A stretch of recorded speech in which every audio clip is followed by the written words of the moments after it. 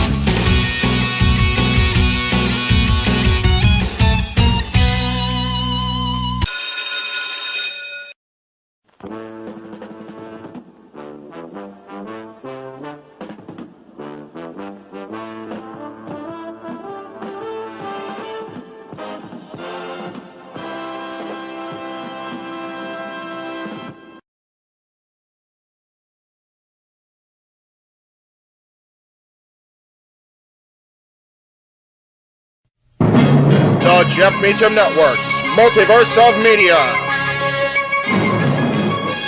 For over 15 years, the recognized symbol of excellence and the standard bearer in coverage of sports and entertainment.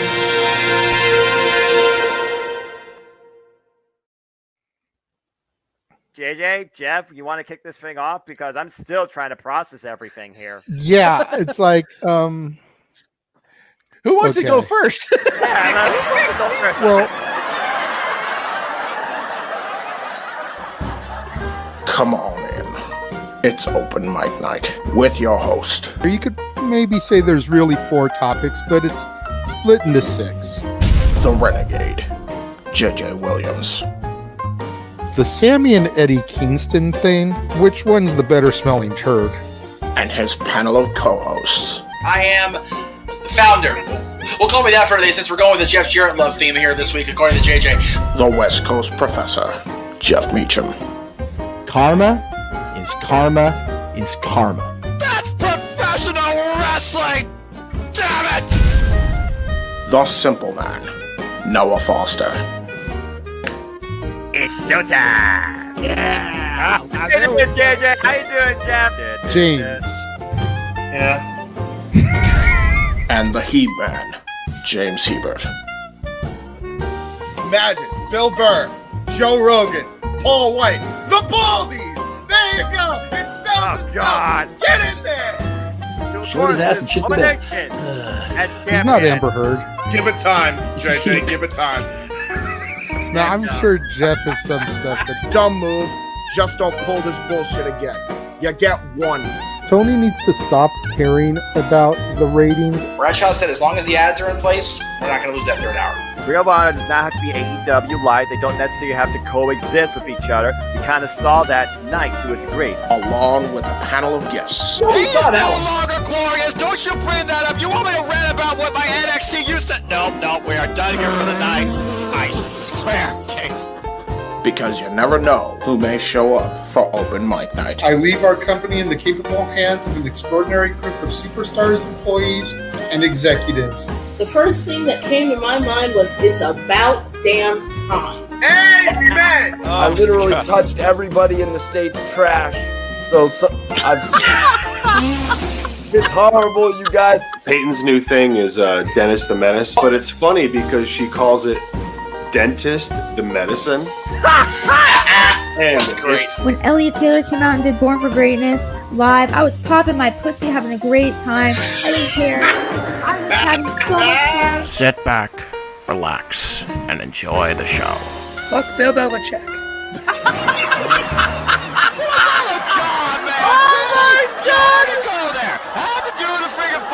Thing. We ended on wrestling, and then you bring in that shit. That's just how the fan goes off the damn rails. Brilliant, bloody brilliant.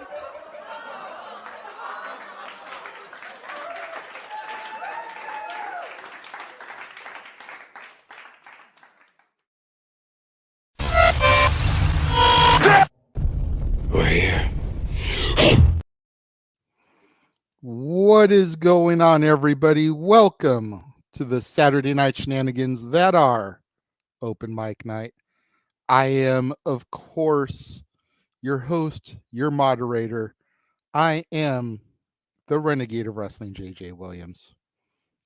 Going to go ahead and we're going to start to bring in our lovely array of, as they were called here in the chat room. It's Saturday, and you know what that means. The most unbiased group of wrestling's minds in the business. Well, one person for sure who will be on the dais this evening that is probably the least biased person that I know. Simple man with a spectacular voice, Noah Foster. Good to see you again, brother, after a 5-hour simple take. Hey, hello everybody. Good to see you, JJ. Yeah, it's hard to believe again. We did that 5-hour simple take super show. It was definitely a heck of a conversation. Love every minute of it. And also, here we stand, season 3, 1 year after you took over the head seat of Open Mic Night and what it has cultivated, grown, evolved to be. And I guess with the fact that we are in season 3, and I'm sure we're going to bring a lot more to light. I don't know if we're going to do this weekly, but why not bring everything to full brightness tonight? Let's have some fun. Wow.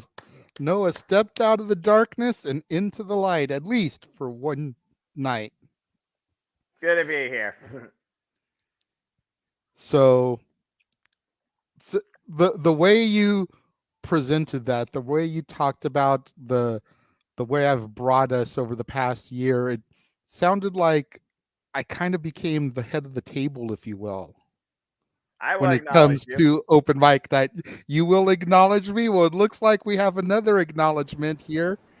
The West Coast professor, Jeff Meacham, the man whose name traditionally is on the marquee, and we'll go ahead and throw that up there momentarily.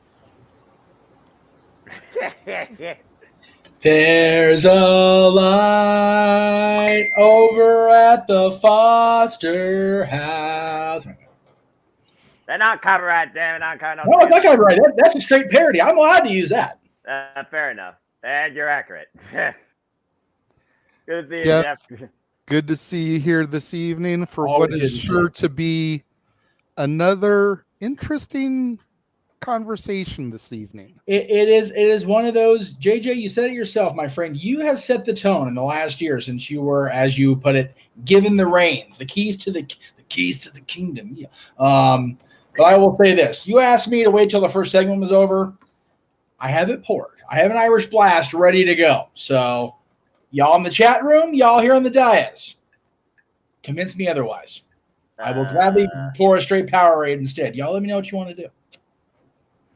Well, if there's one person on the dais this evening that will probably drive Jeff to drink. Oh, yes. It is the Meltzer of the multiverse. That's right. The Cleveland combatant himself, Josh Mansfield. Josh Mansfield. That's right. That's right. Yep, I'm sure he will definitely keep himself in line tonight. Man, no one's even looking at him on camera. That's how serious this is. We all looking at it. That's right. I'm in trouble. You very well could be, Mansfield. Just when am I not? P's and Q's. When am I not in trouble in here? Let's be real. When you're away from the keyboard, not talking about Hulk Hogan or praising firings for one person, or let's see, what else did you do this week? Anyway. He's got a friggin' file in his cabinet on you. That's right. Hang on. Let me get the Rolodex here. Wait, okay, let's see. Yeah. At least through next quarter, you're fucked. Anyway. What was your infraction for this hour? The infraction for this hour. Yeah. We got a 4 hour on Collision. Yeah, spoiling Collision today. Yeah, that's your mess up today there, Muckerfucker. That's right. And of all the things for you to have spoiled, bro, right? For real. We'll get in depth to it when we get to the AEW. Yeah, I know. Yes, Noah. Cover your mouth is exactly what you're thinking of. I stepped away from my television for a brief moment during the TBS title match and came back to Josh's spoiler in the No DQ chat. Of all things to give away.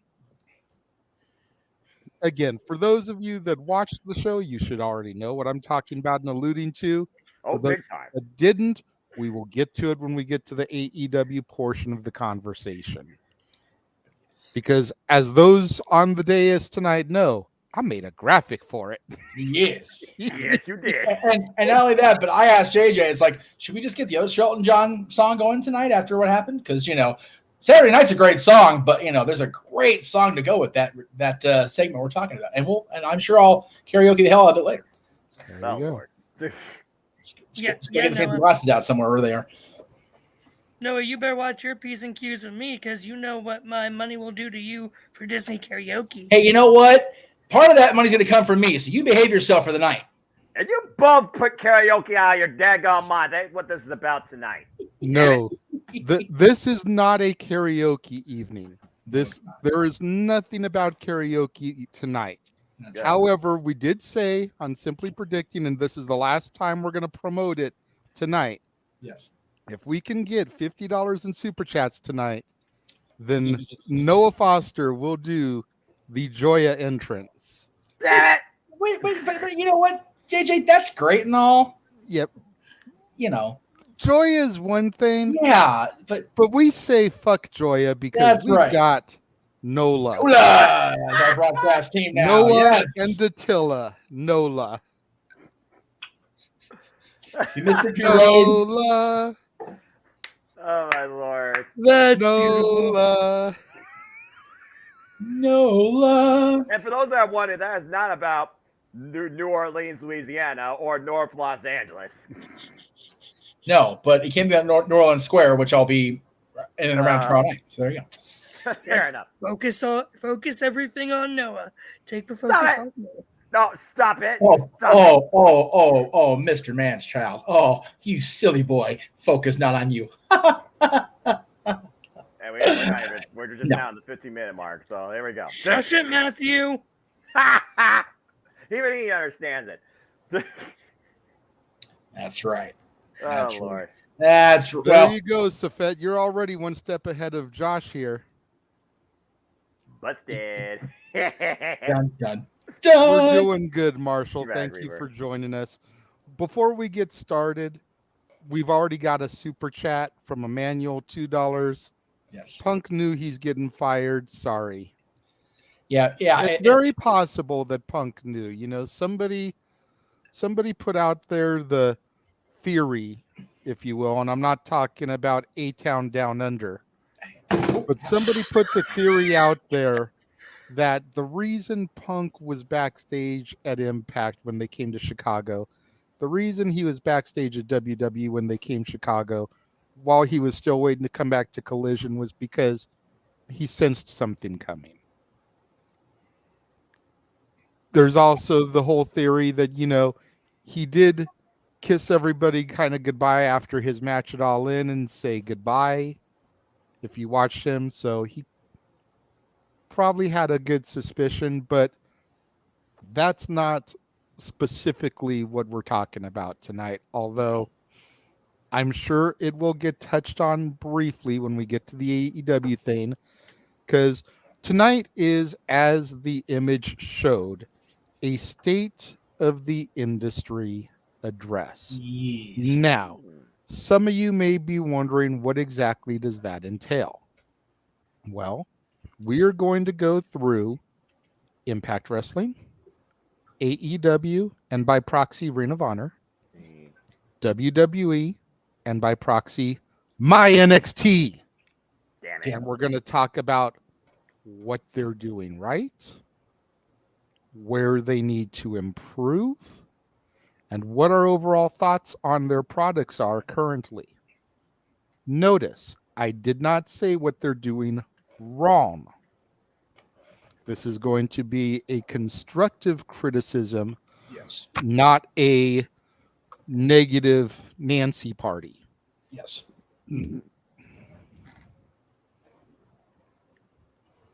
So, with that being said, if you like one of those, we recommend the Wrestling Observer, but not really because they suck. Anyway, damn. Yeah, I don't recommend giving Dave any more money than you may already have over the course of your life. He's clearly got some money funneling in from Rancho Cucamonga, California. But that's a whole other story for later. That's Nathan, what is going on? Good to see you. He says, state of the industry address. Let's do this. So I agree. Same. Well, we may or may not be getting joined by one of our other affiliates, Rangers of Wrestling's Datilla. Yes. She's DM'd me a couple times today, let me know that she was kind of like out at the lake with her family today. There you go. So she's a little bit exhausted. Good. I've sent her the link though, and I've told her beforehand, I was like, if you feel up to it, come on through. You know you're welcome. If you're too tired, we completely understand. Yes. Maybe we'll see you next week for Lingo. Absolutely. There you go. After all, as Noah always says, treasure your families and protect your mentality. So if Damn this is right. one of those weekends where she chooses to have family time and stay away from the insanity of the business, I don't think anyone's going to fault her. I know I won't. So if I can, Jeff, I'm going to ask you to man the comments as I go through the graphics and everything, because I was ready. I don't have a lot of graphics, but I do have our traditional logo graphics so that we know which company we're going to be talking about as we go through them all. Which is why I'm starring stuff. So we're going to start off with Impact Wrestling. Hey. I figured this was the best way to do things since we are coming right off of Victory Road last evening. Mm-hmm. You know, they just had a huge show. So we should come and discuss where they are and where we want to see them go and what is on the horizon. Yes, and a damn good show at that, by the way. Oh, yeah, it was a lot of fun.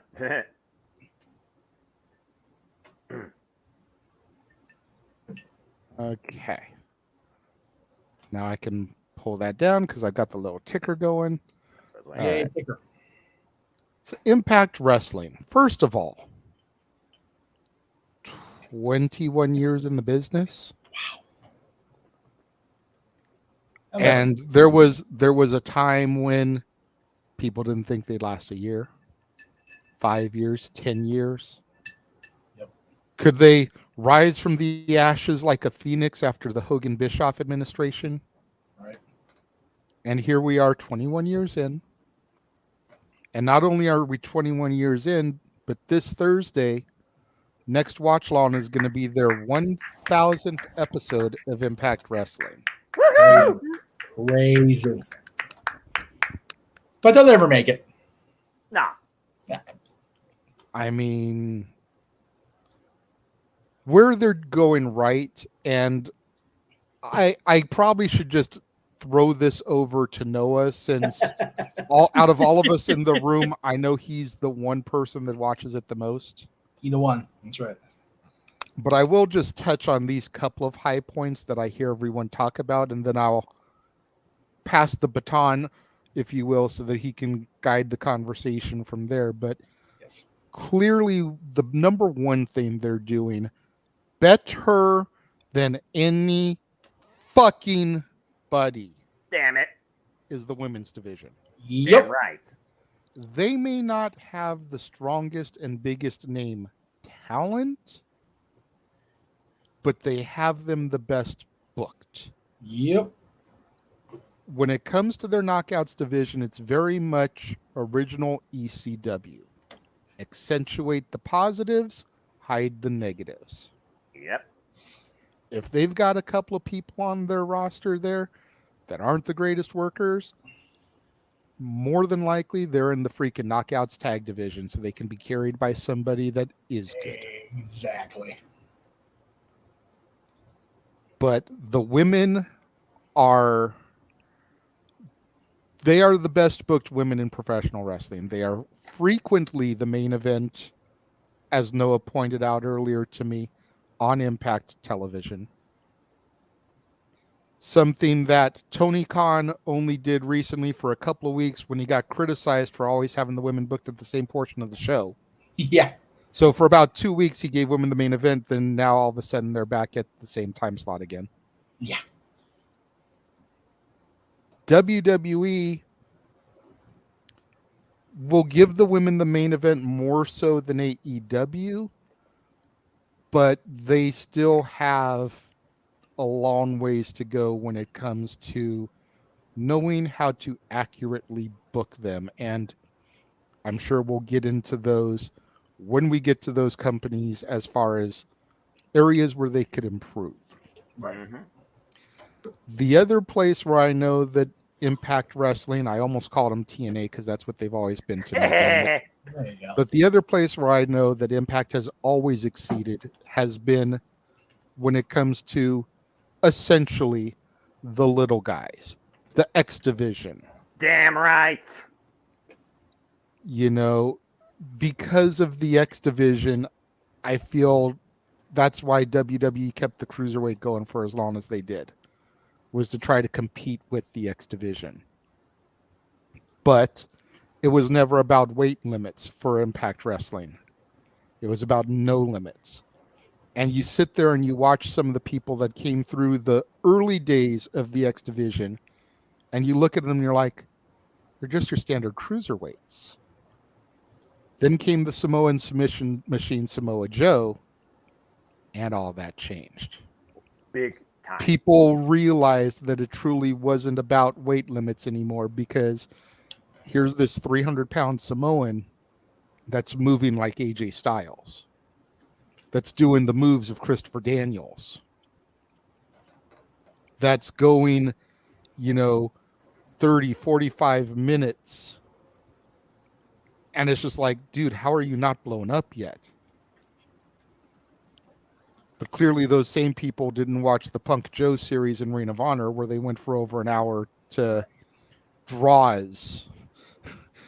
Not even, Iron Man matches. They just went to time limit draws. Over the title. Yeah. Repeatedly.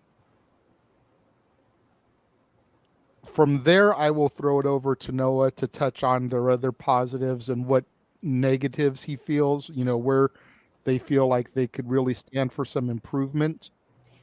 Oh, say her name and she appears. Because once again, screw Joya. It's all about Nola here on the show. And we are bringing the la portion in. Here is Datilla. Hey. What's up? Hey. Hello, Datilla. Hey. Hey. Perfect timing. We were just beginning the show. We're discussing Impact Wrestling.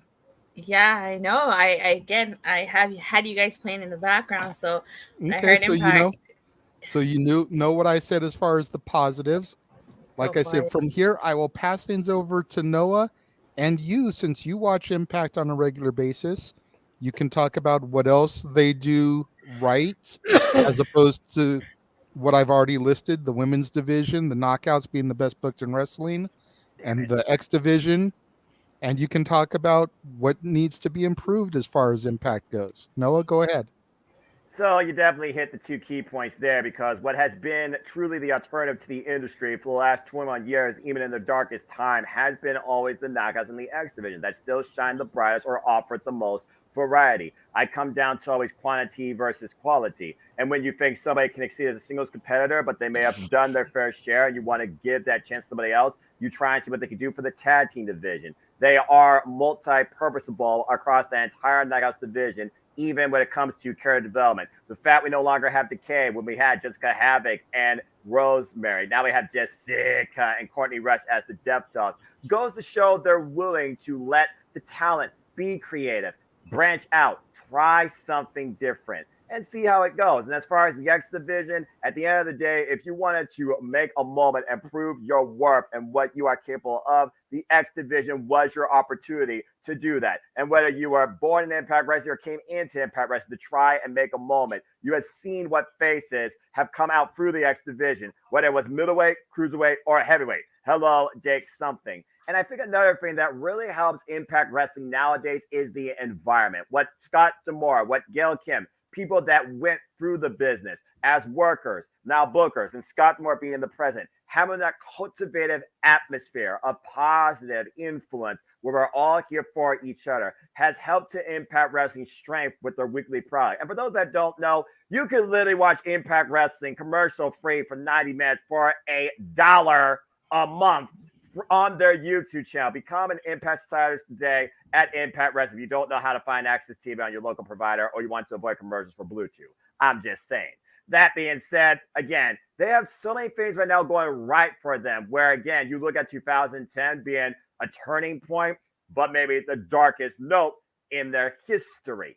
And again, I look at also their heavyweights and the way you got people like Moose, like Jake Sullivan, like Macklin, like Josh Alexander. Hell, I'll put Bully Ray in the mix. And the way they changed the dynamic from pursuing the world championship to conflict, or, with each other, or trying something different to a degree. The way they're able to flex the Impact roster every week, and why you think sometimes it's the same people booked every week, not necessarily booked the same way or the same case, goes to its strength. I even, Dattila, you and I called Victory Road. We even talked about the evolution of the tag team division with all this young, up-and-coming generational type talents, with the Good Cans, with the Rascals, with, of course, the Motion Machine Guns that are literally holding down as leaders, and they aren't even the daggum champions. We got Joya, we got the Most Professional Wrestling Gods, and Moose and Brian Myers. There is depth in everything right now in Impact Wrestling. I think the only thing they really need to improve on at this point is just the outreach. And we talk all the time. Yes, they constantly sell out these shows, but they're still very small venues. And with the scope and potential of Impact Wrestling, I want them to move out even further, especially for nothing else. The big, by the way, folks, they have 4 big pay-per-views a year. Hard to Kill, the Bound for Glory, the Slammiversary, and what's the 4th one at this point we would consider? Rebellion. Yeah, I would say Rebellion. That's a fair shake.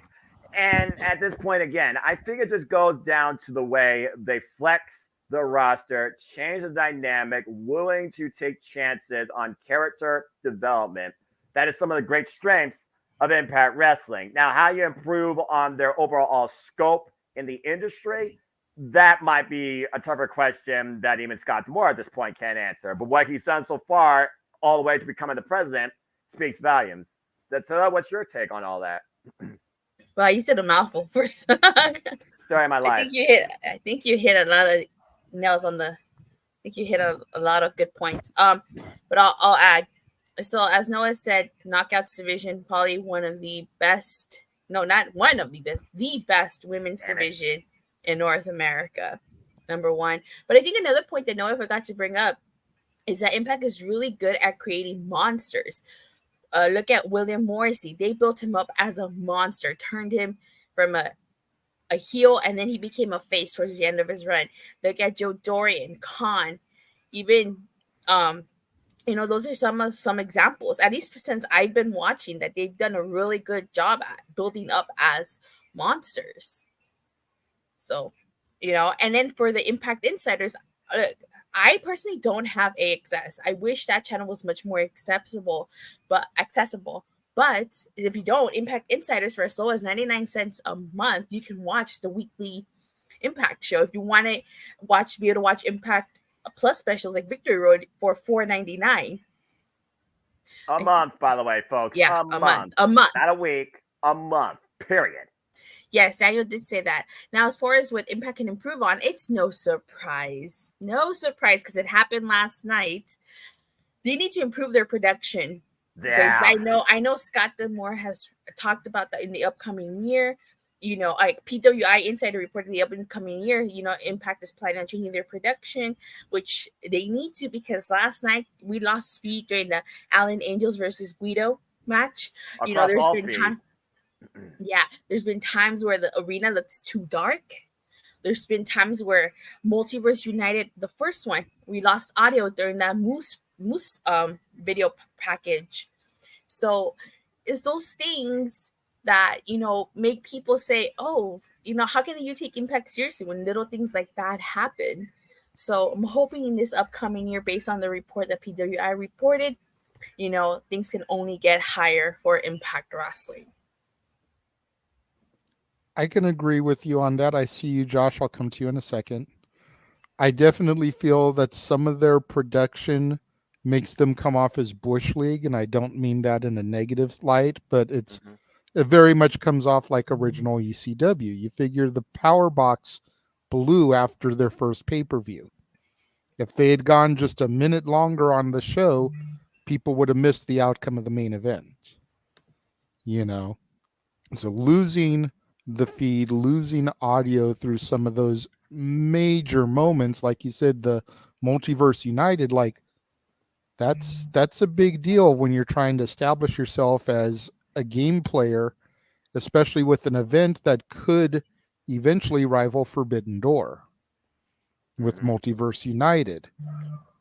I think marketing is another huge thing that they need to work on, because they need to find something better than Access TV, I think, to where they can be seen by more people. I get Access TV with Spectrum, but a lot of the times... What cable package do you have? Because I don't get AXS with a Spectrum. I have to upgrade my package, and I'm not doing that. I think we upgraded ours because of some of the other channels that we wanted, but we don't barely even watch them because we watch streaming more often than not. So it's one of those things where more often than not, I forget that it's on TV. And the nights where I do remember that it's on, it's a Thursday, which is usually my one night that I don't have to worry about wrestling. So that's the night where I usually cram in a double feature as far as the movies I need to watch to review for the week or for the following week. And try and get ahead of things. So I feel like if they were on a better channel, if they were on a different night, maybe. But what night can they be on? Everything else is already taken. I was thinking about that, and while this may sound off, roll with me on this. Go for it. But I would maybe consider putting them on Wednesdays. And that may sound like a death nail because of Dynamite, but hold on. Most TV packages, and especially the ones that are like me that use Hulu to stream, get both the East Coast and the West Coast feed of Dynamite and Rampage. So I can watch Dynamite from 5 to 7, and then if Impact aired at, let's say, like 8 o'clock, I could watch Impact from 8 to 10.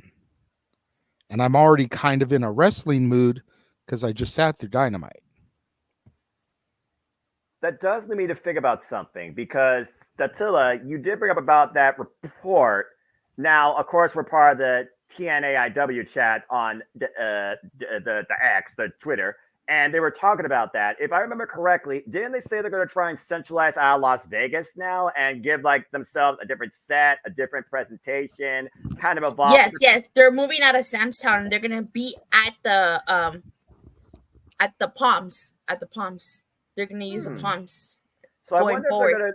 wonder if they're gonna take the approach like Universal Studios used to be the home for recorded tapings on a consistent basis. Because again, as somebody who attended Impact Wrestling, Impact does mass tapings for content over multiple weeks a basis. Now, truth be told, it was during the pandemic that post-pandemic kind of went, and they even did production for like the Impact Plus specials. But lately, every Impact Plus special and every pay-per-view has truly been live. But as far as the TV tapings go, they basically give you 3 weeks worth of TV tapings in 2 sessions that might go for 3 hours that you're there to attend live, which is why you slightly see usually an audience adjustment. But with the fact now they're going to this model and maybe the structure of Las Vegas, then maybe there might be something to your point, JJ, about trying to improve the way that they stream their content, maybe even live. But I also put this question to you. You talked about a different night.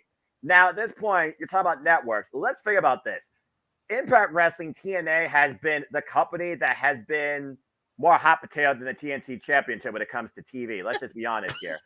Okay? We had Pop. We had Destination America. We had Spike. Now we're on Access TV. We had Twitch integration at one point. Now they've and don't forget they started on like Fox Sports 1, I think. That too. I tried to forget that because that was so damn ass backwards, dadgummit.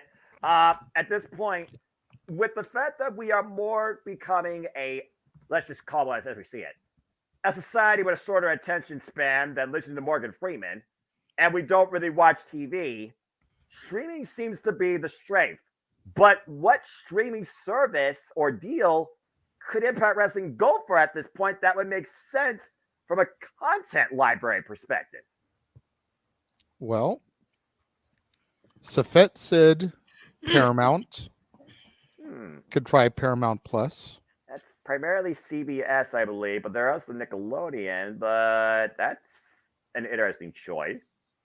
Jeff, if you can hear me, we can't hear you and you're not on mute, so... Marshall says they should try to go to Spike TV or sign with Fox ESPN or something. ESPN is Disney. Not sure about that. That ain't gonna work. Fox, there's the big question mark as far as WWE and their contract is expiring with them. Are they gonna re-sign? Are they not gonna re-sign? Right. So that's a whole question mark right now. I would think that if they could, I see his hand, Josh. Let me finish talking. Don't interrupt. Let him run the show. Plus, you were supposed to be next. Yeah. So calm your tits. If they could get back in good graces with Universal, since they used to film at Universal Orlando, that's something too. You could work out a deal with NBC. But that's Peacock also. So there's that issue. Yeah. That's it. In WWE and Peacock. That's you why got Warner Discovery with AEW. Right. So I don't know. Maybe try Disney because of your relationship that you had with Universal. You've done the theme park thing before. And if you can work out a deal with Disney in Orlando, then you can have a home base for filming like WCW did in the early days at the Hollywood Studios. Yep. I mean, I'm not sure as far as the streaming platforms go. Paramount seems like it might be a good way to go as far as not being tied down to any of the other major ones. Yeah. If I may cut across, I know Josh's turn, but I do have information as far as what Marshall brought up and what Matt's bringing up. So that's why I wanted to jump the line.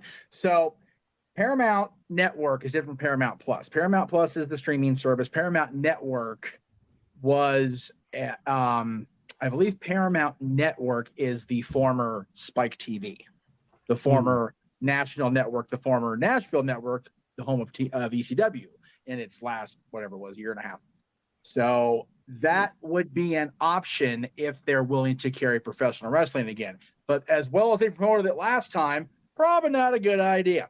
For being real, because that network hosted both Impact Wrestling and ECW, and we all saw how the relationships went with both those companies. NBC, USA, those networks, not going to have a WWE being in a partnership. Now, again, as I pointed out and was dismissed by other moderators on other channels, the upfronts went down. And there was no mention of WWE on Fox's side or on NBC Universal side. Ooh. So we don't know what the future holds for WWE on the NBC Comcast side of things. So it could be an option. I think with the deal they have in place with Peacock, it's very likely they're just not announcing it, right? Fox is another unlikely to be on Fox itself, but maybe Fox Sports or maybe FS1 or maybe the little underlying channels. Although Fox Sports is now Bally Sports, depending on what part of the country you're in. So I don't know how that would work out. ABC and ESPN are an option, but as Spectrum customers know right now, that doesn't matter because we can't watch those channels right now if you're on Spectrum because Spectrum and Disney are in a pissing contest. Oh, jeez. Over there. Oh, yeah. What? I don't even watch ESPN. We got no ESPN. We've got no National Geographic. And I've had people ask me, do you guys still? No, the company owns those channels. I work for the Parks and Resort side of things, but thank you for involving me in shit that has nothing to do with me. I know the feeling. Next like, star guess that what? owns the Fox affiliate around here, they're in a pissing contest with DirecTV, so I haven't had SmackDown in months. Damn. And it's like, hey, guess what? If you have a problem with the company, streaming is a thing. And, I hate to be a shill, but, I haven't watched anything on ESPN or any of the other things except Channel 7 in years since Disney Plus and ESPN Plus launched.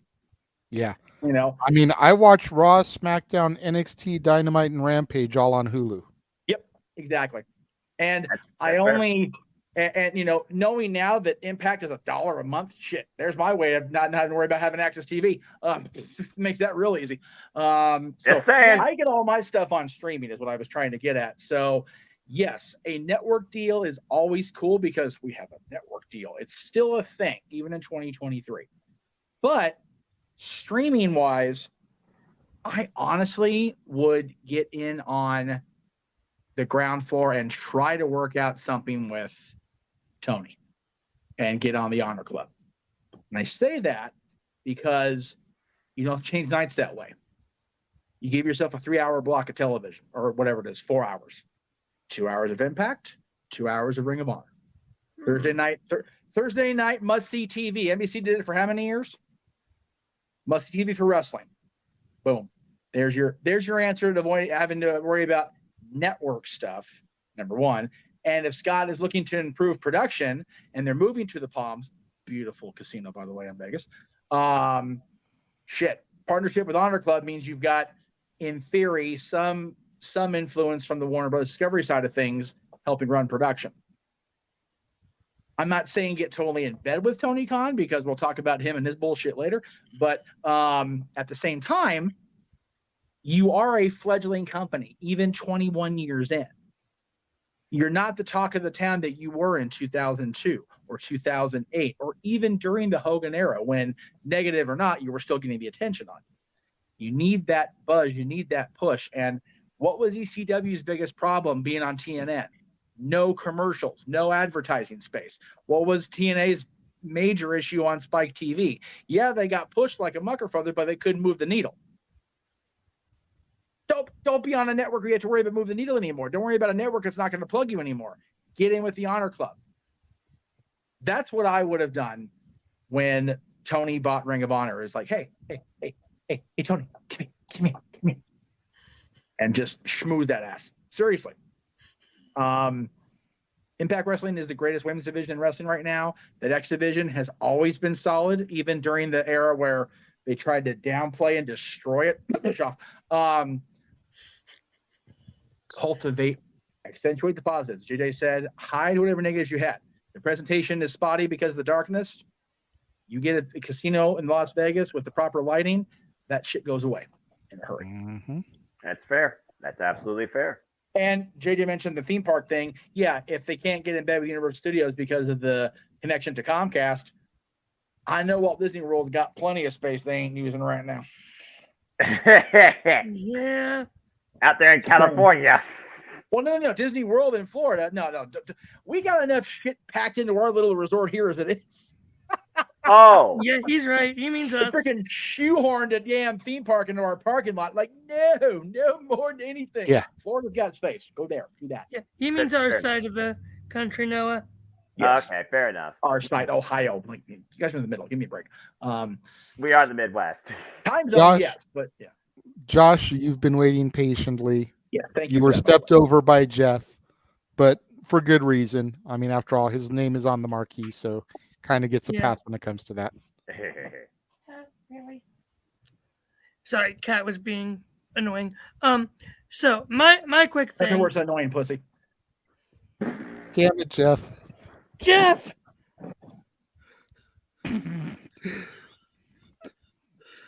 Oh gosh. Yeah. Yeah, I'm with Noah. Anyway. For fuck's sake, damn it. We've got Datilla here, y'all. Like, come on. Yeah, I didn't want to say it, but thank you, JJ, for saying it. Damn it, Jeff! Why your name's on the marquee? You freaking idiot! Hey! We're going to the what is it? Scum and Villainy Canteen in a couple weeks. I'll buy you an extra drink for that one, Datilla. My bad. Sorry. I would throw up the X, Matthew, but he still hasn't messaged me that X, so you know. So, wait a minute. What? I didn't message you it. He can have my X if he wants. X gonna give it to you. I'm gonna swear. All right, I'm gonna fix that right now. Anyway, continue talking. So, go ahead. I will be completely honest. I have not watched TNA Impact since probably before the end of the Aces and Eights storyline. Damn. Okay. And I started watching in the beginning of 2010, during when Hogan and Bischoff first came in, which is when I really liked TNA Impact. We can't hear you at all, Jeff. He's giving you the hug. He's giving you the there. Because you went in at the darkest time. Yeah. And here's the thing. I loved that time of TNA. I really enjoyed it. And those names that were there then are like the big names now. After the whole dumb Dixie Carter, AJ Styles storyline, and then the Aces and Eights and everything falling out with Dixie Carter and Hogan and Bischoff and Russo and everything. Yeah. It Impact itself sort of fell by the wayside, and then you don't really hear about him for a good number of years, and then when they sell to Scott D'Amore, and you hear all these new names, it's like, huh? Who are these people? Like you guys, like I know Jeff and JJ, you guys knew Sean Ricker from pre-Impact days, but I know, LA Knight, yeah. Yeah. She had to unmute for that We all one. have to do it. It's a friggin' fact. Yeah, have to do it. A lot of people didn't even know him, even when he was in Impact. Like, I heard that, he came from Impact. I'm like, who is this guy? Like, that's why I did not get into him at first. I will be completely honest.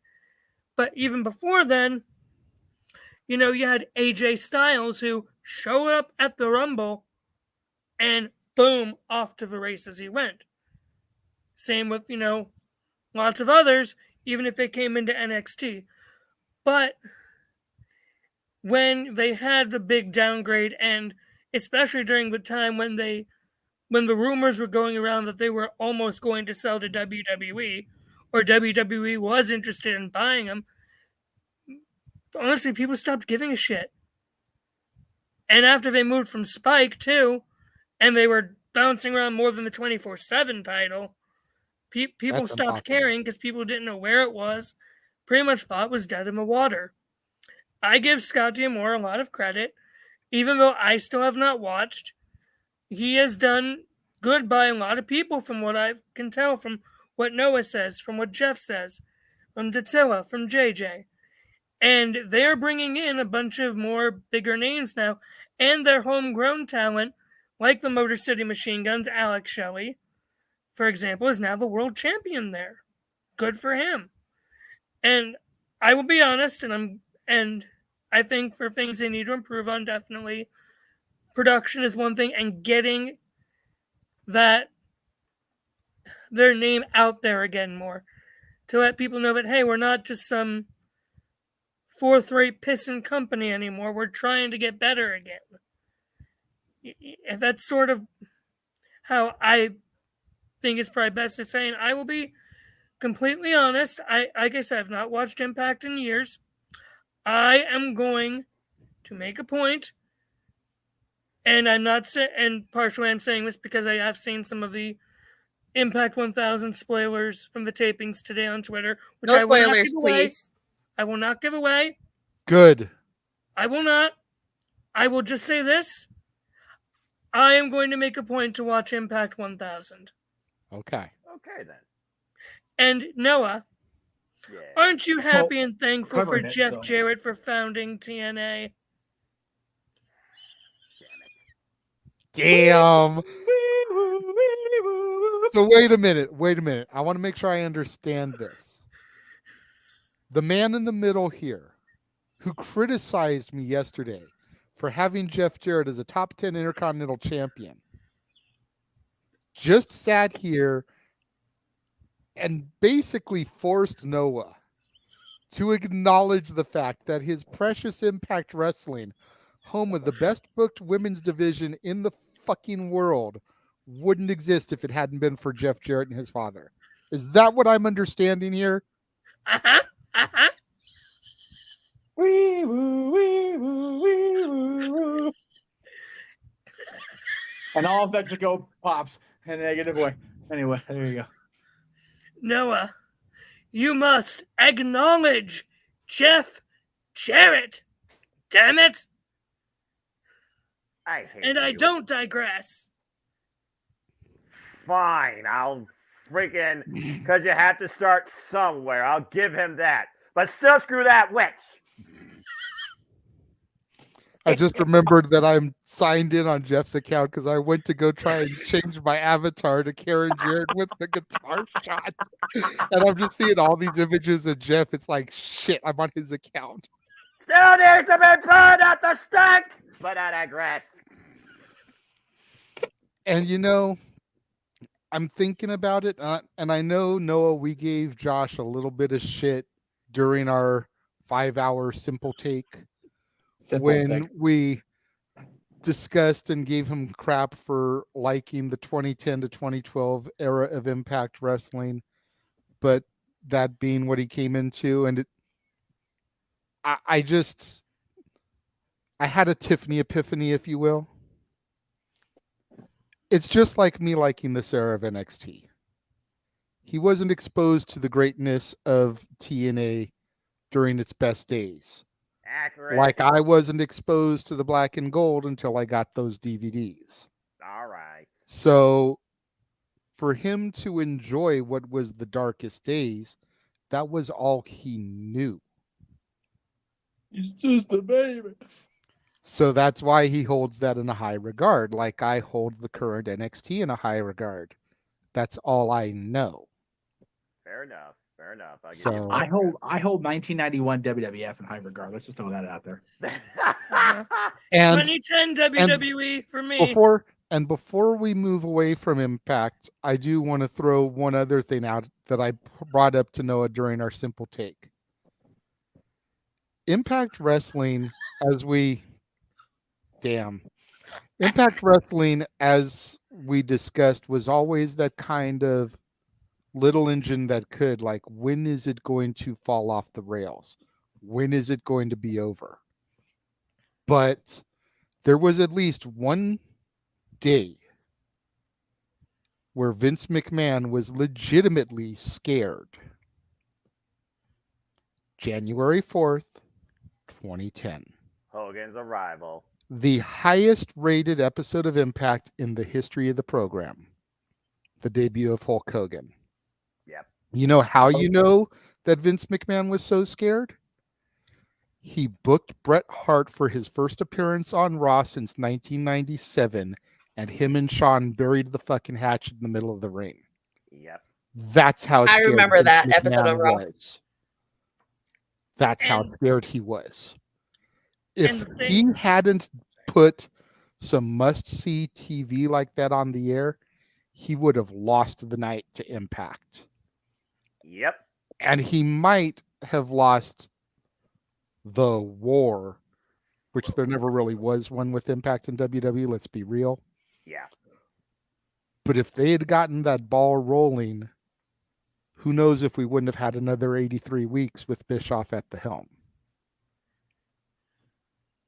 That's how scared Vince was that he made that happen. Let Josh go first because he kept trying to interrupt me. And then you can go ahead, Beth.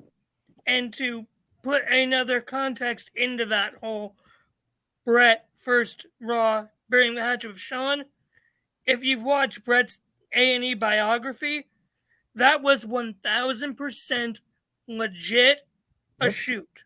I know. Yeah. Shawn tried to come up to Bret in catering. Bret said, "No, we're going to do this in the ring." That was chef's kiss. And that Raw, beat out Hogan on TNA, and Vince is like, "Okay, we're good." Pretty much. But if Vince wasn't worried, he wouldn't have taken that step. Again, Vince showed concern, enough said. Mm-hmm. Yeah. Vince will always do business. That's always been the thing. You know, you can lambast it, and we'll talk about creative for WWE later, I'm sure. But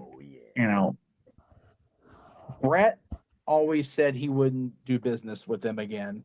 Vince was open to it, but there was still a lot of pain there. But man, Vince saw that red and yellow express heading the other side. He's like, "Oh, better do something. Doesn't work for me, brother." So, yeah, it's and again, the funny thing about that episode of Raw and Impact both is, Raw, the only thing planned with Bret was Vince kicking him in the cook. I mean, that was the only part that was actually like, okay, we got to do this because we have to get the storyline out of it, which Bret said he would never do. Even with being the highest rated Impact, it goes back to the production side of things. We talked about, JJ, that they want to improve it. Hogan's arrival was imminent in the arena. They showed him coming in. First was out of Hogan's mouth. "I've been in the back all day, brother." You just caravanned in, Terry. Huh? What the hell? Is that really how it went down? Yeah. That's exactly how it went down. They show this giant freaking motorcade with Hogan's limo and like police escort. He comes out, does the wannabe NWO music knockoff, comes down there, Bischoff was with him, and "We've been in the back all day, brother." It's like, then why did you go out and come back in again, Terry? What the shit? It kind of defeats the purpose of trying to keep something a surprise. Yeah. It's Does like kayfabe exist in his mind anymore? No. It's like Hollywood Hogan may have been there with the black and the beard and everything, but it was clearly a Hollywood oopsie. He was seeing the Warrior in the mirror again when he cut that promo. Anyway. So moving on from Impact. Yes. You may believe in Joe Hendry. Joe Hendry! No. Joe Henry. You may believe in Joya. Maybe. But we believe that this Thursday we will have our next Impact Wrestling watch along.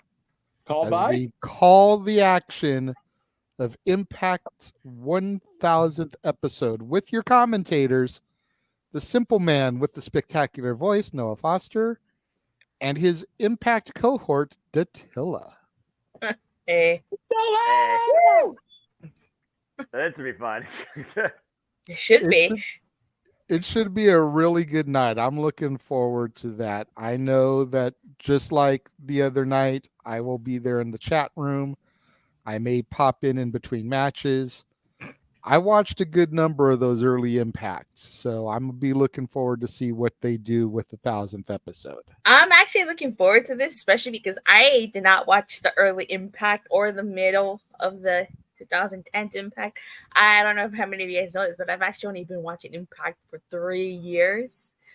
You've literally been watching the best era ever in Impact Wrestling. Yeah. So I'm actually looking forward to the 1000th episode to see all these Impact legends make a return. Like, I'm really excited for that. You know what really for those popped watching me? on the Greg Cherry brand right now, let me just say it, throw it out there right now, since it's the day before Impact 1000. No, none of us on that show Wednesday are doing the Angelina Velvet entrance. We're saving that for them on Thursday. There'll be no No.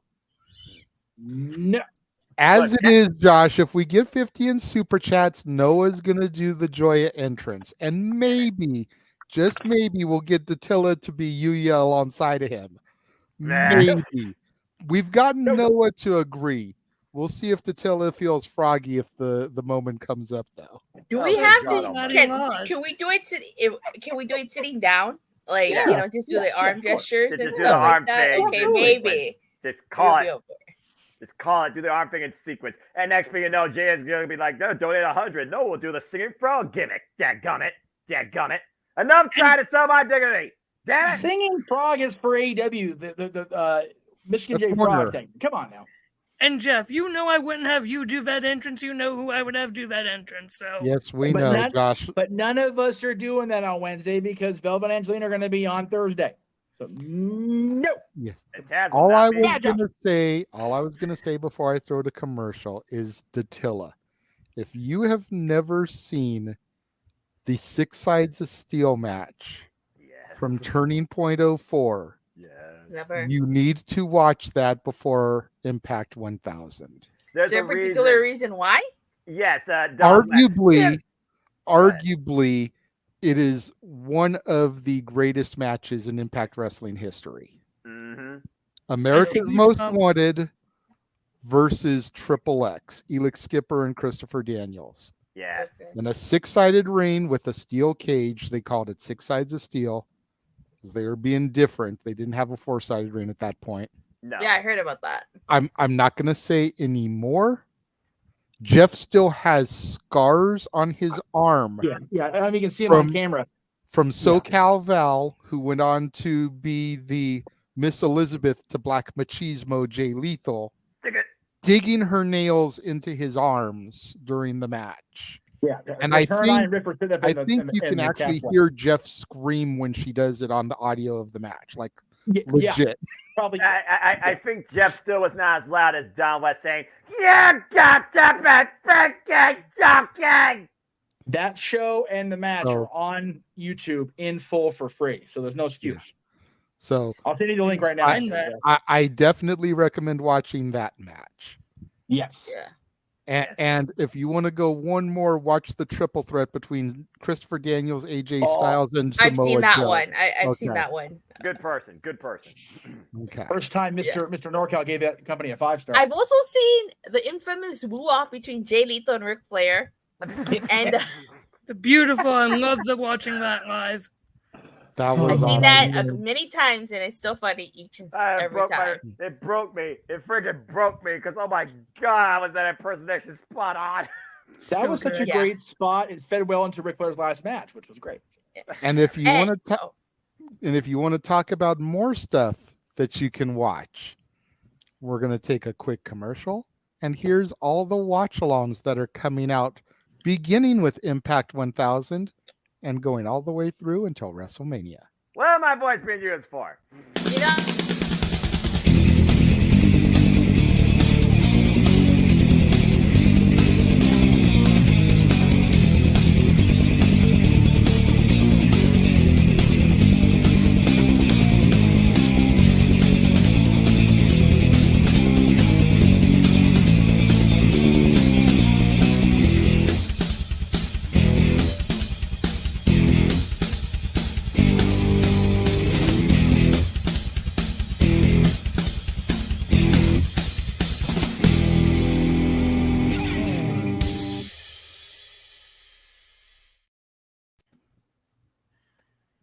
That All the for me has wrestling, become all the like the wrestling, Greg Cherry all the intro. professional wrestling, damn it, and sports entertainment.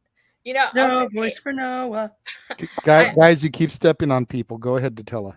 I've seen Team 3D versus Curryman and Shark Boy in that Fish Market Street Fight match. I actually really enjoyed that match. I thought it was a pretty funny match, especially commentary. Like, is that a bass? Yeah, what sort of fish are we using? This match not brought to you by Capella. So that promo for the watch alongs has become like watching the Greg Cherry opening for me. Like when we do that in the green room, because Noah's reactions are one of the best parts of my Saturdays. I'm not For real. I say it all the time, and nobody understands it because they can't see in unless you're in the production side of things. Right. But Noah's reaction watching those is freaking hilarious.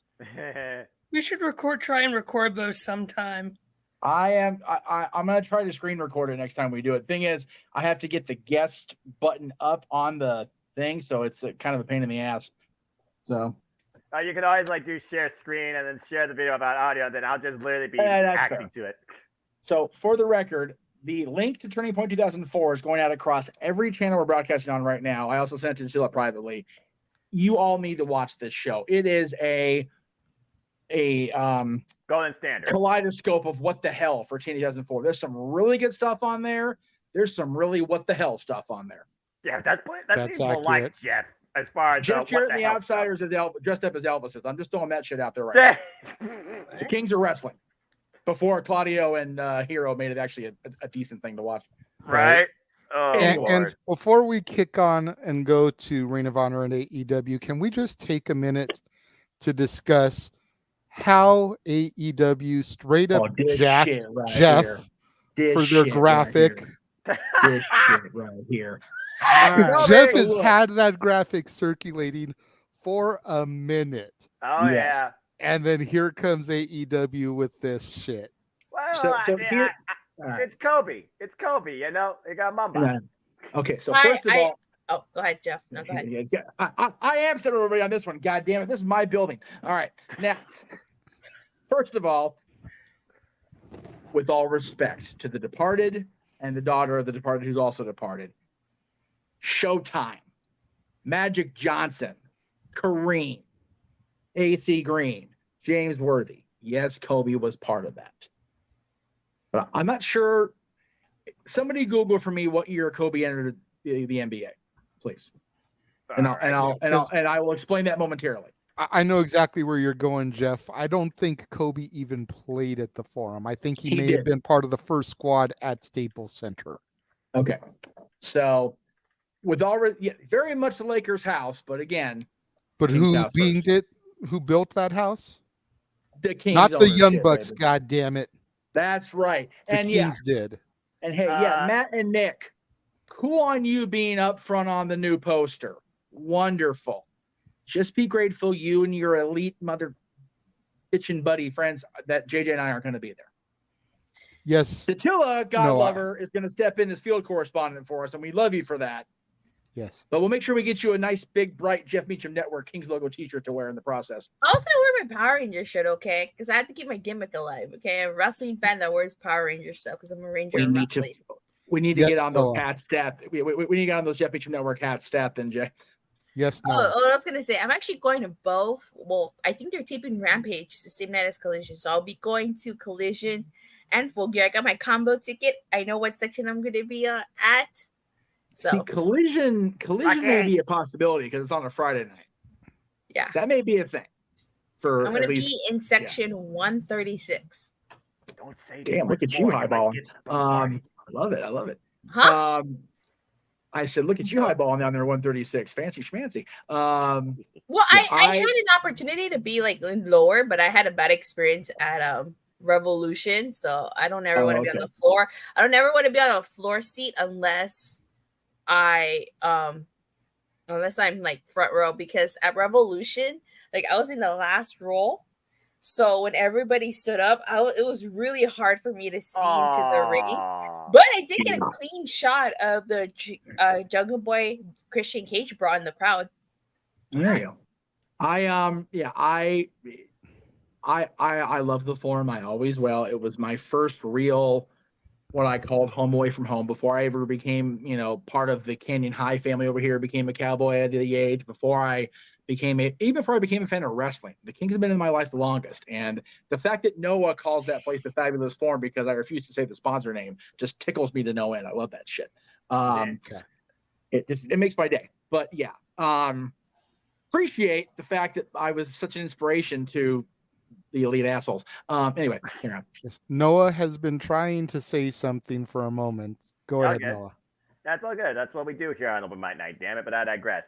According to here, Kobe Bryant summary, Britannica, that's a more reliable resource than Wikipedia, folks. Wake up.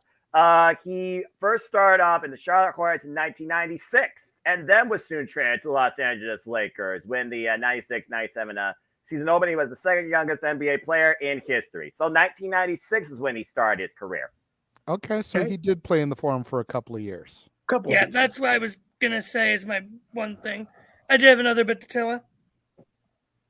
Oh, actually, going to Collision and Fuga, this will actually be my fourth time only at the Forum. Previously, before my first AEW show last year, I'd never been inside the Forum. Never. I never had a reason to go. That's fair too. One of these days, I will try to unearth at the new house the photo albums from the old days because the Forum looks so different inside now. Yeah, I wouldn't know because like I said, I've never had a reason to go to the Forum. I'm very familiar with the Staples Center, but the Forum, right? Well, never had a reason. Once the Kings and Lakers moved downtown, it became, I think, some sort of church bottom for a while, and then it kind of fell into disrepair. But then, thank God, Madison Square Garden bought it and completely. I mean, wait, Madison Square Garden owns the Forum? They did. They don't now, but they did. They went in there and completely, guys. I swear to God, if you were to take a DeLorean and go into the Forum in like 1986 or 87, and then go into it now, from the outside, same look. You go on inside, you would not know you were in the same building. It's amazing how well. I mean, it's the Garden. Of course, they're going to renovate it to no end.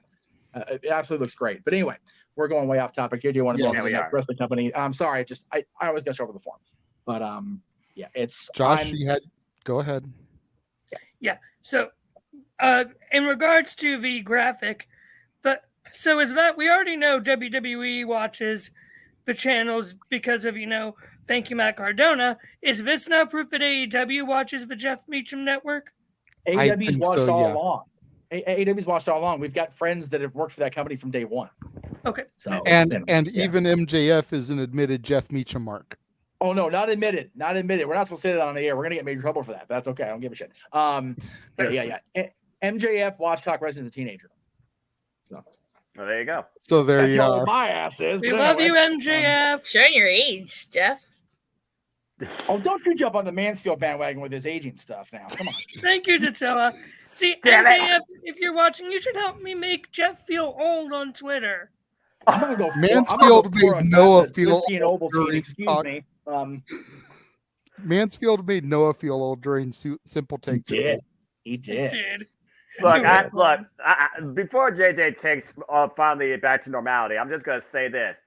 Age is just a number. You're as old as you feel. I've been stressing since I was 18, so that's a whole different story. Go ahead, JJ. Hey, you know what? As far as stress goes, Keith Lee. There's my example. Well, actually, Noah, I appreciate you throwing it back to me, but you're the one that's going to take the reins on this one because we're moving in to the era. I'm going to sit this one out because I don't watch Ring of Honor. As am I. Sit down. Just enjoy it. Yeah, I was going to say you don't have to sit out per se. Even if you watch AEW TV, you're still familiar with the majority of the champions because Claudio Castagnoli, Better Than You, Bebe, Athena. They're Joe. Yeah, they're all on AEW TV, prominently featured. Yep. You don't have to watch the ROH television every week or even their pay-per-views to know who some of their champions are. True, but I still don't watch Ring of Honor, so it's fair. It's fair. I mean, I don't watch it on a weekly basis, but I do watch the pay-per-views because either for production standpoint or whatever. So, and we cover them. Yes. Go ahead, Noah. Take the lead here. Well, again, first off, like we all said, we are all fans of our own choices and our own design. You don't have to watch everything, but I'm also one of those unique individuals that always personifies, pontificates, and always preaches some would say the gospel. I just say the fandom of my love for the industry. That is professional wrestling. Damn it! But I digress. It doesn't get more professional wrestling than Ring of Honor. Period. The company that's been around since 2003, now brought back to life courtesy of Tony Khan, and they're in 28 weeks of TV tapings and several great pay-per-views. The thing about Ring of Honor right now, yes, majority is run by Tony Khan, but truly it reminds me of the Black and Gold NXT. Straight up quality wrestling with some subtle storytelling. Now you have this board of directors here with Stokely Hathaway, who's fucking hilarious, and Jerry Lynn. Y'all know that name very well from Ring of Honor, Pure Division. And also, I would put Maria Kanellis' name in the mix because while her role is finding people for her kingdom, I would certainly say she's been progressing talent, particularly in the women's division. You want to talk about women's division with depth. You got tag teams, you got singles, and everybody in and out of Ring of Honor trying to challenge the forever champion Athena, who's taking a different direction in her role, managing a minion in Billy Starks, which I think is just setting up a Ring of Honor Women's World Championship match down the line.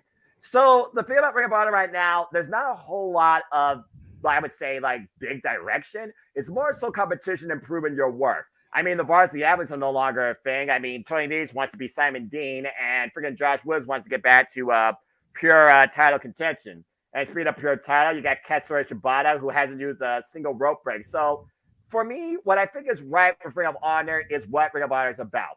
Honor. For honor is real. You have competitive contests on a weekly basis. You have subtle backstage segments with Lexi Nair to kind of get an idea of what the talent is thinking or what they want to do or where talent could go. And I think legit Lana Hirsch is about to shoot somewhere hard against Maria Kanellis. Don't know where that's going, but I'm looking forward to it. And as far as what they need to improve, I do think there is a point that you need to find some way to show better direction towards your next challengers toward the championships. They haven't had a real direction for any challenger toward the championship on Ring of Honor since that TV title tournament where Shane Taylor got obliterated by Samoa Joe at AEW All Out, even if he took Joe off his feet. It's one of those things where they really are proving the prestige of the titles and the strength of their champions. But they need to find a way to really build, I would say, believable contenders. For particularly the Ring of Honor Women's and the Ring of Honor World Championship, they have proving ground matches. Everybody can step up or shut up. And Lee Johnson got knocked out by Swiss Death, that freaking Flash European uppercut, and Athena beat Allison Kay.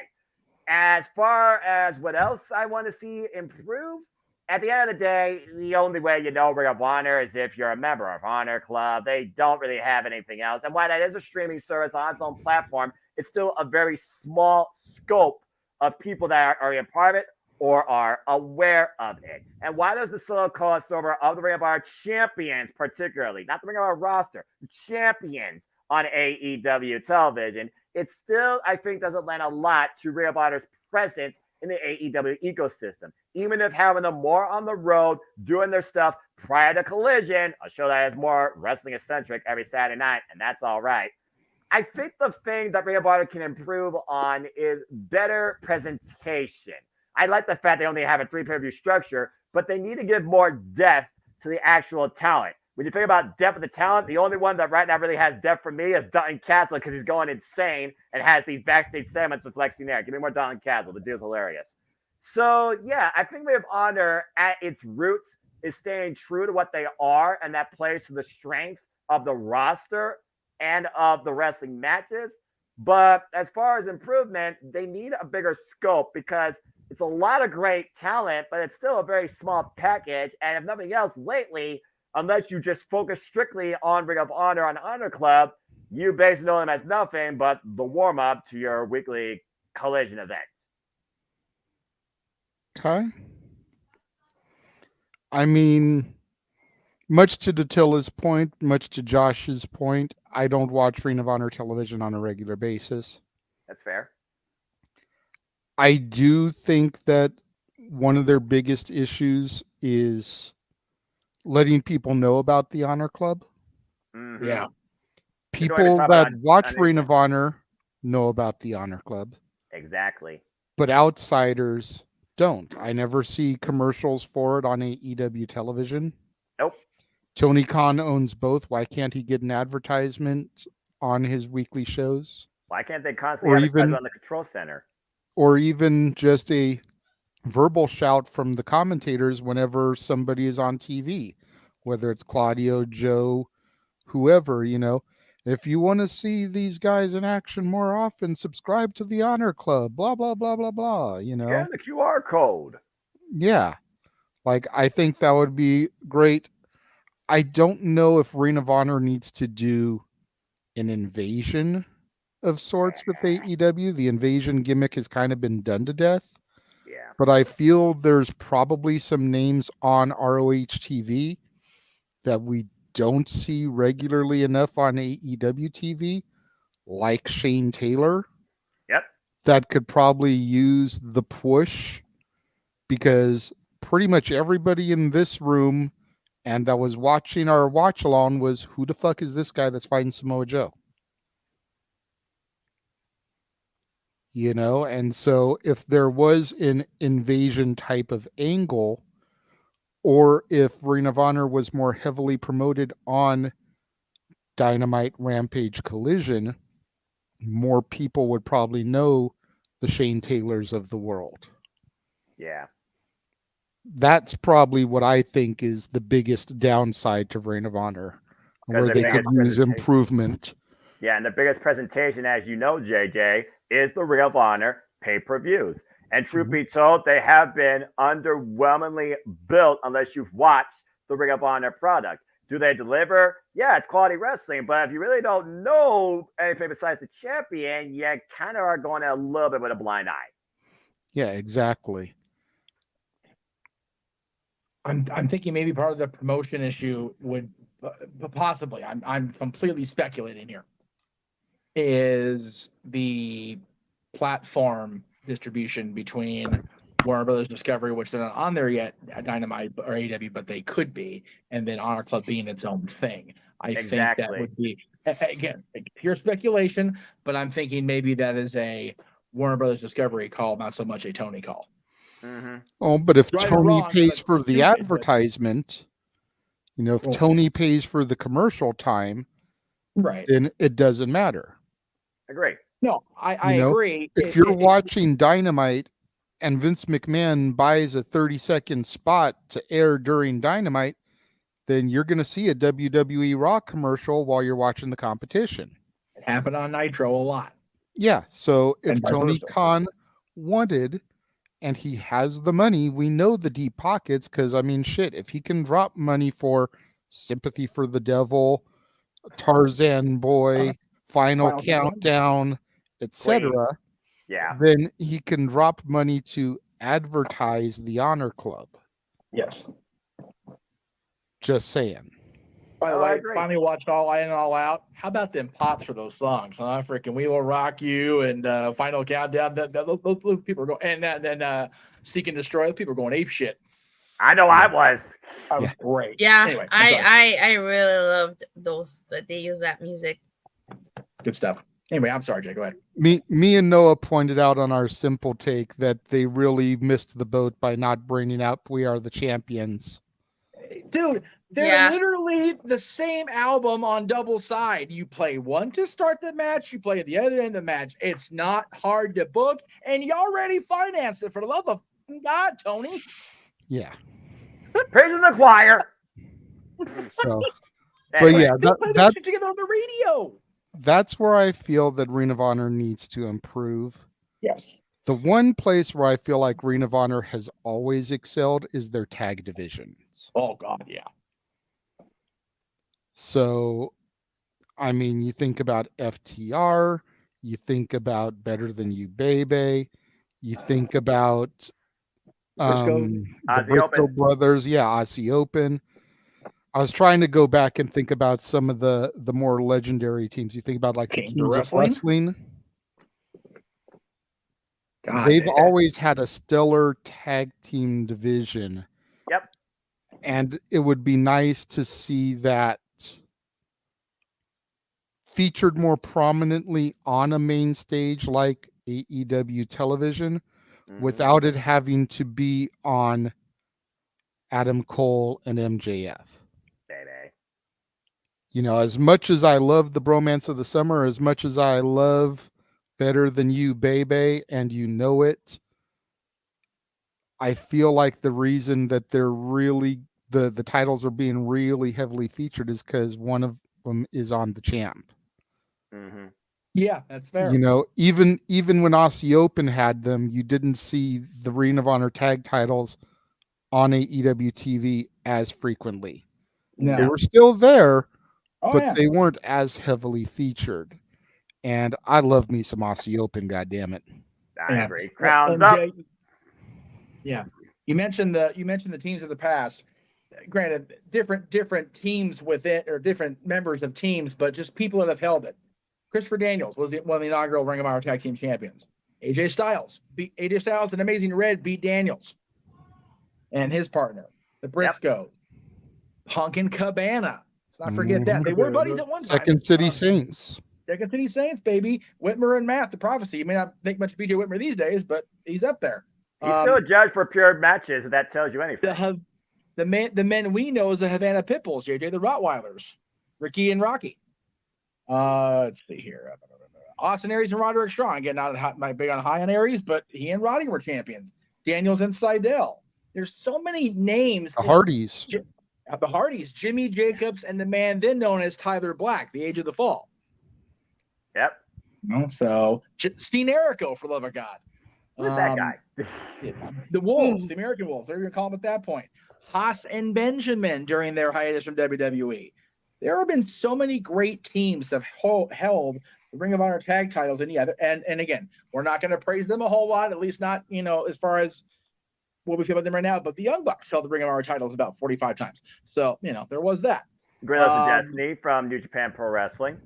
Daniels and Kazarian when they were the Addiction, not Bad Influence, although they held the titles in Impact there too. Well, Motor City Machine Guns, I believe, Ring of Honor tag. If not, they definitely competed. There they are, Motor City Machine Guns. There you go.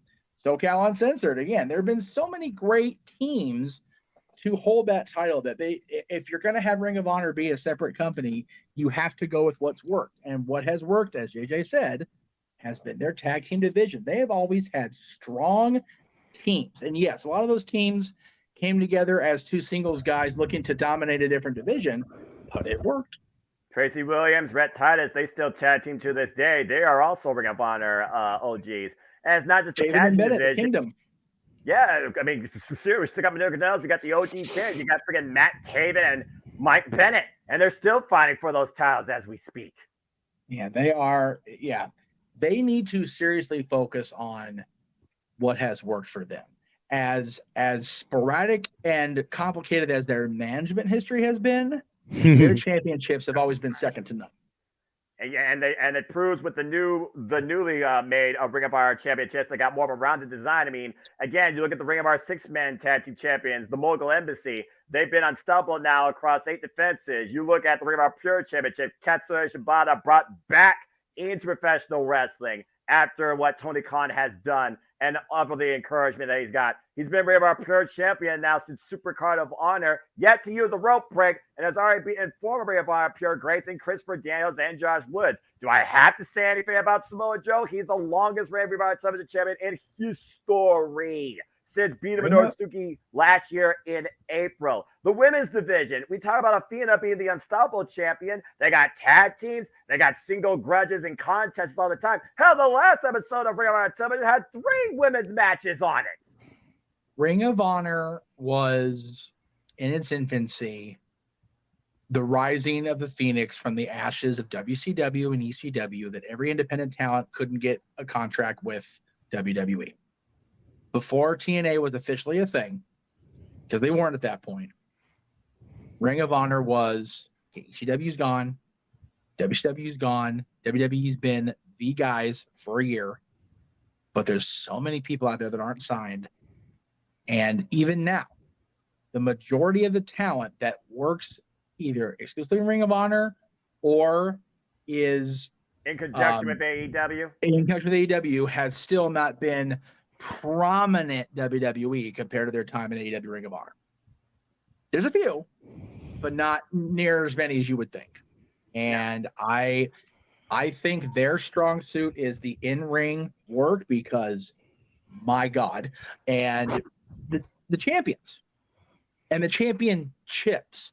That's the biggest thing for me, Noah, is the Ring of Honor championships have remained, not to say they're all pure because there's a pure championship, but they've all remained pure in the fact that other than Chris Jericho, and that was a storyline, him degrading the world title. Right. Those championships have remained damn near showroom pristine across their history. That's fair. And in storyline, if they weren't showroom pristine, it's because people like Scum, Steen and Steve Corino, you know, were assholes about it and being villainous dipshits about it. But it's still, the matches were just, oh God.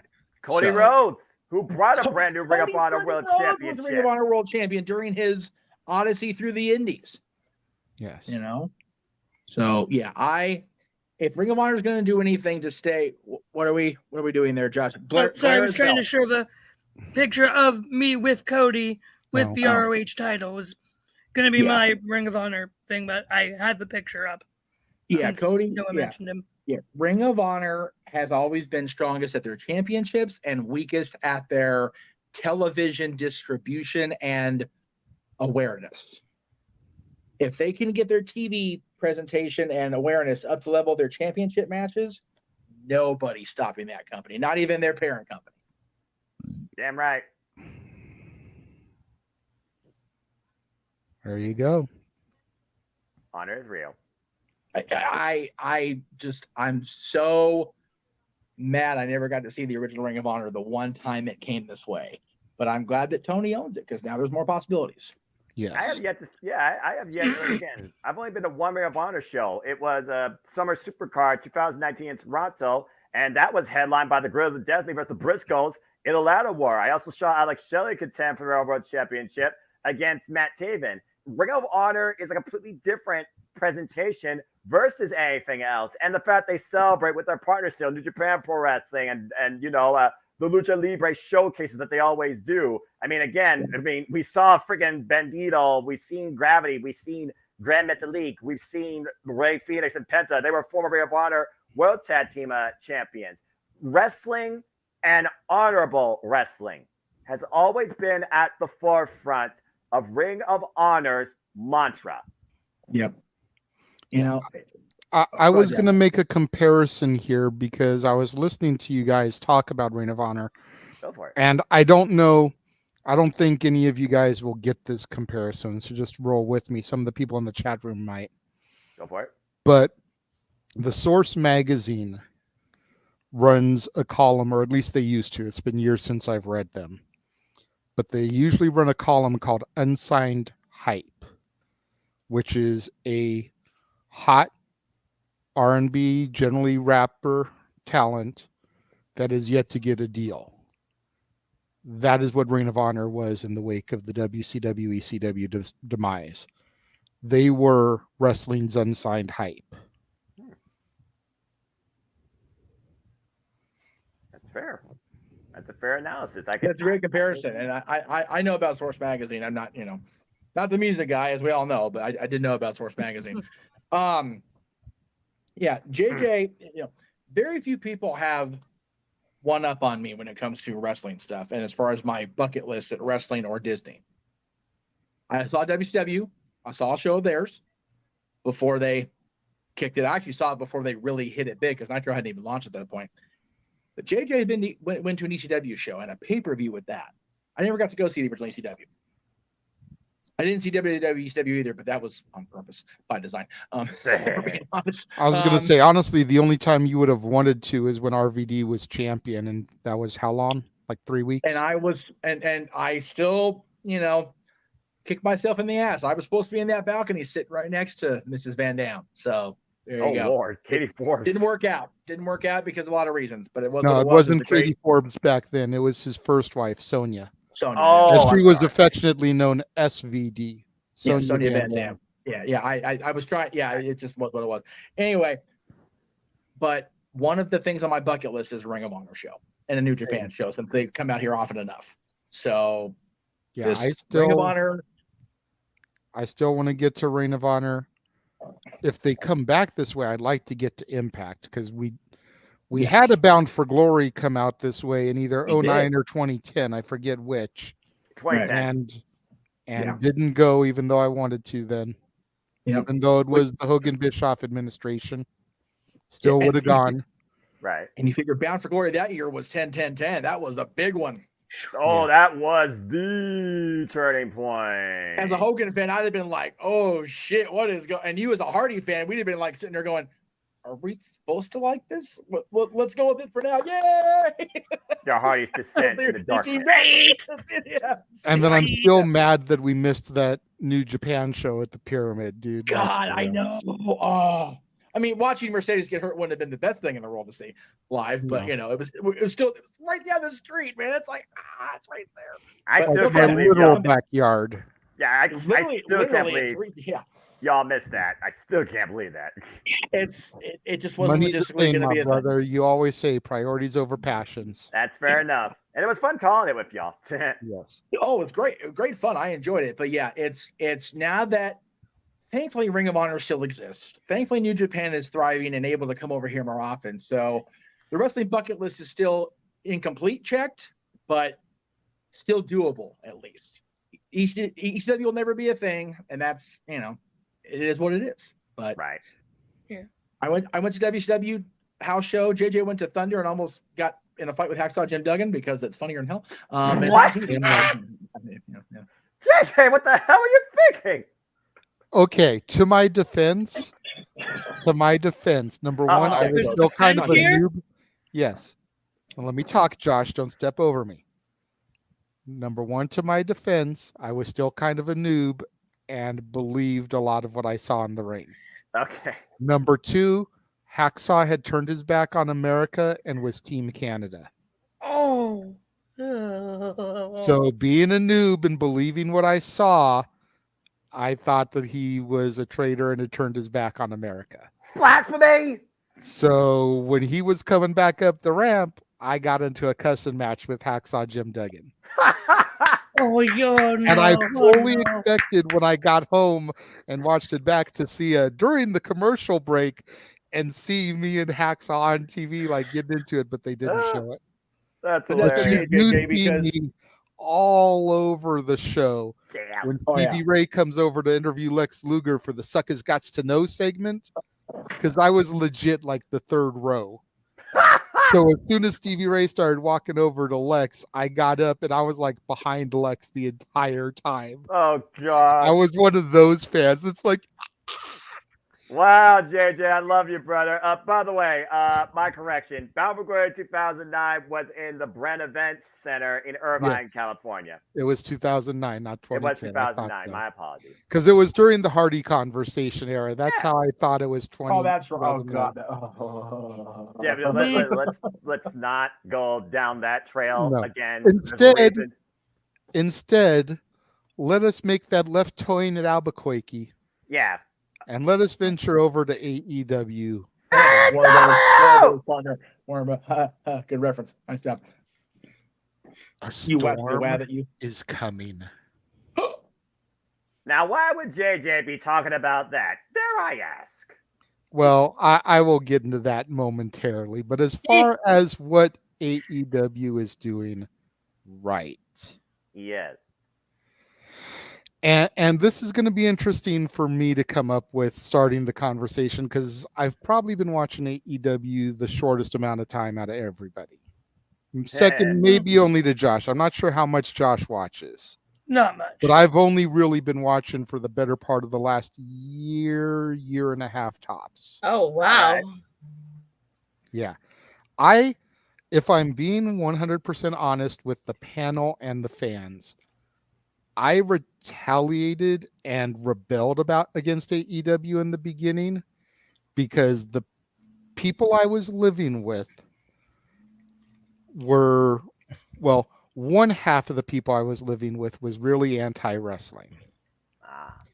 The other person used to like wrestling, but didn't watch wrestling because the other person was very anti-wrestling. That's fair. That's fair. And then AEW started, and the other person started watching AEW, And the person that didn't care for wrestling was kind of okay with it. But then when I would watch WWE, I would get massive shit from both parties for it. So it was kind of like living in an elitist house, a tribalistic house where one is okay, but the other isn't. So I'm the type of person, even at 47 years old, that when you tell me it's not okay to do something, I'm going to be like, fuck you, I'm doing it anyways. And be that rebellious person, you know. Another one of the many reasons why I connect so deeply to one Mr. Brooks. But it wasn't until I moved out of that situation, kind of got to know you and James a little bit more. Yeah.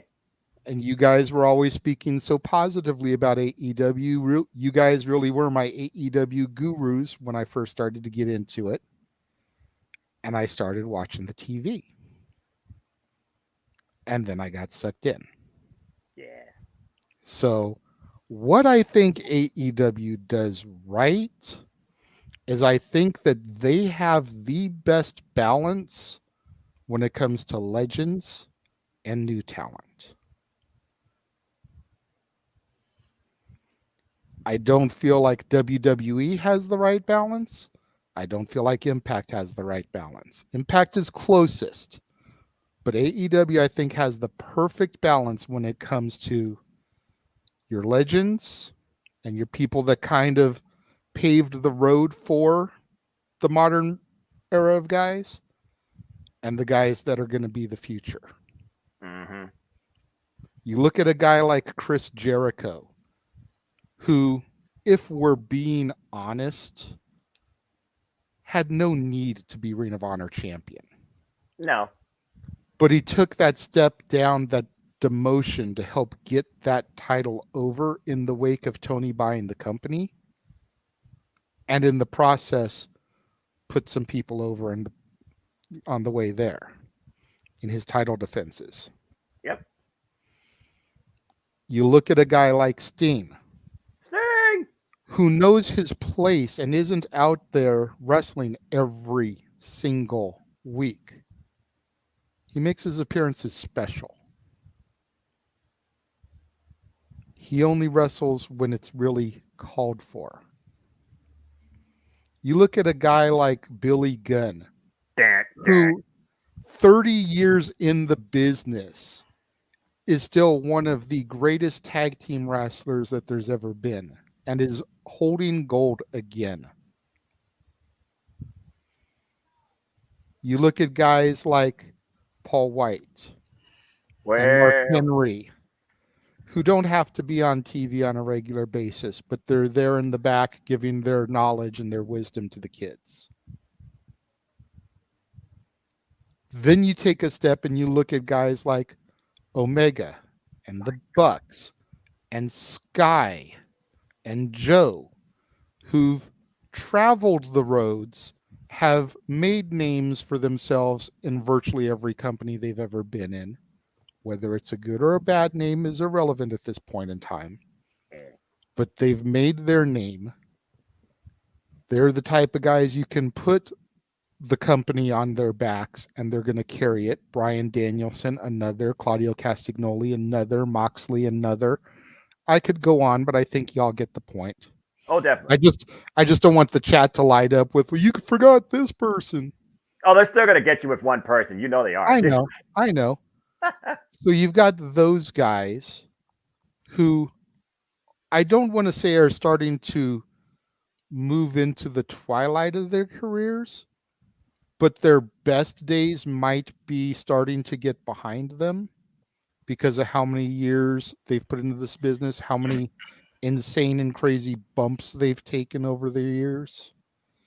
You know, we talked today during our Simple Take about the back of Seth Rollins and how he's been fighting injuries for 4 years and how much of that is legit, how much of it is storyline to try to get the sympathy card played. But you look at guys like an Omega and the shit that they've put their bodies through over the years, a Moxley and how much he bleeds.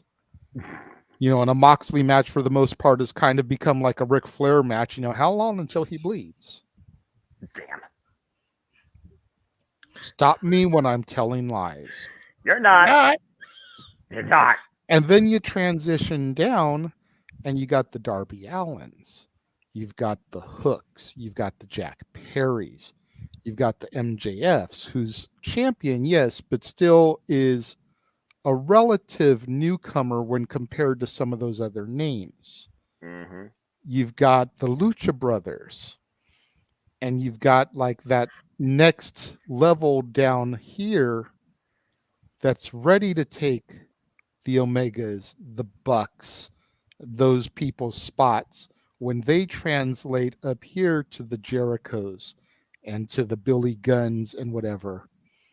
I think AEW's just got that perfect balance right now. I think that's where they excel the most. The leader versus follower dynamic. As far as where they are needing some serious work, improvement. Number one, we need to not have players as VPs. And if you're going to have someone that's a player as an EVP, it needs to be one of the coaches' names, like I just named. Your Billy Guns, your Chris Jerichos. Those type of guys I could see as your EVPs over the names that currently are in that position. Because the Jerichos, the Billy Guns, the Mark Henrys, the Stings are going to look out for the future of the business and not try to put themselves over in every situation. Serena Deeb. So that's one place where they need some serious help. The other, and I'm going to come to this when we get to the big company in our main event, the fucking women's division. Preach, my brother! You have got arguably the deepest women's division right now when it comes to just pure talent. Again, a great mix of the well-traveled, like the Sarayas, the Tony Storms, the Ruby Sohos, the Athenas, all the ones that have kind of transitioned over from the WWE. And you've got a great crop of homegrown talent. Your Britt Bakers, your Sky Blues, your Jade Cargills, etc. That you need to book more than just the same 5 women every week. Half the time I forget that Chris Statlander is the TBS champion. She has become an afterthought as champion. We've had this conversation before. It's not anything new coming out of my mouth. And it's not just me because of my love for that bitch. Say, didn't forget tonight. but again, and I've said this a few times here lately, if Jade Cargill was still TBS champion, she would have been on the Wembley Stadium show. Chris Statlander was not. And I still wonder, and again, me and Noah talked about it earlier, I still wonder if keeping the belt on her over Ruby was the right move, because it would have sent Tony Storm even further into insanity, with Saraya and Ruby being champions and Tony Storm not having any gold.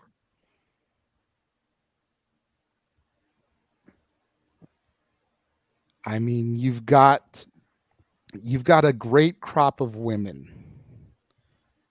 And there's very few on the roster where I can literally sit here and be like, I'm going to skip their match. I can say that about WWE women, despite their evolution.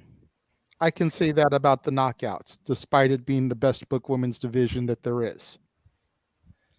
But there's very few AEW women that I'll sit here and say, I can skip their match.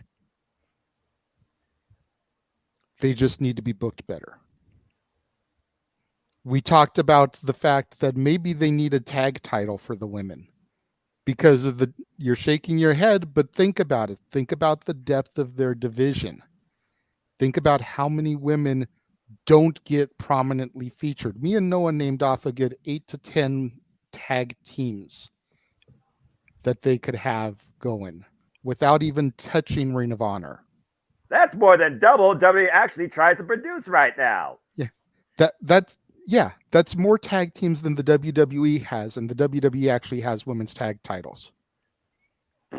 So they've got the depth for a women's tag division, but then there's the problem of there's too many belts in AEW to begin with. So I understand the counterpoint. Okay, we got a super chat there from Walter. Thank you, Walter. Hey, It says Impact books the women best of all companies. My God, what they would do with AEW's talent. Another thing AEW does wrong is too many tournaments. Absolutely. That is also accurate. Preach it, Mr. Cruz. My goodness. And another thing that they do wrong is too many open challenges. Seems like every title has open challenges. Yes. I understand the international title doing it. I thought that was a great caveat for Orange Cassidy. Agree. I can, to a certain extent, and understand the TBS champion doing it. But again, you've got so many women that you should be able to book realistic feuds for the champion and not throwaway matches. Right. Yeah. Tony needs to stop booking the shows on his own, and he needs to start delegating. He needs to have one person book the tag division, one person book the women's division, one person book the mid-card division, and he can book the main event picture. You cut it into a 4-quarter pie. Which would be perfect because then he's not booking the Bucks. Well, yeah, there's that. I'm sorry, is that out loud? Go ahead, y'all continue. Damn. Hey, he's the man who's named on the marquee, so you know. No, but I mean, for real though. I mean, he's out of line, but he's not wrong. No.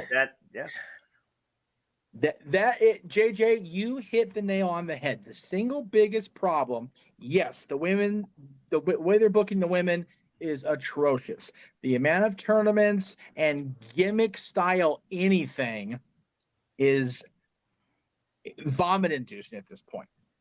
Like, it's professional wrestling, sports entertainment. I get it. But not everything has to be a goddamn gimmick. Agree. Right? Ring of Honor is successful because of that very reason. And they've maintained, yes, they've been on the ropes a lot, but they've been able to stick around for 20 years because wrestling first. Damn it. But their biggest problem is player coaches. Mm-hmm. I've said that from day one. I've said it from the very beginning that the same thing happened in WCW. And no, I'm not going to sing about Kevin Nash because everybody else does that. And it wasn't just Kevin by a lot. Somebody. Some could argue it started with Dusty. As much as we love the Rhodes family. Oh God, yes. It very much started with Dusty. And, not only as Booker, but, somebody with 100% creative control, not working for him at times, brother, didn't help that company either. Oh, no. By a lot. And again, that's me with my red and yellow Misha Mania shirt sitting here in view. Like, yeah, that was a bad decision. I don't care if Ted Turner himself going, we need Hulk Hogan. That's great. You don't need Hulk Hogan with absolute power corrupts absolutely. Okay? It's happened in history. It happens in sports. It happens in entertainment. It happens in wrestling, by God.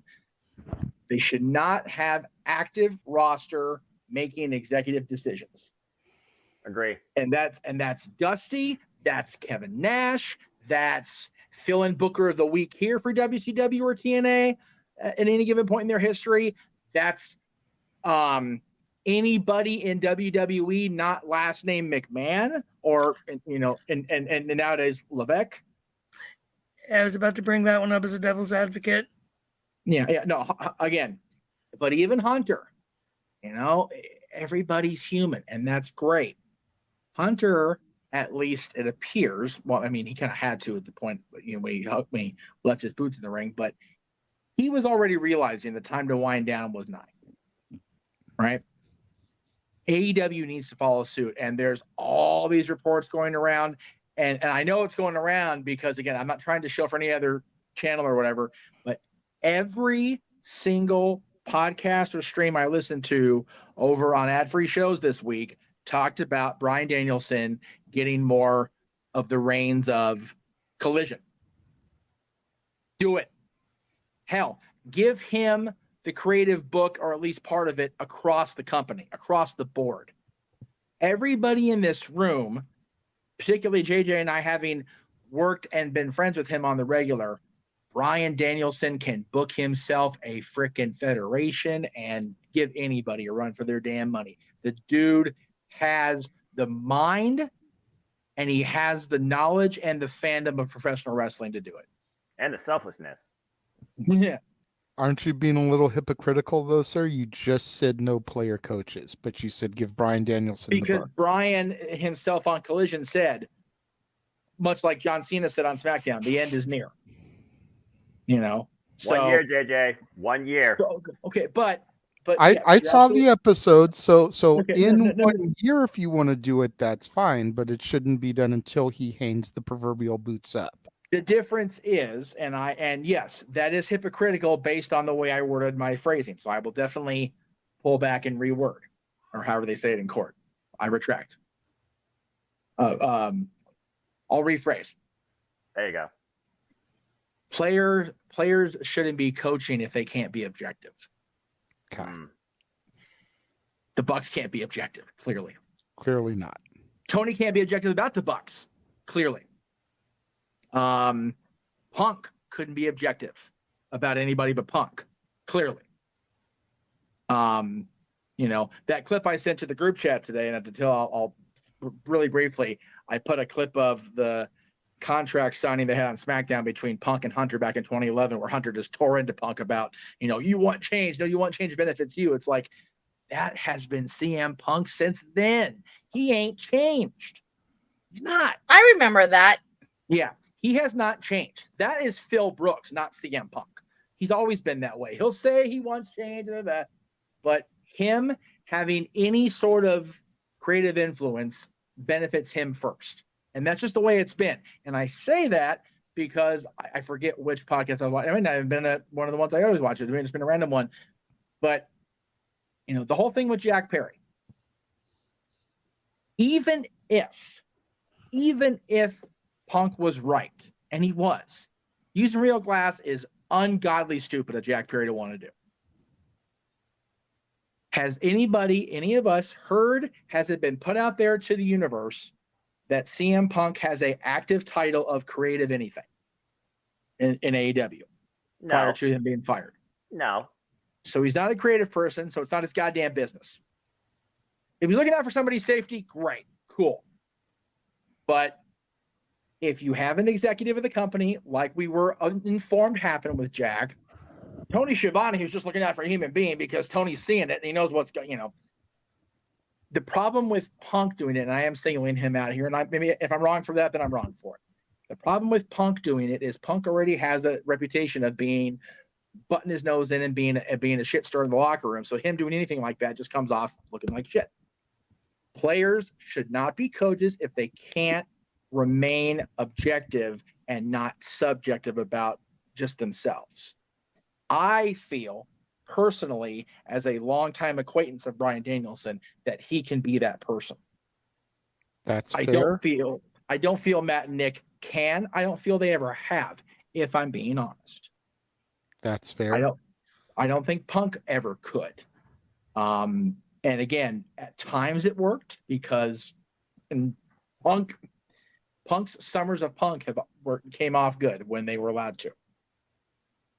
But you have to have objectivity if you're going to coach, be it a team, be it a manager of a theater, anything. You cannot be objective, then you shouldn't be managing. And yes, I'm seeing the clique being talked about, a gross example of the wrong way, because the clique bully people.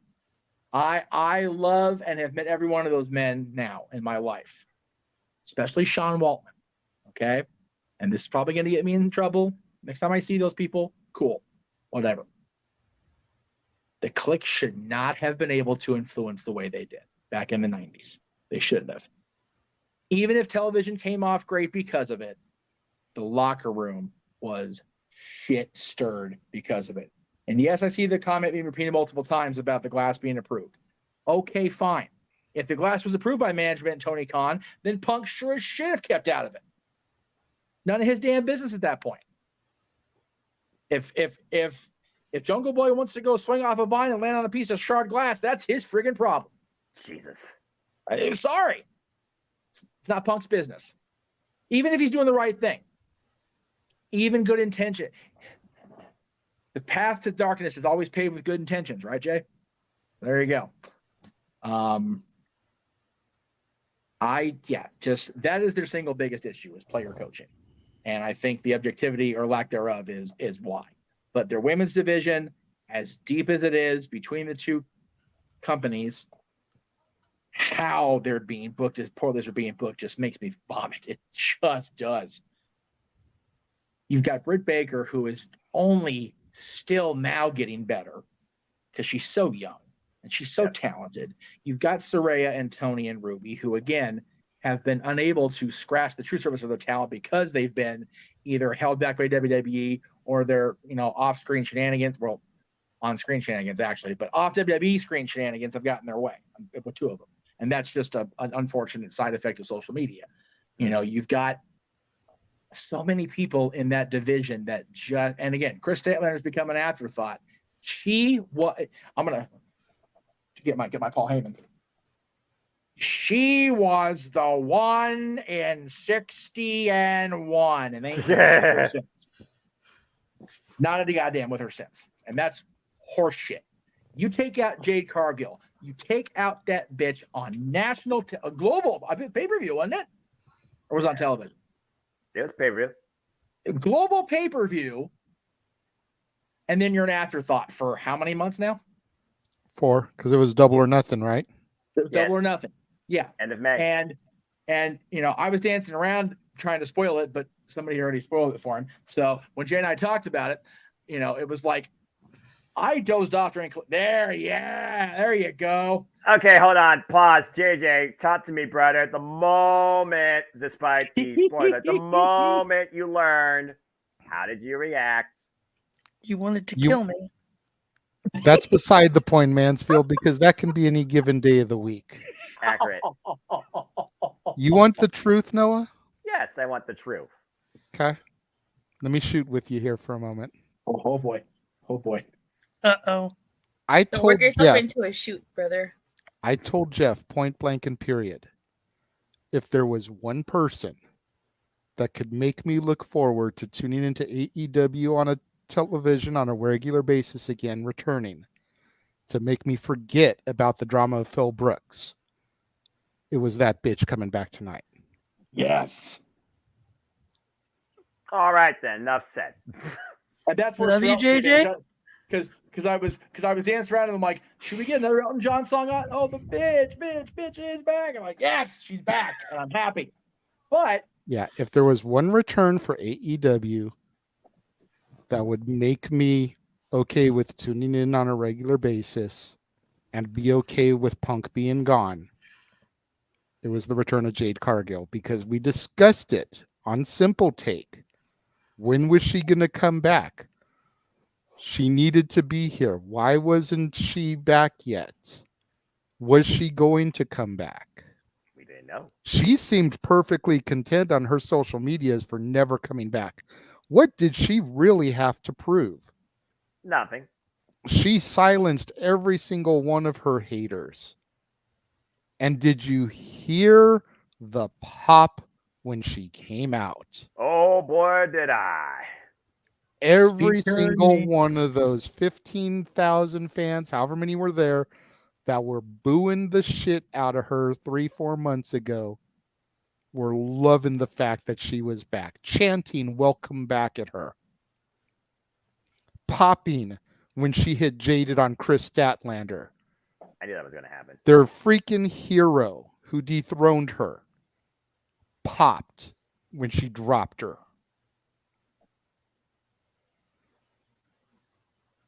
The appropriate term, JJ, is not drop. Chris got shaded. And thank you to you two. Speak her name and she shall appear. We believe in Jade Cargill. Damn right. Damn right we do. All right, because she's that bitch. That bitch is back. And she This wants is her now scrap. the main reason why I regret not being able to go to Full Gear. Because Yep. I know that bitch will probably be on the show. Oh, you kidding me? She has to be at this point. She's back in business. Business What? just picked up. But like I told Attila in private chat, she needs to have her rematch with Chris, lose, so that Chris can put the emphatic period on that. Yes. And she needs to be going after Saraya or whoever is the AEW Women's Champion at that point. Agreed. She doesn't need to be in the TBS division anymore. Nope. She needs to be elevated. Yep. 110% 110% agree.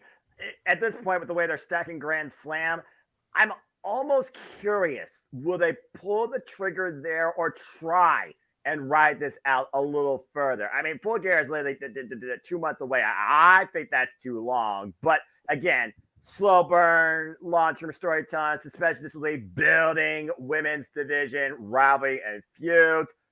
Two of the most powerful, dominant female forces in the entire AEW locker room. I'm just saying. Give the two the showcase. I think they do the rematch at Grand Slam. And I think that with Tony's love for tournaments, Jade will probably win a tournament to challenge the AEW Women's Champion come Full Gear. I was going to say, there were very few people that were as jazzed about AEW being in Los Angeles last time as Jade Cargill. She was in the Forum Club hanging out. She came to the Kings game, much to my goddamn chagrin, missing that shit. Right? Damn.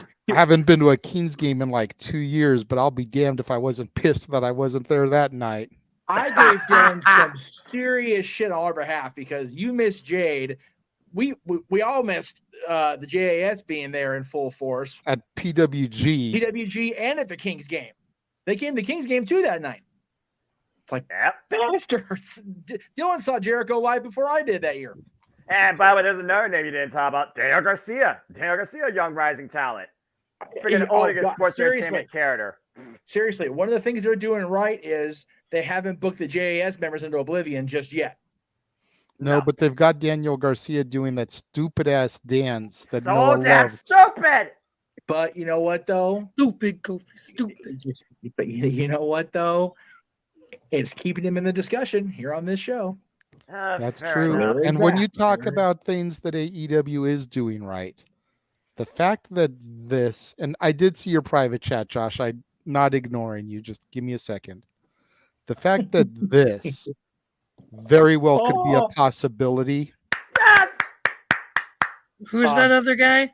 That is Zack Sabre Jr., you young boy. Oh, One of the most okay. technical wrestlers of all time. Current NWA World Television Champion. Don't get me started. JJ, they made it official during Collision. It's going to happen. Huh? They made it official. It's going to happen. There you go. Don't get me started. Which means I'm missing No Mercy because of the Halloween convention I'm going to. Now I'm missing Danielson and Sabre Jr. in real time because of the convention. So anybody going to the Halloween convention as a talent, please appear on my podcast and make it worth it. Because now I'm really bad. What Halloween convention is it? Halloween 45th anniversary in Pasadena. Well, I'll plug it later, I promise.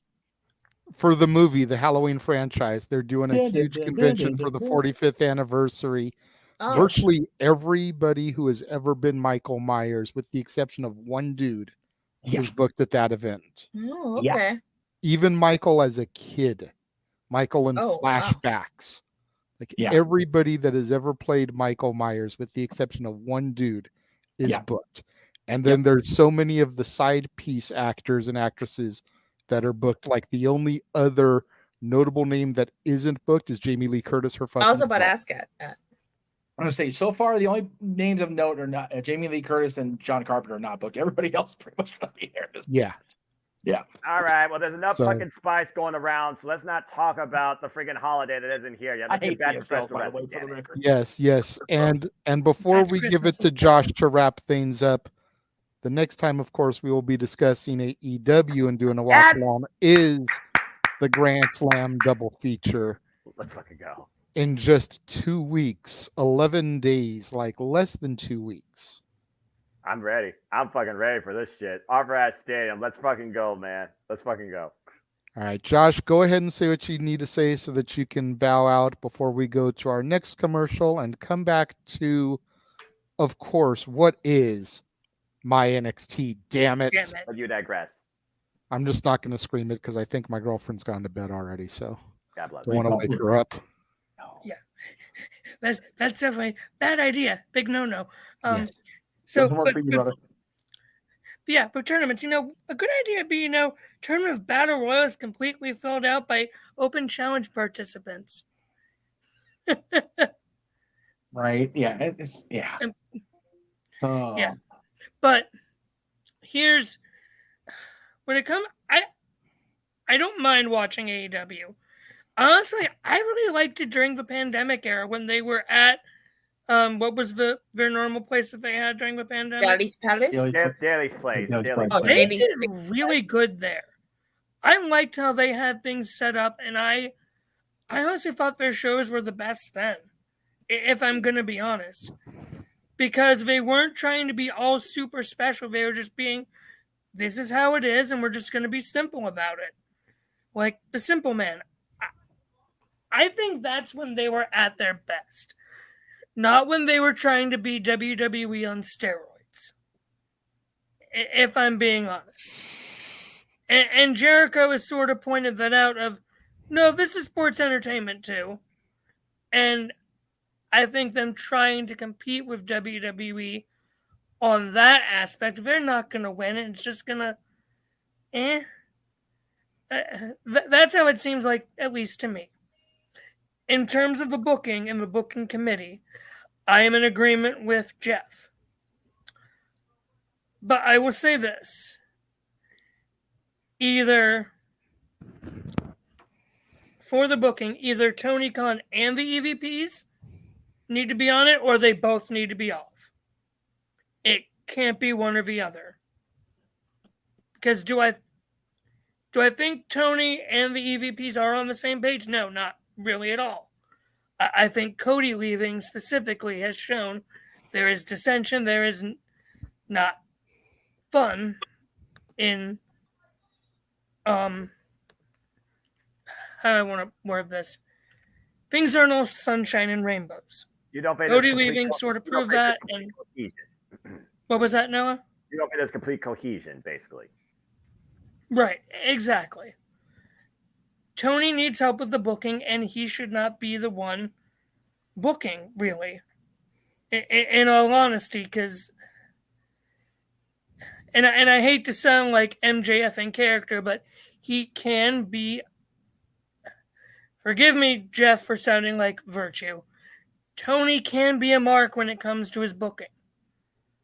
And he needs people to be more objective than himself. So I say take him off booking committee, make sure the Bucks and Omega aren't booking either.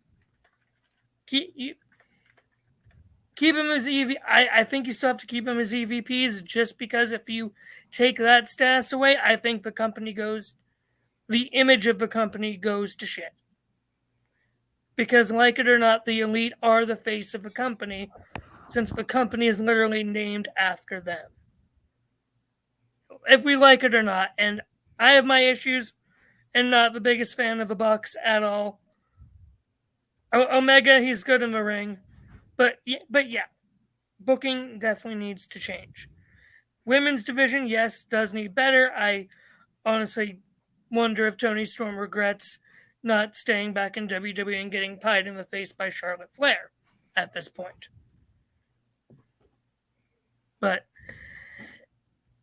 other than that, I do think they're doing good. It's just not my cup of tea. But That's what I got. That's fair. Okay.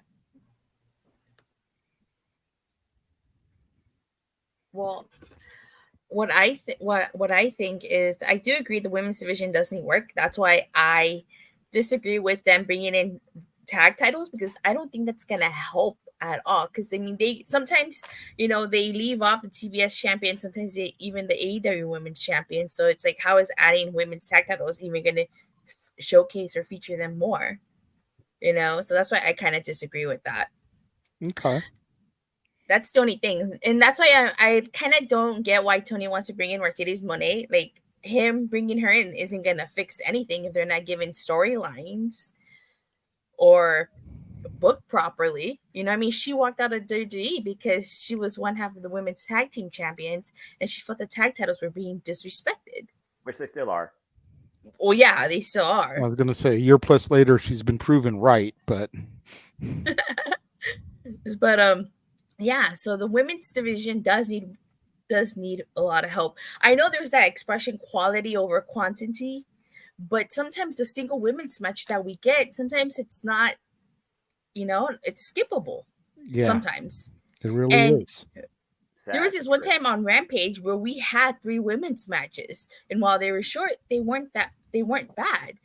We need at least one more women's match. I'm not saying we have to have like 3 women's matches, but at least 2 would be fine. I would just say do a women's showcase once in a while on Rampage, dedicated to the women's division. Yeah, exactly.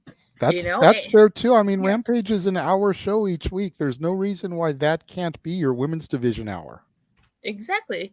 So the women's division needs a lot of help. They focus on the same women every time.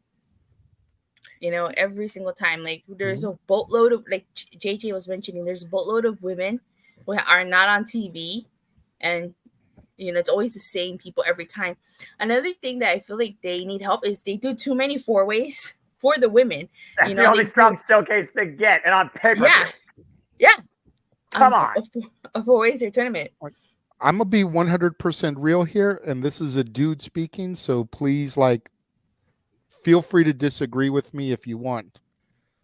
If it wasn't for Sky Blue's ass, she wouldn't be getting featured on TV on a regular basis. I said it, I meant it. Okay. All right, that's an interesting. Look on social media and look at how many people screenshot and share pictures of her and post videos of the camera shots that the producers got. They don't pay attention to her matches. I'm just saying. He does bring up a point. He does bring up a point about that because I've seen some of that stuff on Twitter. Yeah, I'm sure many people have with their scrolling butts. I've seen some of that stuff. Jesus.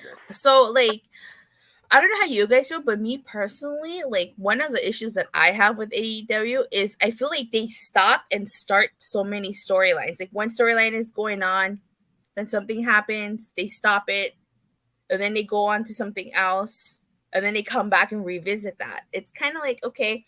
Or for instance, they have these feuds where it's like you think the blow off match is like that really big match, and then a feud still continues. That's one issue I have with AEW.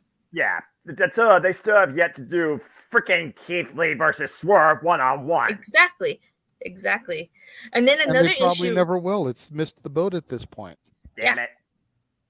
And then and I don't know if this is an issue for everybody, but at least it was for me. It's like I kind of felt like even in the early days when they would bring someone like a wrestler in, or even when they do Forbidden Door, they bring wrestlers from New Japan over. They don't say who they are. I mean, I guess they don't educate. I guess they just assume that we all know who these people are, but I'm in a small minority that does not watch New Japan Pro Wrestling. Hi, I can educate you. So aside from the major names, I don't know who half these people are. I'm sitting there watching Forbidden Door. Who is this person? Yeah.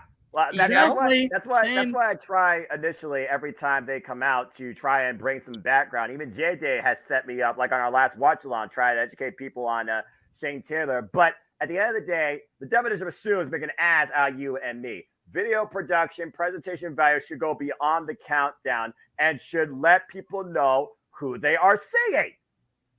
Yeah, like I'm not saying you have to give me a 10-minute video package. Just give No, me that's a what quick, WWE does on a freaking yeah, just monthly give me basis. like a I see quick enough of that little shit. rundown. Tell me who they are because I don't know who some of these people is, especially when they were using indie wrestlers in their early in the early years. So it's like, that's one of my issues. But I guess it's just me because, like I said, I don't watch New Japan Pro Wrestling.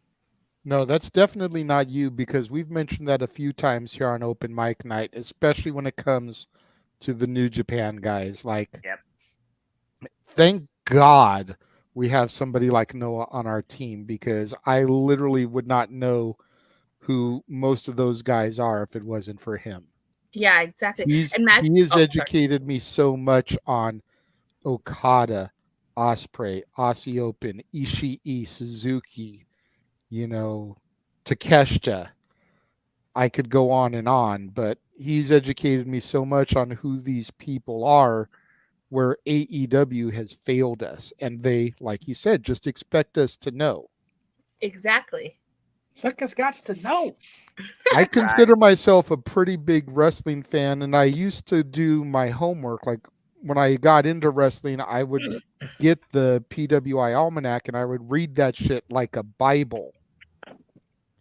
And granted, I took 10 years out of the business almost, but there's a lot of these guys that are coming in with this glorious fanfare. And I've got no fucking idea who these guys are. Exactly. Oh, that's Remo. Or why I should give a shit. Mm-hmm. People talk about Nakamura and Styles in Japan. I'm like, okay, that's fucking great. What have they done over here? Like, I know who AJ is, obviously, but why should I give a shit about what Shinsuke Nakamura did over in Japan? Yeah. Make me care. That's right. Yeah. Don't expect me to. Yeah. Don't expect me to care about them just because they were big somewhere else. Yeah. Mm-hmm. Yeah. Yes, Josh. I see you so effortlessly here trying to jump in here. I know you're trying to leave. Sorry. I just have 3 quick things. One, what you were saying about not knowing who the New Japan people are, same here, but I feel like WWE does the same thing with NXT when their people get called up, for some that don't watch NXT. 2, AEW book has their women's division looking like pretty much WWE's from like 2004 till up until the women's revolution. Pretty much minus, the little bit of Trish and Lita. Pretty much is how it's looking. 3, when it comes to the women's divisions of all 3 major companies, and put NXT in there, if there ever was please dear Lord, actual Forbidden Door with WWE, AEW, and Impact, there would need to be a separate pay-per-view just for the women's matches, because there would be too many that we would need to see for it to all be on one card with the guys. So that's all I got. All right. Okay. Was there something else you were going to say to Tella? Yeah, I was going to bring up a comment. Matthew, I can't say his last name. Sorry, Matthew. But he says they should have done Britt versus Jimmy when it was hot. And that's exactly what I mean. It's like that was beauty, and then they stopped it in favor of the Outcast storyline that ended up not going anywhere, really. Because Jamie Hayter got injured and is probably out till next year. Damn it. But they stopped the Britt Jamie storyline even before that. So it's, so they should have continued with that. I agree. Abruptly. I mean, I was waiting for Jamie Hayter to drop the Dr. Hard with the Ripcord Lariat, but instead they came together with a common bond, and next thing you know, you had Killer and the Pillar versus the Outcast, the originals versus the Outcast. Then the Warrior came into play, and we've kind of seen how everything has fallen out. Yeah. Damn it. Yeah, see, that's another big fault with AEW, I think, is they take too long to pull the trigger on stuff. They do. Yeah. Prime example is last year when it came down to the Acclaimed. Oh. They should have won the belts at All Out. Yep. They didn't pull the trigger, gave it to him a couple weeks later on Grand Slam. The pop wasn't the same. No. No. They should have given to him, called an audible that moment at All Out, but they didn't. The crowd was pissed. That's the one thing I'm concerned about when it comes to the Claudio Eddie Kingston thing. Yep. And we discussed that on Simple Take today as well, is how long are they going to wait to pull the trigger? And now we got our answer. That's true. But I'm worried because, again, I swear they watch our content. Did I not call for double jeopardy? Both damn titles are on the line. Oh, man, I don't know about that booking. The winner take all match. And a handshake of respect. The number one thing that Claudio particularly has been looking for from Kingston. Yeah, I don't mind the handshake thing so much, but like, okay. And again, this is not what's wrong with it, but Take it easy, Josh. Thank you for coming. Appreciate you, brother. And then number 4. My personal views of Eddie Kingston aside, I don't see him as a guy that can be Ring of Honor World Champion. I also don't think Claudio needs to add to his schedule by being a New Japan champion, having to bounce all over the freaking globe either. You know, he's doing great in AEW Ring of Honor. Let that sleeping dog lie when he can. So you do a schmozzy finish. No, you go to 30-minute draw, just like Yeah, Ken you Omega go to- and Danielson. Yeah. You do a time limit draw, you do a double count out, double disqualification. You know, they've got a blood feud, so a double DQ wouldn't be out of the question. And they push it out further towards maybe, like I said, final battle. This might be another layer of that. Yeah, I love the matches happening. I even love that it's about a handshake, but for both titles, that shit is what worries me. So hopefully they don't botch that too bad. I was like, Yeah. So I think that's been the biggest knock against Eddie is that, you know, he looks like the guy you run into at the freaking general store. And oh, by the way, he's a major champion of a major promotion. But okay, Yeah. I mean, That's one of Virtue's big arguments, and in some ways, I think, you know, there's something to be said about the indie look guys, and in some ways, I think Virtue is 100% right. He says, I don't want to see guys that look like fans as world champions. Yep. I want to see guys that look like superstars as world champions. it's very much a And Vinceism, Eddie but Kingston looks like a fan. Yeah. He looks like the guy that should be sitting front row at your local indie fed watching the show. Yep. But here he is in major events, you know, contending for world championships. And before anybody in the room goes, what about your boy Willie Mack? Willie Mack goes out there in freaking damn near bikini tights that I'd be embarrassed to wear in the fucking pool and wrestles. All right, so that's that's a different. That's a he's different. out there working like a fan, you know, dressed in freaking, you know, ratty ass pants and a t-shirt. Willie out there going out there and literally showing his ass. God bless Willie, we love you. Damn. He started out as a fan. That's the difference. So yeah, Eddie's presentation is what kills it for me. He and I's bullshit, like whatever. It's what it's past. But his presentation is lacking for me. And that is what I think is going to keep AEW feeling like a glorified independent federation, is stuff like that. And that's hurtful to the company. It is. All right, Fair. so good talk about Ring of Honor and AEW. We're going to take another quick commercial break, and we're going to take a look at Parker Kane's Promotions, one of our good buddies for Big G, and then we're going to come back and we're going to discuss NXT and WWE, so don't go anywhere. Hello pals, Alyssa Marino here, and as a friend of Parker Kane Promotions, I am super excited to share the awesomeness that they've got in store for you this November at WrestleCade.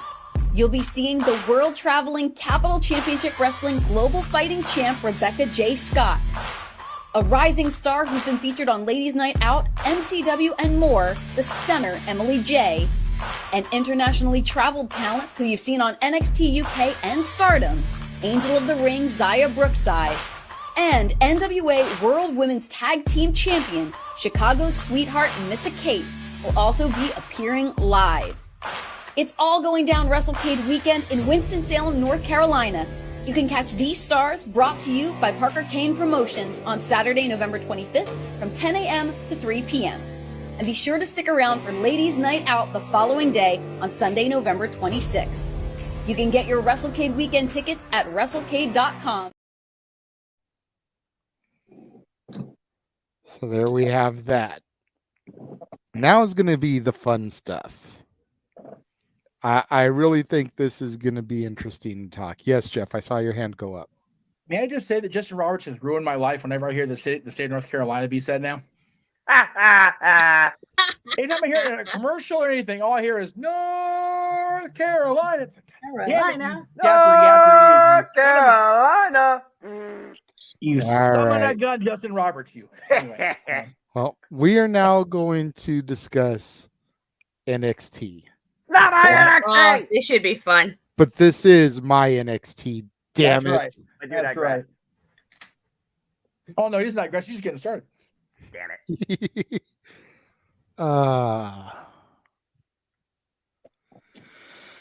Matthew, God bless you, brother. Get some sleep. We'll see you next week, dude. Yeah, God bless you. How to start with NXT? Yes. How do you start with your NXT? There is so much both, unfortunately. Well, not as much negative anymore. When it was the 2.0 Rainbow Bright era that turned Noah away, I could understand a lot. Mm-hmm. But I feel like they've done a serious course correction in a lot of stuff. I think my biggest beef when it comes to NXT, and honestly, it's something that goes for WWE all around, so I'll just go ahead and get it out of the way here so I don't have to rehash it. I get the need to make titles feel prestigious again, but not every championship needs to be a 300-day reign. Accurate. You know, Braun Breaker reigned from the night after WrestleMania last year because he won the belt back on Raw until Stand and Deliver this year. So essentially night one of WrestleMania. He was champion that long, really? Yeah. Damn. Holy shit. Wow. He was champion for like 1 day shy of a full year. Man, that's some Kevin Nash Diesel stuff. Holy crap. And that's not even counting, because that was his second run, because he had beaten True. Tommaso Ciampa, lost it to Ziggler, and then won it back from Ziggler that Raw. Yep. So Yeah, Braun Breaker was champion for like a day shy of a year. That's true. Going up against some great talent in that NXT. Yes. And I'm afraid they're going to do the same thing with Mello. Yeah. You know, you've got some amazing talent down there. There is no reason Ilya Dragunov should not be NXT champion right now. There is no reason why, since he lost the North American title, Wesley couldn't have dethroned Mello. Yep. You would think. Well, I mean, there is, because they've got Dom there doing this thing, so I get that. But they've got some great names down there. You know, before they lost him to the call-up, you had the Irish ace, JD McDonough. You've got some stellar names down there. You don't need 300-plus day reigns for every one of your titles. Mandy Rose, prior to the shenanigans that came out about her and her extracurriculars on the side with the third-party sites, she had a death grip on that title. Yep. How many times had she defeated the women in the NXT roster? And the only reason Roxy got it was because of the shit that Mandy got into. And that was prematurely, because chances are she was the one to dethrone him. Let's keep this in mind, JJ, to play devil's advocate to Georgia NXT. I agree. I agree she was probably going to be the one. But you're right. It was premature. And then you look at what happened to Roxy. And now we've got the era of Tiffany Stratton, which jury is still out as far as how good this is.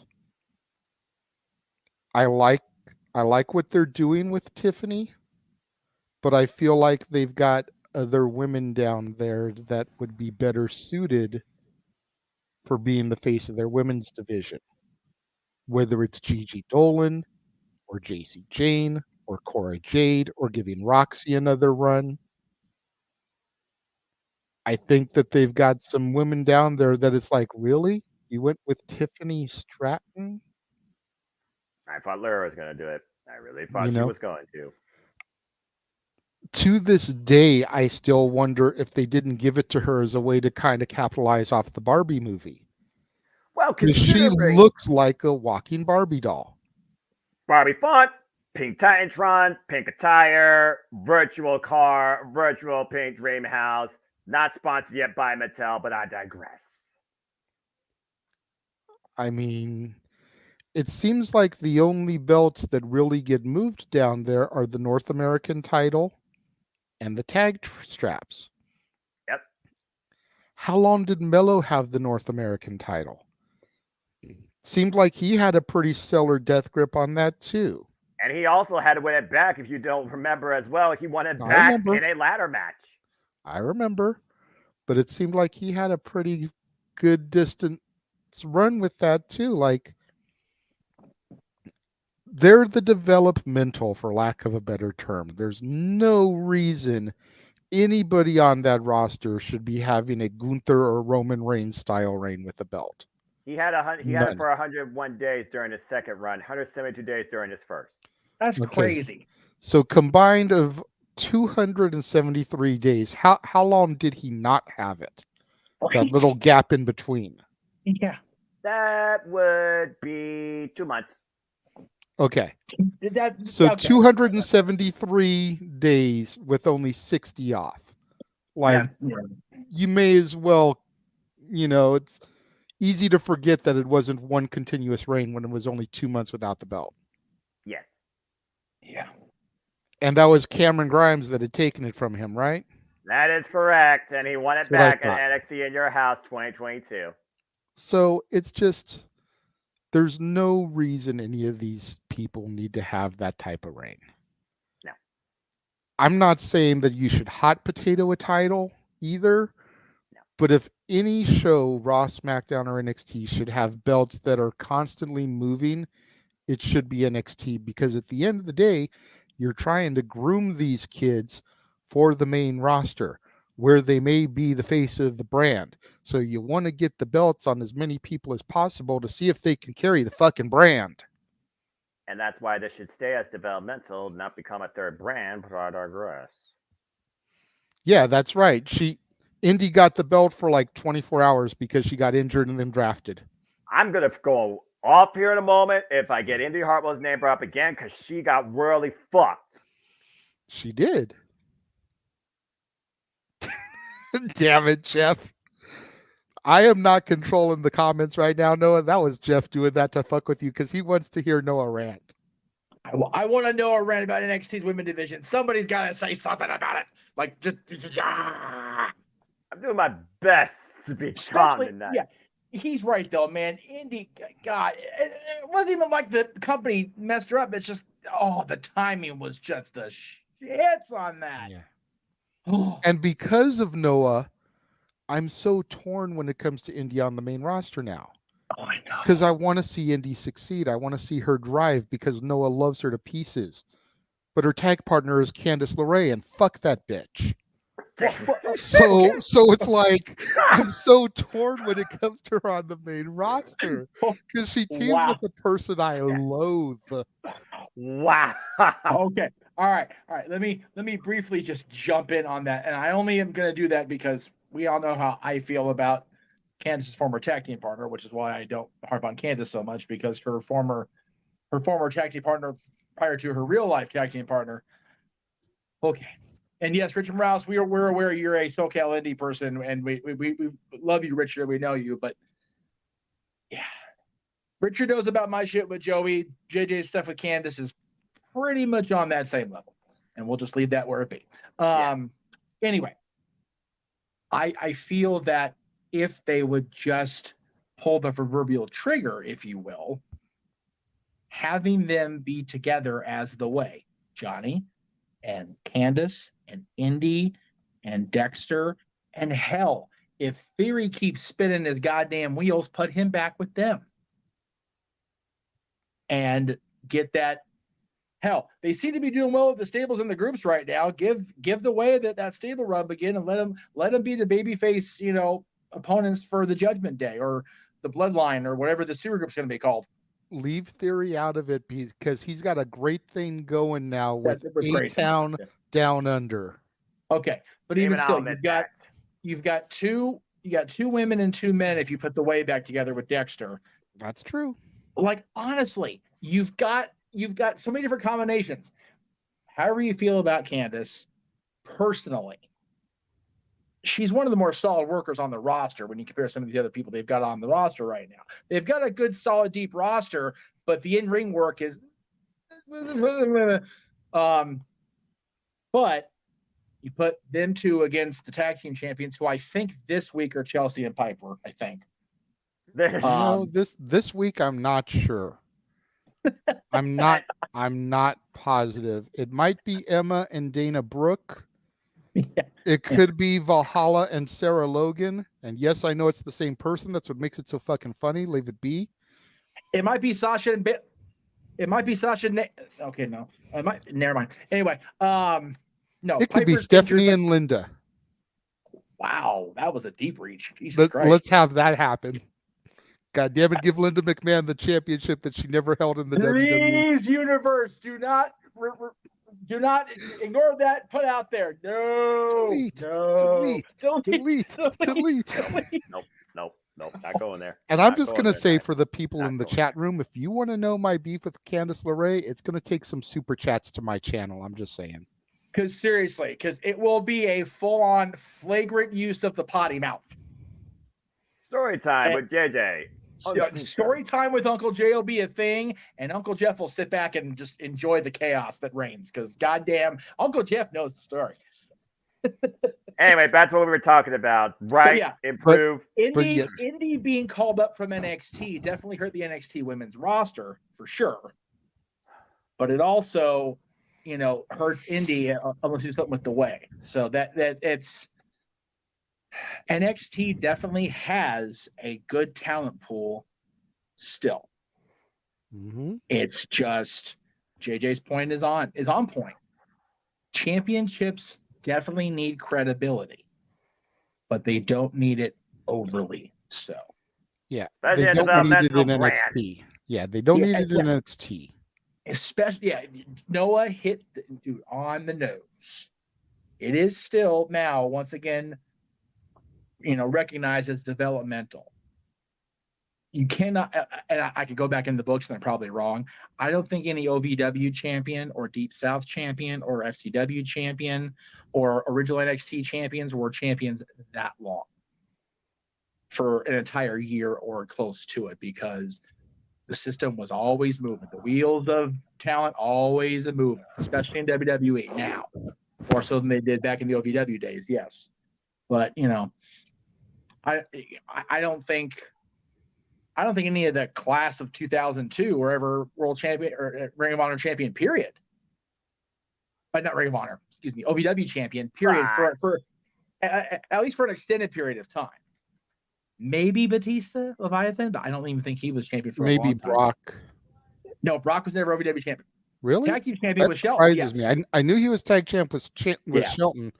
But it surprises me that he was never OVW champion too. Yeah, Brock is the one I know for sure was not. The other three and Shelton, I couldn't tell you 100% for sure because I don't know. I think John may have been like right at the end before they called him up, but not for very long. Anyway, you don't need, if these kids are that talented where you're relying on them to carry the brand, rely on somebody new and get this talented 300-something-day champion on your main roster on Raw or SmackDown and let the world see what this kid can do. I mean, they did with Asuka. She never lost the title. She was undefeated in NXT. Seriously. 526 days. And then she lost that immortality at WrestleMania against Charlotte Flair. And Adam she Cole had hasn't been the same since. Yeah. Exactly. As bad as they But- botched her once she lost, she was unstoppable. She was a killer, and she came up as that killer. But the flip side of that is Gunther. Oh my God. Dominant NXT UK champion. Yep. Came to the main NXT. I'm not sure how long he was there. Not very. Came to the main roster, and look at him. Yesterday, he surpassed the Honky Tonk Man's record officially. Again, Yes. yeah. All the applause for that, dude. But, you know, if what I'm hearing is correct, I feel sorry for Walter. How'd that tweet age, Keith Lee? About as well as he did. Anyway. Damn. And funny enough, Keith Lee was the guy that took the NXT championship from Adam Cole, winner take all for the North American NXT title. You want to know how long Adam Cole, baby, had the NXT championship during his only run? 396 days. I thought it was 400. Nope, he did whatever it was. 400. Yeah. And to be fair, Adam Cole is perpetually a long-term champion. I think he was until real recently, like PWG, longest reigning PWG champion. He was champion for about 900 something days. And that was before pandemic. Jesus. That boy PWG champion longer than some people have been alive in this chat room. 538 days, according to this. PWG World Champion. Okay. I'm saying 900 because somebody else hit that mark. Maybe been during the pandemic champion, but anyway. It was Bandito. Bandito had it for 863 days during the pandemic. Okay. You were right. Yeah. Okay. So. But still, prior to pandemic. Yeah. JJ and I were up our shit about Joey Ryan being champion for almost a year, and goddamn, everybody else after him went like, hold our beer. You were up your shit. I was like, let's go, Joey. Let's keep the run going. Not about, okay. Joey, yes, but just not up my shit, but just fact that, man, he's been champion a long time. He became long-reigning champion at that point, and then, you know, freaking Adam Cole reigns for over 500 days. Just everybody, because PWG just, you know, that's how they booked it. But again, NXT's booking it like a big indie fed. It's like, no, you don't need that. Shawn Michaels is booking NXT right now, if you believe the rumor innuendo, whatever you want, the one you want. Man, they're wanting this story, man. Anyway. I'll probably say more than that. You gotta add interest on top of that, Walter. But continue. You can't, Sean, should know better than anybody, you can't book a WWE developmental like a glorified indie fed. You need to book it like you're getting these kids ready to be ready for prime time. Mm-hmm. And, you know, as much as JJ and I revere, it's not our PWG anymore, but it was our PWG, damn it, back then. It's not the same thing. No. It's not the same thing. NXT needs to be run like their training camp. Like, this guy needs to, you know, be on the roster. He's ready for the main roster. Let's just make sure. Exactly. And if he's ready, we've made sure, pull the fucking trigger and send him up. Yeah. And don't botch it like they did with Asuka. As much as Asuka was awesome when she first came up, and I will even concede that losing at WrestleMania wasn't the thing that killed her. It was after. And I say that because Charlotte beat the streak, and then that week on SmackDown, Carmella cashed in on her and beat her. So Asuka couldn't beat Charlotte, but Carmella could. Even on a cash-in, that makes Asuka look super bad. To be fair, Charlotte did get beat down by the Iconics. I understand that. And, you know, having the Iconics beat you down is no small problem either, because they were iconic back then. They were whooping that ass. Damn right.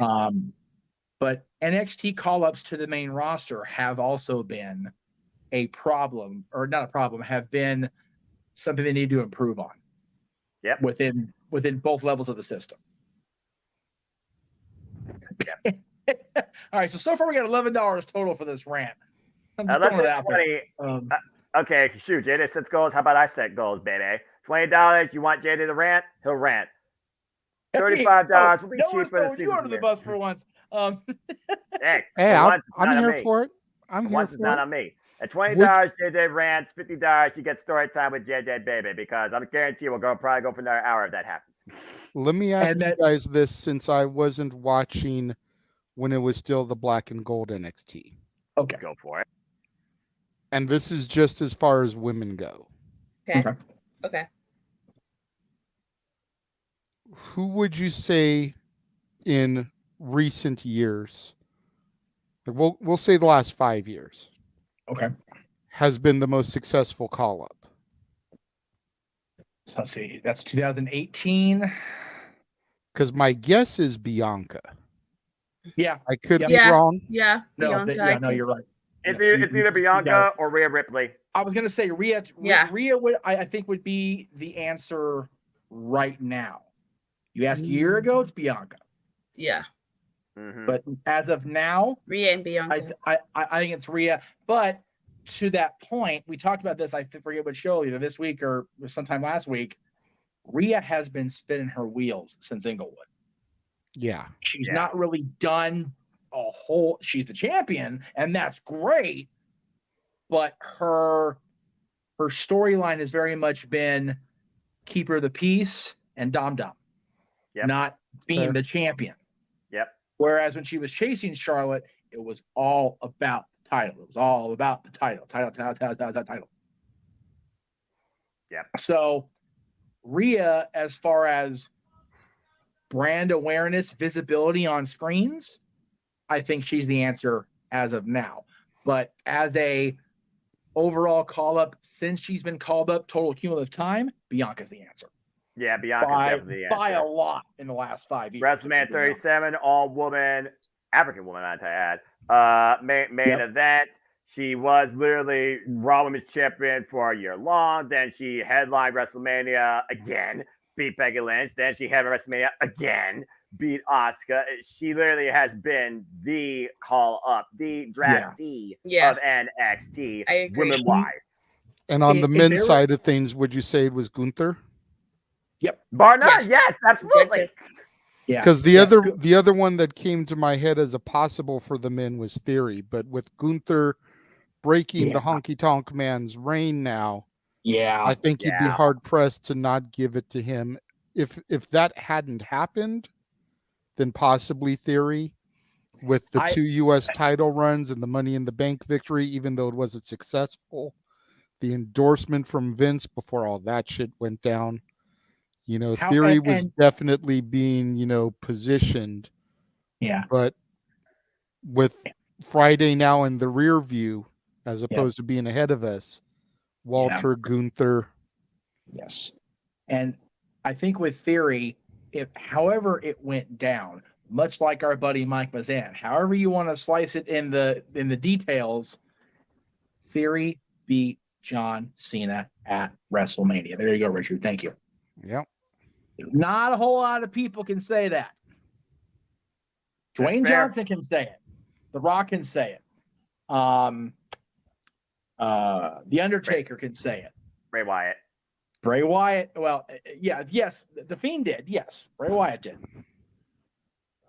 There's not a whole lot of people, and again, Bray Wyatt did it in his own match.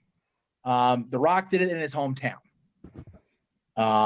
The Miz did it with absolutely no assistance from anybody. Wait. What?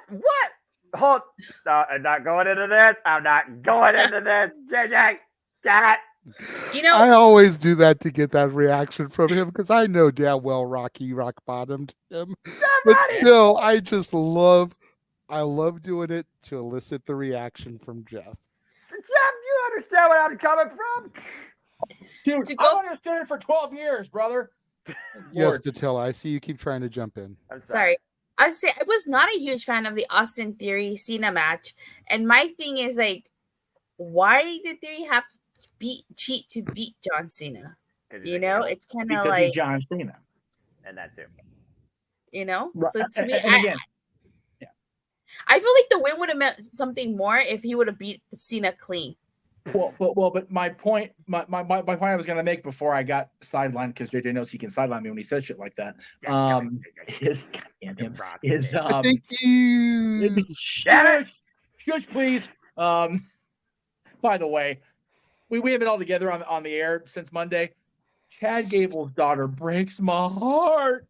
That Anyway. was hard to watch. I'm not gonna lie. Oh. That was hard to watch. Oh. As a parent, it's like, no, don't do this to me. Anyway, back to John lost to Mike the Miz because of The Rock. John lost to the Fiend, and you're not going to beat the Fiend in the Funhouse. It ain't going to happen. No. He lost to Rock in Rock's hometown, and then got that win back a year later. For being real. Yeah. Theory, yes, cheated like a heel, but he did it by himself.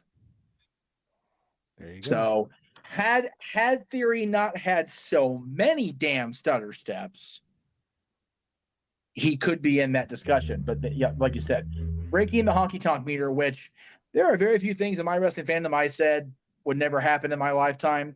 That was one of them.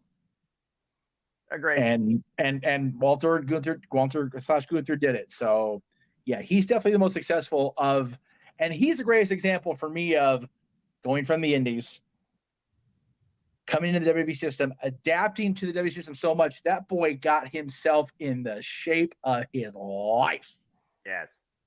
If anybody saw Walter in PWG or in Europe or on the indies or even NXT UK, that boy could move like he moves now, but he was as wide as a house, as well as big as a house. Oh, yeah. Now that boy is trimmed, lean, and mean and ready to whoop that ass for as long as he wants. It's no longer the honky-tonk meter, it's the Gunter meter, and how long will it run now is the question. That taxi is moving down the highway, and that meter's just...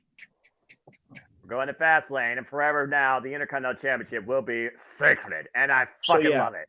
So, yeah, Gunter and Bianca Belair, the last 5 years. Right. Okay.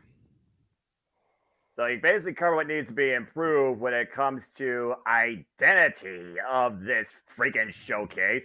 Not a third brand, developmental. You're freaking bringing athletes from high school and college from other sports. Damn it. Trying to make them into WWE superstars. Raw and SmackDown should be the goal, should be the flagships. The damn draft should be only NXT graduation ceremony. Yeah. What they're doing wrong, Jay. Make up their mind about what NXT is. Yeah. Make up their mind. And if it is developmental, find a way to fill that 2 hours on Tuesday nights. Yeah. Because those kids got way... I understand pressure crushes coal into a diamond, and that's fine. But it's too much on them having to be accountable for ratings to Comcast. That's not fair to those kids and to Shawn Michaels. Datilla, go ahead. Well, kind of like what I mentioned with AEW, I feel like this applies to NXT, even though I don't watch NXT. Same. When I used to watch NXT, you have to keep remember, like, not everybody watches NXT, so it's like explaining who these people are when they come up, because a lot of times, you bring someone up and it's like, who are they? Why should we care about them and stuff? So I feel like they should, I'm not saying, again, they need to show us like a 15-minute video package on who this person is, but they could at least give us like a little, little vignette or something explaining who this person is. Especially like me, like, if it wasn't for Twitter, I wouldn't know half the things that go on NXT, So it's like, I don't even know who half some of the NXT people are right now. When JJ said there's a guy on the show called Aura Mensa, I literally said, and I quote, "Who the fuck is Aura Mensa? It sounds like a mouth disease."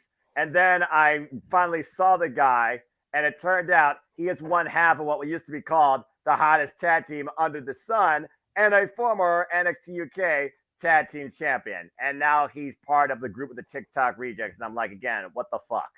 Who is that? Aura Mensa is, what's his name? Oliver Carter, that's at least that's his WWE name, in NXT.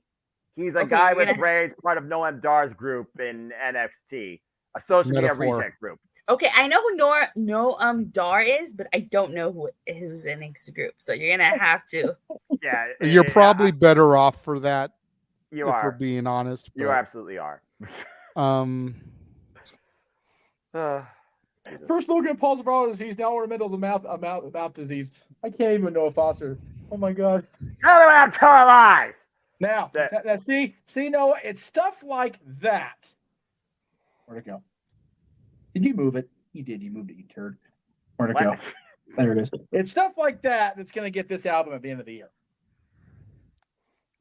That was a gem and a half there. Damn it! I don't approve of this. No endorse Sable features of mouth disease. But where I feel that NXT is succeeding, and really quickly to go back to Datilla's point, as far as letting us know who the people are, I agree with you to a certain extent. I feel where WWE has the advantage over AEW is Wade Barrett and Corey Graves. Yes. Two guys who have done a lot of time in commentary in NXT that educate people when they come up. That's fair. When they were doing the draft and Pretty Deadly, Katana Chance and Caden Carter, and Zoe Stark and Cameron Grimes were all getting drafted up. They were right there on commentary to be like, do you know who that is, Cole? That's so-and-so, former blah, blah, blah champion, you know, like making a big deal out of who these guys were. So even though they aren't giving us this video package like maybe you would want, I feel like that's where they are succeeding over AEW is with that. Yes, Datilla. Well, I do agree, though. There's also, not everybody pays attention to what commentary says, especially in WWE. Well, so that's because we've got commentators talking over them on our channel, and we're awesome like that. That's mainly why. So it's like this guy down here and this guy here for WWE, nobody's listening to Graves and Barrett anymore.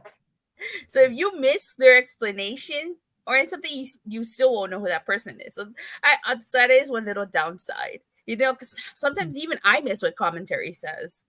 That's fair.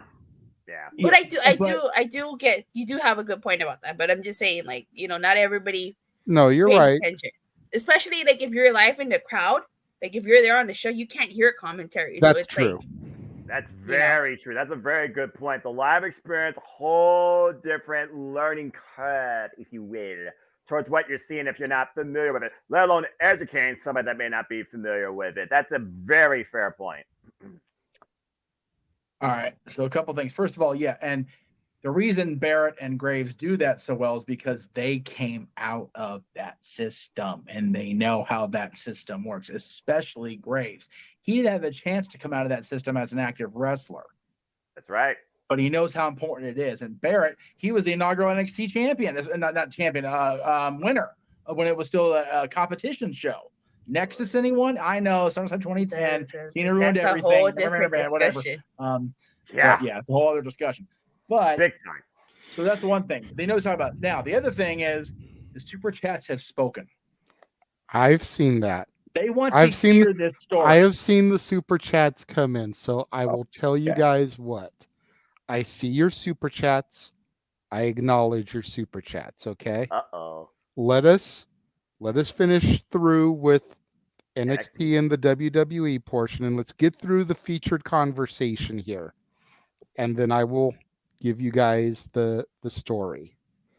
It's not going to be as much of a rant as Jeff hyped it up to be. It's just going to be story time with Uncle Jay. Baby. And you know what? I can do this quick and easy. And some of you guys in the chat room may give me shit about this, but this is like legit personal beef. So get out of here. But and again, y'all may think I'm still here. Y'all may think that it's stupid to hold on to this for damn near 20 years. But it irked me then, and I just haven't gotten over it. I'll call it the way it is. So if y'all think it's stupid for my gripe, sound off in the comments. I'm not scared. Y'all paid for the story. Yeah, that's fair. So the long and the short of it is this. Once upon a time, so we're probably talking 2006 maybe 07, somewhere in that range. We were going to, really, Jeff? Uh-huh. We were going to wanna hear Gorilla this too. on a regular basis. Yes. And by Gorilla, for those that don't know, I mean PWG, Pro Wrestling Gorilla, or as it was affectionately called by the fans, Ring of Honor West Coast. Accurate. And I won't say we, because it's already been documented that he has personal issues with this person. But my girlfriend / daughter's mom at the time, and Stat Boy had gotten really chummy with the PWG World Champion, Joey Ryan. Joey Ryan, as we learned from multiple times hanging out, talking with him, was a Disney fan. In addition to being a Star Wars dork. His original gimmick was the technical wizard, where he would come to the ring with a Jedi cloak. And his t-shirt was written in the Star Wars, like, Return of the Jedi lettering. Yeah. I mean, down to the actual font size. Yeah. And Stat Boy, being Stat Boy, asked Joey if he would like to come to the park with us one day and hang out with us outside of the wrestling walls, get to know us better, and we could get to know Joseph Meehan, not as much Joey Ryan, the gimmick. Joey agreed. Joey then asked if it was okay if his girlfriend and friend at the time came. They already had passes. Joey did not. Sure, the more the merrier, whatever. This was Shirley, right? I don't remember her real name. Her gimmick name was Carla Jade. Yeah, the brunette. Yeah, okay, Shirley. Yeah, okay. That was Joey's girlfriend at the time. And then the friend was Candice LeRae. Yes.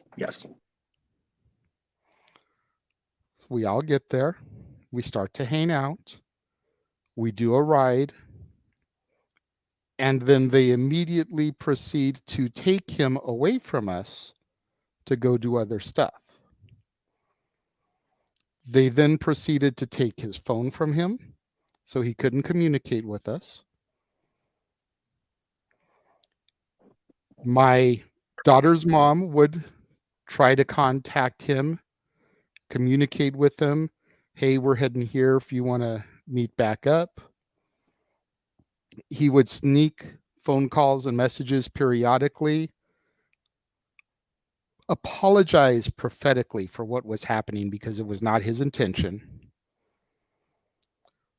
But at the end of the day, the gripe here is, and the beef is, she and Carla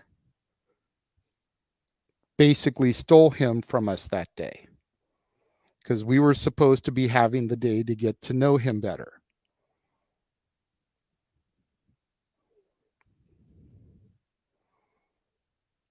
Like I said, it may sound childish. It may sound like I'm holding on to a grudge for whatever reason, that I'm silly for not being able to get over it. But for me, it's always been one of those things where you give me your word on something, I'm going to take you at face value. Mm-hmm. Absolutely. And you screw me over, then I'm going to have a little bit of an issue with you. Yep. I would have been mad at him, but it wasn't his fault. Right. So I've been mad at her. And you are 100% justified in the way you feel about it. And that's why I don't have a problem with her directly, because that didn't happen to me. Her attitude does suck. And it always has, if I'm being honest. Like I said, we're not buddies. Just don't particularly hold the disdain. Joey and my shit is because he has big leagued me from day one. So, like the first show I ever went to that wasn't WWE, WCW, or the Final XPW shows, I was a guest of another wrestler who I'm not going to throw under that bus because I value this person too much as a friend to this day. Richard will probably know who it is, but I'll talk with him off air later about it. Joey just gave me the stink eye from the minute I showed up at that show with that friend, and just never treated me as anything but less than ever since. And that's going back 19 years now. Yeah. So And to the that's my real issue with white Joey. here, the grudge isn't with baby mama. Me and my baby mama get along tremendously. Absolutely. The grudge is with Candice LeRae. Yeah. My bitch is with Joey. Yeah. So that's why when the world's cutest tag team, as they were called, which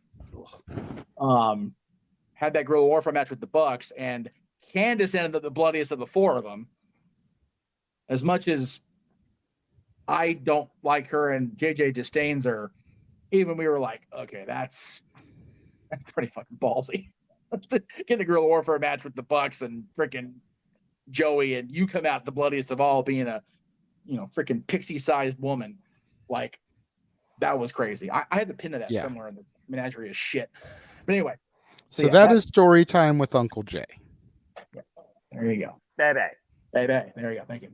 All right. Well, very nice. Yes, bravo. Yes. Does anybody else have anything that they would like to add to the NXT portion before I throw up my next couple NXT graphics and move on to the main event?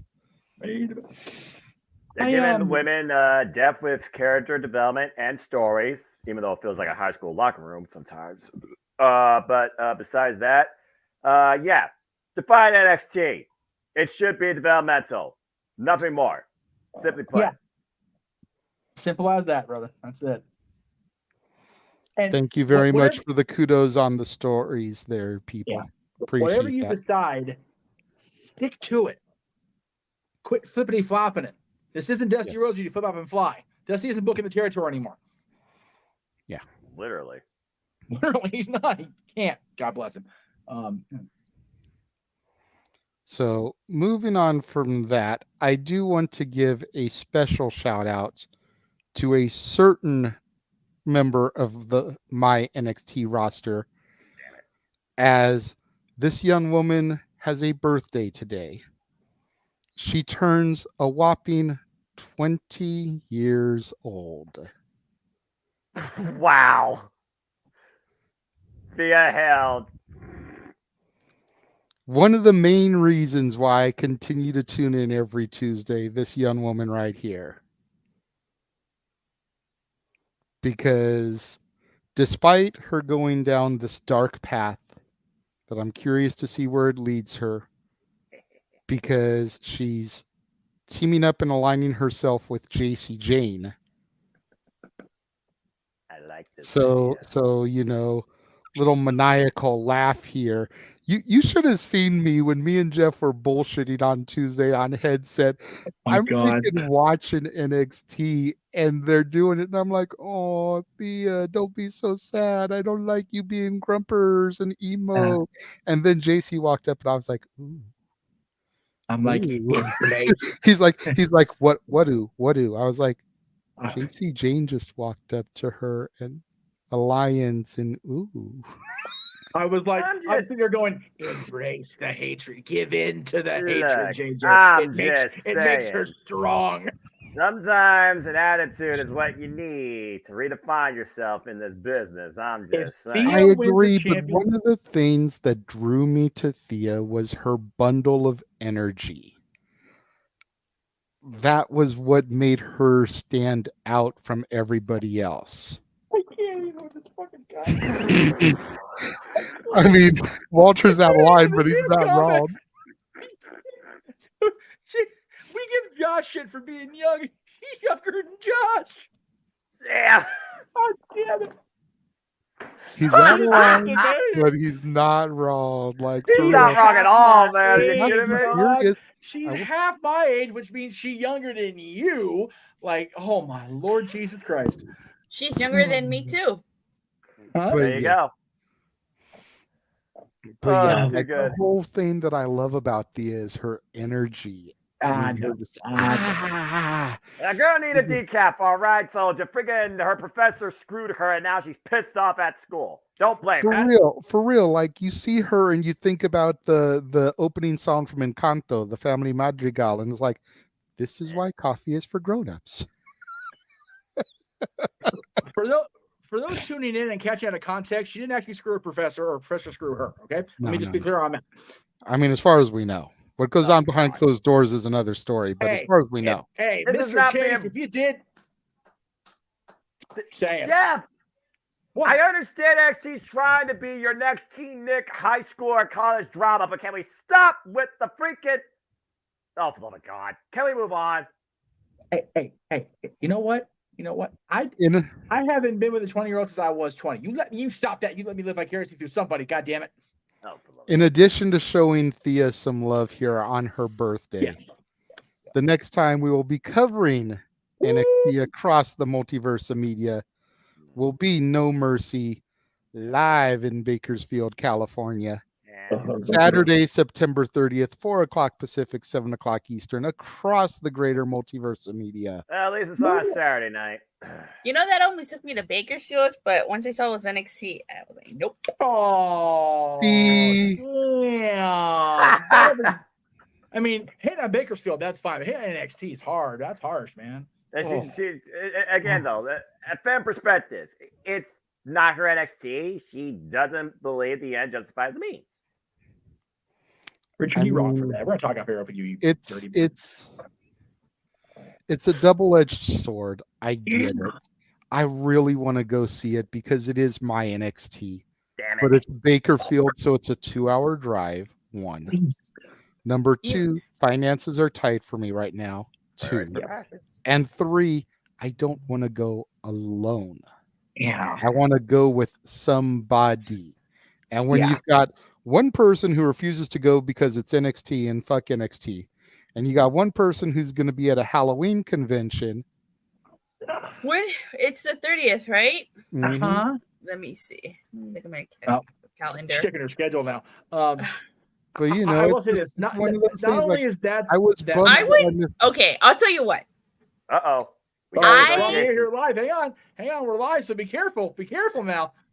I know. Okay. I might consider going. Okay, I might. I'm not 100% sold yet. You know, but I might consider going. Well, unfortunately, money is not going to change for me by the 30th. Oh, okay. So finances for me at this point, you know, if I had bought tickets a month or so ago when they first announced it, I probably could have had them locked in. But finances have gotten tough for me in the last few weeks. So probably get $20 ticket. I will tell you. I don't have $20 though. That's the thing, Noah. Plus gas. I'll tell y'all what. Noah, you're in Ohio. Doesn't apply to you. I'd love to be able to bring it, but you two, we'll talk off air about it. And we'll just leave it at that so we can move on with the show. And y'all in the chat room are wrong about this teacher discussion, and just stop that. Y'all need to knock that shit off. Y'all are wrong on so many levels. You did the thing with AEW. Now you're doing the thing with NXT. Grow the fuck up. You're out of line and you're wrong in the chat room. Y'all a bunch of nasties. I mean, I like Richard's take here. I mean that's damn. She looks like Isn't it like every female gym teacher from the 80s though? Like y'all like Valentine, didn't they? I'm just saying. Damn. We going to hell for this show now. We was trying to be so good and give. We are still being good. Now we all going to hell for this show. Going to hell. Going to hell. Going to hell. Well, no, Jiggy likes to go to Thea Hale. That's a whole other show. Anyway. So it's time now for the main event where we discuss the main company. Oh fuck! Here we go. Oh yeah, there we go. WWE. Okay. There's so this would probably be a 2-part because there's so many things that need improvement. There's more flaws than there is pros. Just put it out there. Yeah. Which is why we're going to start with the positives. All right.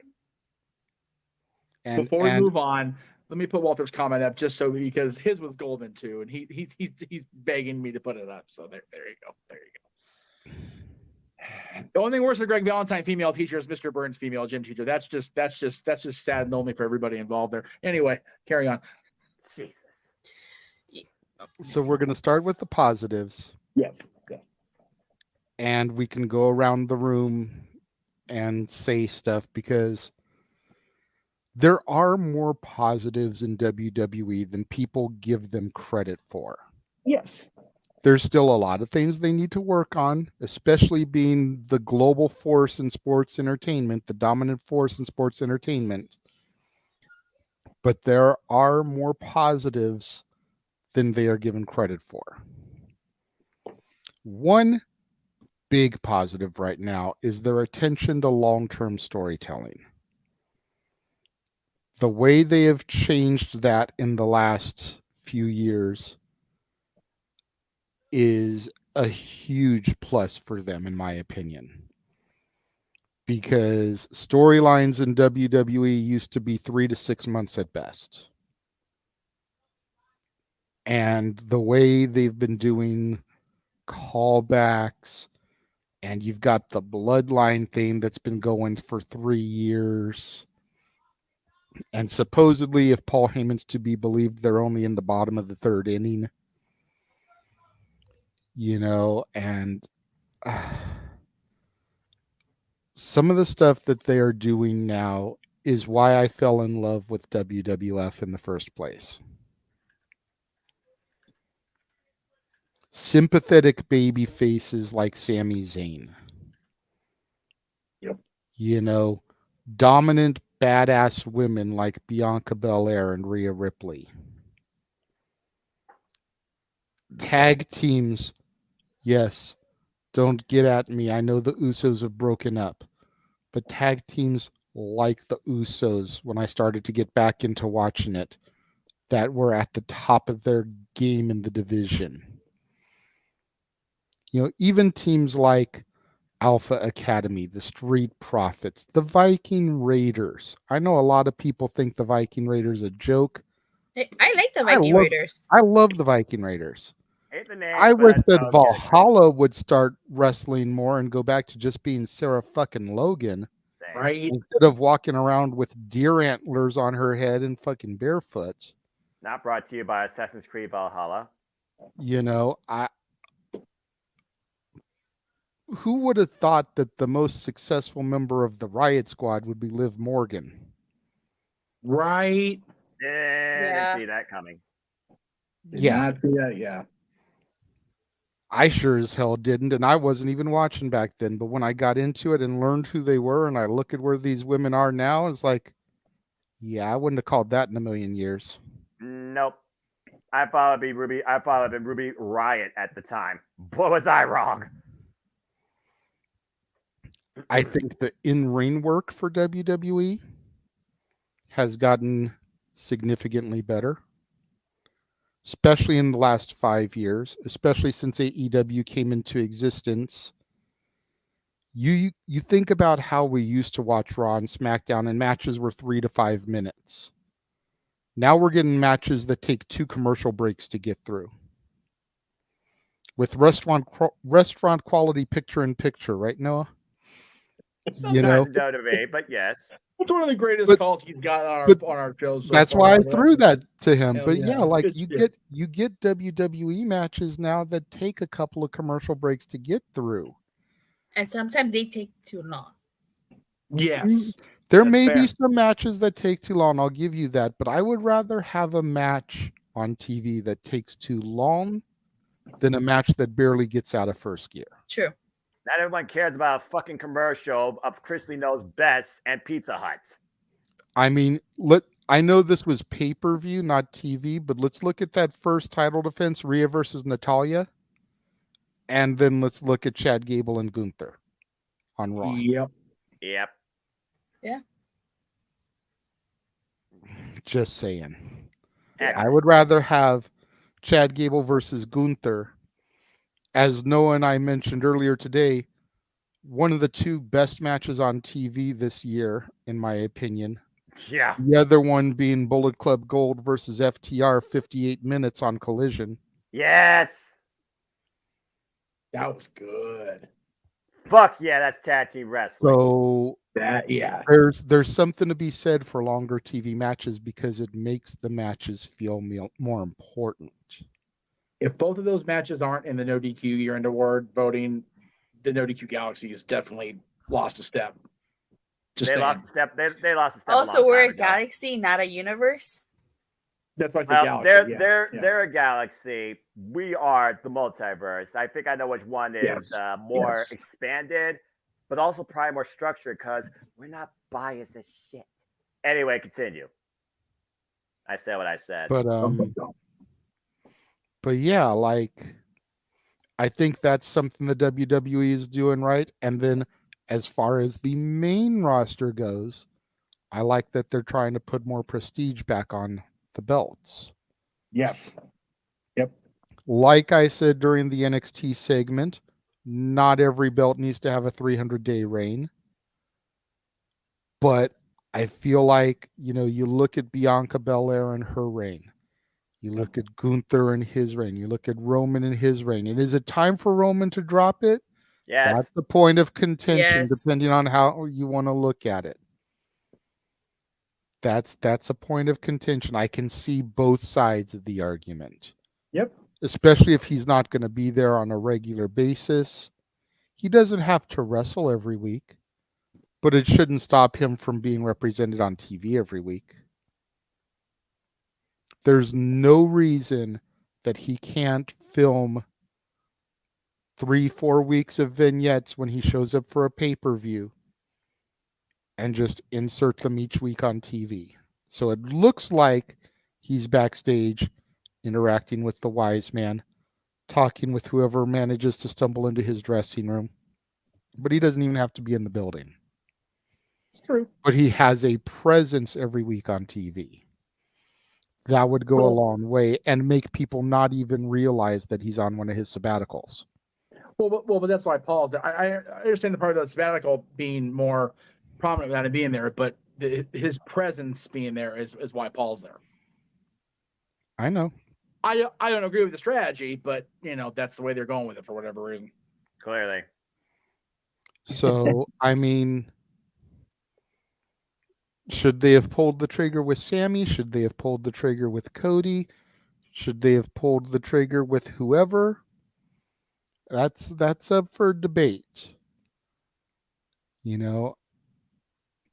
I don't understand the third inning analogy, but it's not my job to. Fair. They've got a booking strategy, or maybe they don't, and they're trying to ad-lib shit because they realized they fucked up, so they're trying to cover up. I'm going with the latter. Me too. So, but I like the fact that some of the titles are being made to feel prestigious, even if some of them, like Roman's case, are getting stale in their reign. That's why I gave people so much shit when they were trying to say that Theory's reign was getting stale.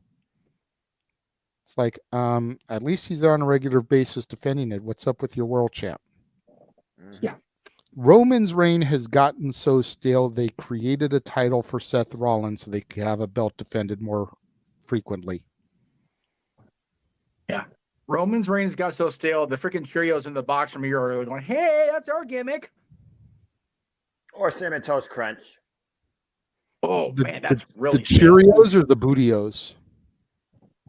Yeah, Bootios. I forgot all about Bootios. Wow. I was saying, when was the last time Bootios was loaded sold? Prior to Big E getting dropped on his goddamn head, the poor guy. Unfortunately. Jesus. So those are some of the things that I concede, but not wrong. So those are some of the things that I feel the WWE is doing right. Does anybody? Yes, Jeff, I saw your hand go up quickly. I was going to say, does anybody else have anything they want to add? That's not on topic right now. No, it is. That's what they're doing right. Yeah, that's what they're doing right. The fact they have a merger in place and they're going to start making even more money hand over fist.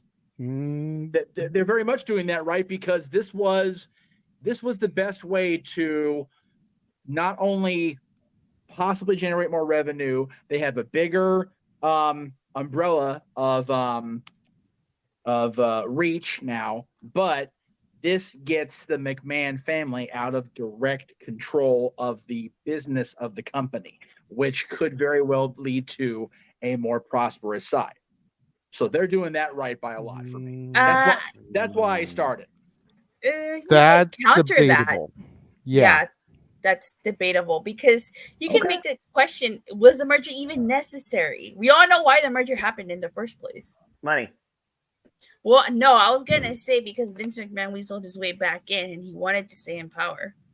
That too. But yeah, we're not there. Yeah. That's a whole different conversation. That's But the why merger thing is debatable. Oh no, but that's it's debatable. That's fine. And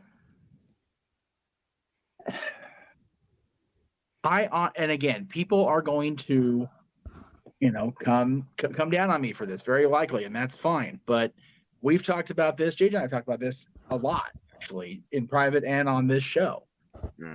Whatever Vince has done in his personal life, and yes, the reason he was in deep shit for what allegedly happened is because it was company generated funds that those people up.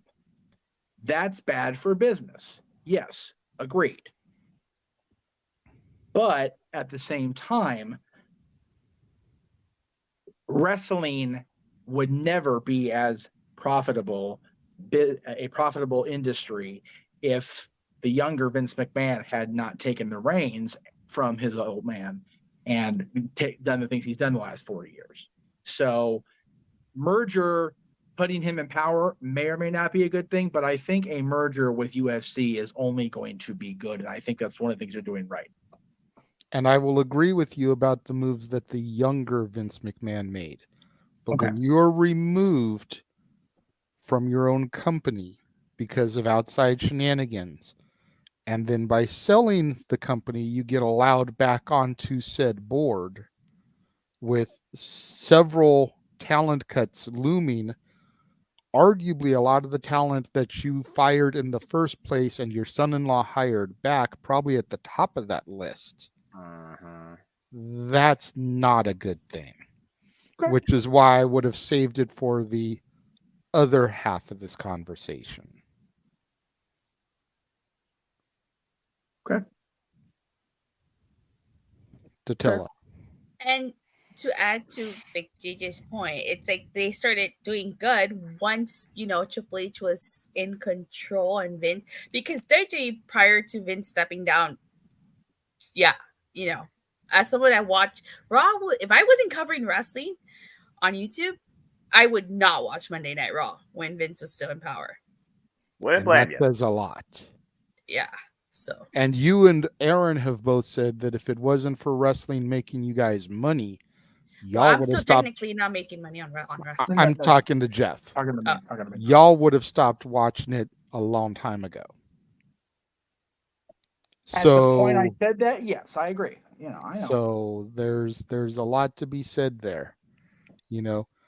I will never dispute what Vince McMahon has done for the business on a global business type of scale.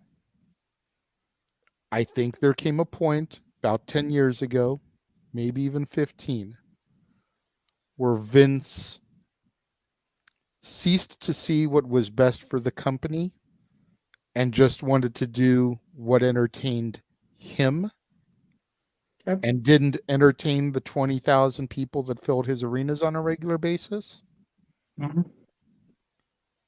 And at that point, a change needed to be made. Yeah. That change didn't come until last year. And to Datilla's point, a lot of the things we're praising WWE for right now were things that Paul Levesque instituted, that Nick Khan instituted, that Stephanie McMahon instituted before she walked away.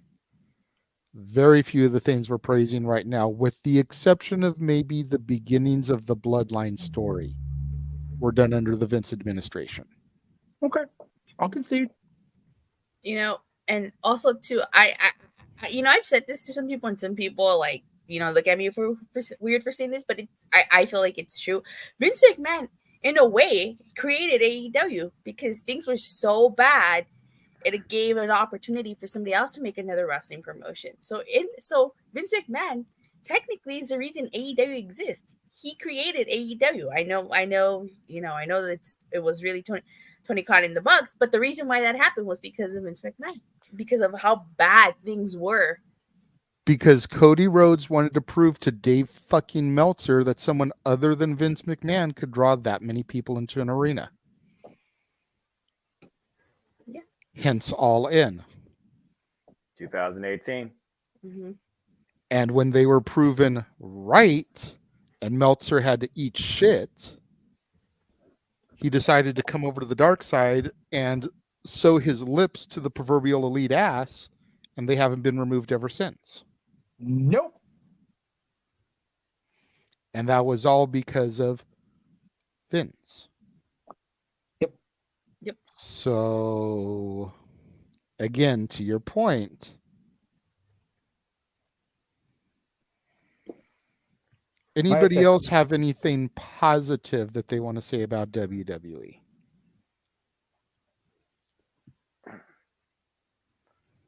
Excuse me. Wow. Crickets. Okay. He basically covered the part I was going to say. I mean, you all know my fandom. You know me. I mean, literally, if it wasn't for friggin' Ring of Honor, TNA, New Japan Pro Wrestling, before AEW even was a thing, I probably would have fell out of the business because I thought in the early 2000s, I was like, what the fuck is this? And then 2010 came around, like, okay, this is really absolute bullshit. Then the Black Gold NXT was born. I was like, this has promise. Then Triple H turned into what basically reminded me why I love professional wrestling. Damn it, that actually loved under this freaking company. And great point, Walter. I wasn't really watching much during the Thunderdome era, but I think everybody here that was watching can concede that. They realized we still needed our entertainment, and they handled it well. Yes, Priscilla, I see your hand up.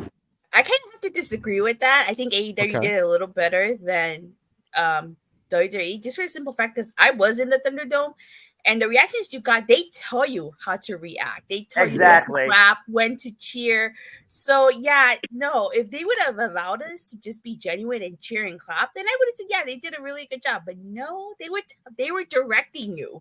It was 100%. I know because I was. It was 100% robotic.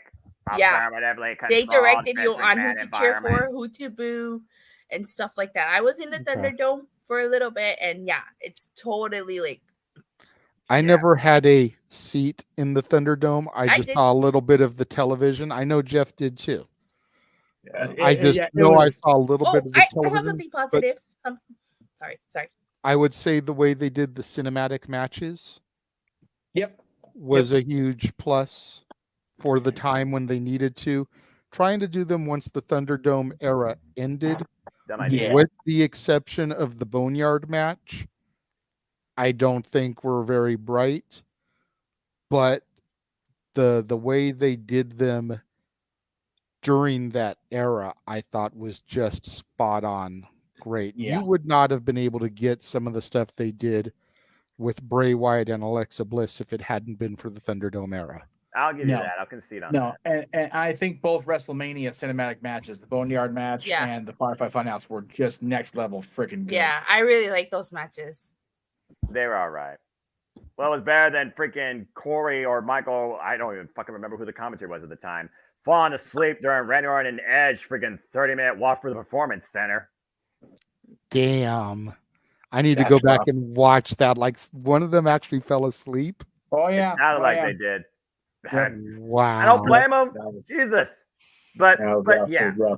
Since I haven't said much and people are wondering, why does it not say anything? Well, first off, I'm simple. I don't say a lot of stuff for a reason. Secondly, JJ covered a lot of positive points because if it wasn't for Triple H, I'm pretty sure I would not have the same passion right now calling WWE PLEs and even NXT to a degree because it's Shawn Michaels, Triple H's running mate. in this white and gold NXT. Still not my NXT, but better than what it used to be. I would not have this shame, somewhat invested passion calling these PLEs with JJ. It wasn't for the work Triple H and Shawn Michaels have done, raising morale and the prospect of professional wrestling presentation on the freaking WWE product. Okay. The negatives. Oh wait, hold on. Can I say Okay. my positive? Yeah. I think one of the best things that WWE does is their video packages. I think hands down they produce some of the best video packages in wrestling. I'll give you that. Yes. You know, they don't get enough credit for producing their video packages, but they do some really good video packages. So that's another thing that they do really well. And even though their music sounds more generic than when I watched full time originally, I would say that their musical selections for their talents are better than Impact or AEW on a whole. Like the original music is more memorable and more catchy. You think about the Usos song, you think about the Judgment Day song, and yes, it's licensed through Alter Bridge, but what great song to grab. You think about stuff like the Roman theme, the Bloodline theme, like that is arguably one of the greatest themes in the last 10 years. That's some final boss shit in a video game. I love that song. Really, God, like you could imagine playing Mortal Kombat or Street Fighter and getting to the last boss and that music just dropping. Yeah, I'll give you that. Still too long of an entrance, though. 10 minutes stuck at SummerSlam just waiting for the damn guy to get to the ring. Are you kidding me? No, Richard. That is one of the negatives. I was going one to of the highlight things that. they need to work on. He did it on purpose, but yeah, he did. That's a negative. That's a big negative. We try not to call it negative. One of the things that WWE really needs to work on is not relying on the same fucking people in the title picture every fucking week. It's part of why I stopped watching almost 10 fucking years ago. There you go. Because there was so many talents that were getting held down by Cena, Orton, Hunter, even Punk at that point. You know, you had guys that were clawing and scratching. We wouldn't get Kofi Mania for like another, what was it, WrestleMania 35? Yes. 2019. So WrestleMania is still going on now. Almost 5 years after I stopped watching, we Pretty finally got Kofi Mania. Yes. Yeah. Like, come on. Yeah. The subtangent. I like Impact's music more than WWE because WWE has like 5 themes that actually make sense and have some meta and merit. Most of them are just by friggin' Def Rebel. But yeah, to the point about Kofi, you know, I've said it many times on this show. You know, their refusal to elevate talent when it was the best time to do that is a major, and it is still a major issue. Oh, and big time. And when you do elevate the talent when it is the right time, you put them into a gimmick that just derails them. You mentioned Kofi Mania. We sat right here. I pretty much sat in the spot I'm sitting in right now, watching that WrestleMania. And Dylan, who was at the time on grounding from wrestling because reasons I'm not going to get into when we have litigation coming up, was not watching, but he had been a Kofi Kingston fan. And I mentioned he renounced his Kofi fandom when the New Day thing started in favor of Baron Corbin, the Lone Wolf. What was Baron Corbin doing in WrestleMania 35 or whatever, 34, whatever it was?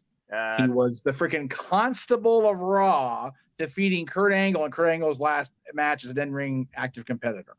Yep. Wow, is that the worst way to go with somebody like Baron Corbin, who, when he came up from NXT, we talked about NXT call-ups going sideways earlier, man, he is just now, like right now, 2023, he was called up, what, 2016, 2017? Yep. He is just now starting to gain a little bit of his shit back together. I'm going just right now. Man. And yeah, they elevated him and went the wrong way. They further pushed Kofi far too late. And regardless of what anybody will say, and even I've agreed with the fact that the reasoning for it was okay because you had to get the championship on your marquee talent, Brock Lesnar, and the way he dominated Kofi wasn't necessarily bad long term. However, it made everybody that Kofi had beaten in competitive matches look like absolute dog shit in that reign. Yep. And it made Kofi look like shit as a result. So you elevate the guy finally after being in the company for whatever it was 10 years at that point, has a decent run, we'll call it, as a WWE champion, and then just completely gets squashed in 9 seconds on television. Yep. To a guy who lost in the opening match WrestleMania that year. Yep. Because if he wasn't going on last, he's going on first. I don't blame him going on first that night. It's JJ's right. The refusal to elevate people the right time, the refusal to not keep showcasing the same people all the time is bad. Another one I starred that Walter brought up. How long, just this year alone, we've been talking about the women's tag team division. But yeah, even the men's tag division is kind of what it is right now. Mm-hmm. You know, I had one of the greatest moments in my life as a fan. Same. Watching our boys becoming the tag team champions in person. It was beautiful. And you notice they stopped wearing the PWG inspired tights. They lost the belts. Yeah. I enjoyed the Usos winning the tag titles, reigning as long as they did, because it tied in with the Bloodline storyline, which has been the greatest thing ever. I'm happy that the Judgment Day are tag team champions. Somewhere, Papa Copeland sitting back and going, "Looky what I did." But that tag team division is still a train wreck on the men's side. Yeah. Yep. Hopefully the Judgment Day will restore some order to it, bring some prestige back to it. Yep. But for right now, there's still too many cracks in the Judgment Day that need to be spackled. And let's just go down to NXT and give them to Brooks and Jensen. I mean, yeah.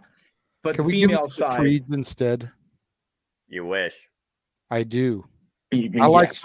I like Briggs and Jensen too, but I think the Creeds would be better because then you could bring the Creeds up and have them feud with Alpha Academy. There you go. I like that. Or imagine super stable. Right? With Maxine and wrong team. I was thinking Fallon, but she's with Briggs and Jensen. No, but you've got Ivy Nile. You got Ivy. There you go. Ivy and Maxine at ringside is an interesting dynamic. I didn't think about that. That's interesting. And it's a women's tag team. Boom! Women's tag team. Thank you for the transition. We joked earlier about who's tag team champions this week because everybody keeps getting injured or cursed or whatever.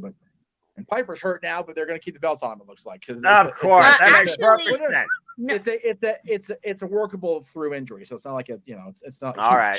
She's hurt, not injured. Put it that way. I heard that she was sick. I heard she was sick, and she should be back in like 2 weeks. Okay, so but either way, sick is workable through. I just gotta ask the question here. Just hear me out. Please do, Noah. Just hear me out. Why the fuck is Piper Niven a tag team champion? Wow. Why wouldn't she be? God. What has she done to deserve it? She literally walked in, claimed one of the belts, and said, "I'm your tag team partner now." Well, okay. So don't get me wrong. I like Piper Niven. I do too. But what did she do to legitimately become one half of the tag team champions? She walked up to Chelsea Green, stepped up to her, and said, "I'm your partner," because she's a badass and she can. Oh, bullshit. She didn't do jack shit, and freaking Adam Pearce can't come up with a damn creative idea. Neither can Triple H, doing this 15 fucking times over, can't establish women's tag division, and refuse to let it die in a fire. And that's one of the main things I was going to come to as far as what needs to be worked on. The women's division in general in WWE has become a fucking atrocious. No, it has. It definitely has. There was a revolution, whatever it was, almost 10 years ago, that showed that the women could be the main event, that they could be a dominant force, that they didn't have to be pretty little Barbie doll fucking divas. Yep. And while I don't think they've reverted fully back to the pretty little Barbie doll divas shit. Yep. There's way too much depth on their roster. Yep. For their women to be as misrepresented as they are. Yes. When NXT is the brand with the best booked women's division, there's a problem. Damn right. Yes. And I love my NXT. Damn it. But when that division for women is booked better than the main roster, you have a problem. Yep. How do you have that many women and you can't book legitimate contenders for the singles titles, and you can't book a legitimate tag division?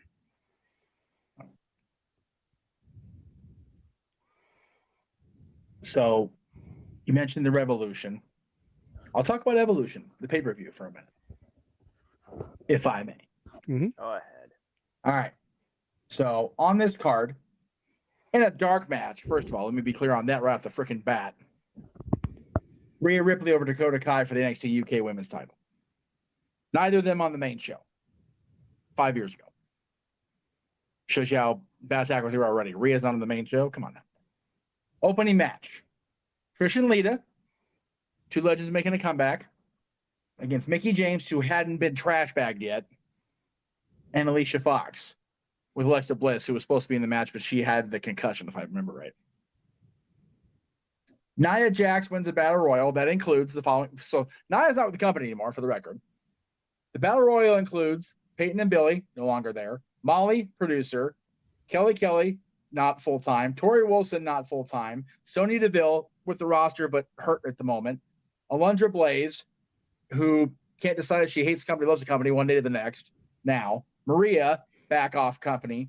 CJ Perry, I'm calling her by her name now because, damn it, she's back on television. I'm very happy with that. Same. Mandy Rose, yeah, Mandy did her own self wrong. Dana Brooke, who still somehow has a job despite her being booked into fucking oblivion. Michelle McCool, we'll talk. We all know how we feel about Michelle McCool and the different squares in this room. Naomi, not with the company anymore. Carmella, coming back maybe after the baby. Ivory, legend, not part of the active roster full time. Asuka, already booked into oblivion at that point. Tamina had improved, but yeah. Zelina Vega, who was soon to be embittered with the company, and the woman we now know is Athena. That's the Battle Royal. Toni Storm defeats Io Shirai in the Mae Young Classic final. Toni Storm went how much farther after that? Yeah. Io Shirai is being booked properly for the moment. Sasha, Bailey, and Natty over the Riot Squad. Let's talk about those 6 women for a minute. Shayna over Kairi Sane to regain the NXT Championship, Women's Championship. And in your main events for the SmackDown and Raw Women's Championships, respectively, Becky over Charlotte, last woman standing, and Ronda over Nikki Bella, with Brie Bella at her side. Nikki and Brie both coming back to the company for that night, basically. They weren't even out of the year the Evolution pay-per-view was booked. And they were already starting to show the cracks in that Revolution. Yeah. That's the scary shit. The Revolution started in 2015 or 2014 with AJ cutting her promo. Well, according to WWE, the Bella Twins started it.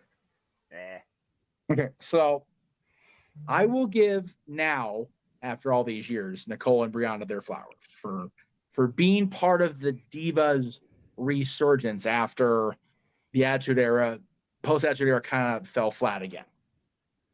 I will give them that. I begrudgingly did it a while ago, but I now act like, yes, absolutely.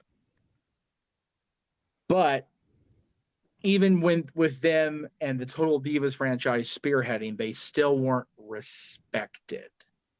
They were just eye candy that happened to put on wrestling tights and do their thing in the ring in, at most, 5-minute segment matches back then. Now, a year later, they have Charlotte, Becky, and Sasha all called up by Stephanie McMahon on television, no less. There is no bigger rub from a female in the company than a McMahon. And she introduced all three of them to the main roster on that night, including Sasha as NXT champion at that point. And then her and Bayley go to Brooklyn and change history with women's wrestling and its perception. Within a year, a lot more were called up. We had a Money in the Bank match for the women. We had the Women's Royal Rumble. They become a thing on the regular. 3 women main event at WrestleMania for the first time. A year later, 2 African American or Black women main event at WrestleMania night. Again, there is progress that was made. Mm-hmm. But that division, mostly the tag team division, if we're going to be straight about it, but the singles division isn't any hotter. But the tag team, women's tag team championship, if it's not cursed, it must have some sort of freaking little pendant to make sure it doesn't get fully cursed, because it's pretty maligned. Yeah. And I want to Sasha, the Iconics, Alexa, Nikki, Asuka, Kairi, Nia, Shayna, Asuka. There's been so much flip flop. Those championships are literally just over 4 years old, and there's already been 22 different title reigns. And let me ask you this, Jeff: how many of those title wins are from teams that aren't blank and blank? Okay, so that weren't a tag team, or at least established as a tag team prior to them winning the titles. Okay. Alexa and Nikki, I think, were a team already at that point, right? When they won. So Asuka, Charlotte, definitely not a full-time team by any means. Aaliyah and Raquel weren't a tag team for very long going in. As a matter of fact, they were only made a team because of the Naomi Sasha walkout, if we're being honest. There's 2 there. Alexa Bliss and Asuka champions for a grand total of 4 freaking days. What the actual shit? Becky and Lita, and then Trish, the whole thing earlier this year. Yeah. So I'm sorry, not 20, 22 reigns. And then this year alone, Chelsea Green champions with both Sonya and Piper because of Sonya's injury and Piper just walking up and going, "He's mine." It has been booked so poorly. It just has. Yeah. And it doesn't need to be. No. You know, just take a look at this. That's main roster. Yep. And yes, that image has Lacey Evans, and I know her contract recently expired, so we can admit her. And yes, it's got images of Samantha Irvin and Kathy Kelly, so you can admit them too. But just look at the number of women there. There are 6 women per row. So 6, 12, 18, 24, 30, 36, 41 women on that image. And you maybe can eliminate about 4 when you count Lacey and some of the interviewers. But even still. So 36 still, 35 women is enough to have 2 singles divisions and a tag division. Yep.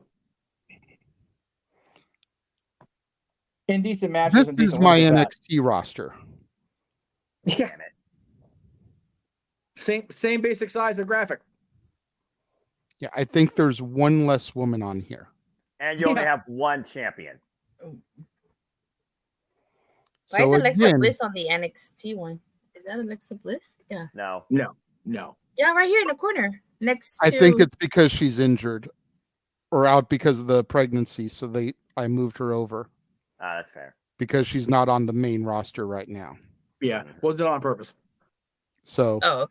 But still, you even get rid of the bottom row again, you still got 36 women over there. If your women's tag division is being defended across all 3 brands like it should be, Yeah. Look at all the potential contenders if you just create a fucking tag division for it. And that's where WWE is fucking up. Yeah. It is definitely the single biggest thing they need to work on is the booking of their women's division. Period. And what's weird is I don't think that the fans in general realize they have that many women on their rosters right now. I didn't. They don't. No, I didn't. Because you only see the same like 6 women every week. Yep. Seriously. Shotzi is just now starting to get a push. And how long has she been on the main roster? Yeah. And even still, you were lamenting it last night because she was partnered with who? Yeah. Yeah. Again, we know what's coming. I'm not gonna hate on Charlotte. Love Shotzi. Glad she got a victory in a match. She was teaming with Charlotte. Fuck her. She needs to be out of title pictures. You want to talk about conflicted? Oh my God. This poor and man again, yesterday. he was on the headset with me for it. So he's experienced it firsthand as I'm watching this shit. I'm just like, God damn it. Again, we talked so long after Victory Road, we almost finished SmackDown. Right. Well, again, it goes back to JJ's point. Ashley has been booked into oblivion where the only way she can be present in perspective is around a championship. WWE has booked Charlotte Flair as much as Tony Khan has booked Chicago, Illinois. I said it, I fucking meant it. And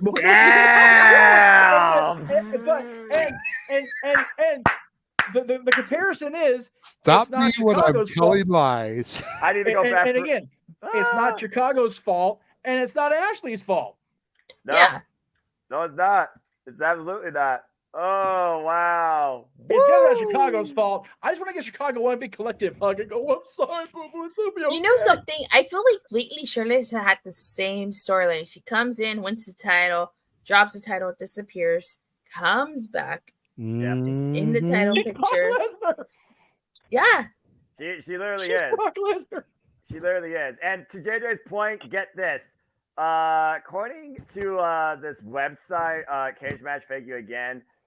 Yeah, AEW has literally booked Chicago approximately the same amount of times that Charlotte Flair's been champion.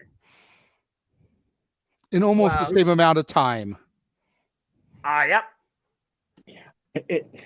Yeah. Figure AEW's been in business 4 years. I'm gonna no. I mean, if you can, without like how many times they've been in Chicago for an event in those 4 years.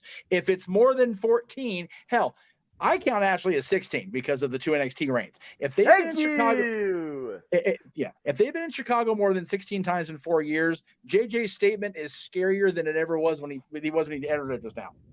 But if it's that true, goddamn, that's crazy. Anyway. As far as dates go, because you gotta remember, AEW does multiple content on a single day. Okay. So I'll actually be a bit more realistic here. So it's actually a little bit safer than Charlotte. But as far as actual dates, 11. That's still obscene in 4 years. That's bullshit. And how many of Charlotte's reigns were in the last 4 years? The last 4? Ooh, that's a good question. I'll look. I got that one. Let Jeff do it. He loves Charlotte. Go. Oh, Noah left.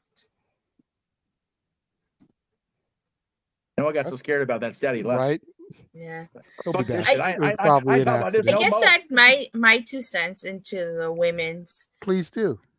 Yeah. You know, Here he comes. Oh.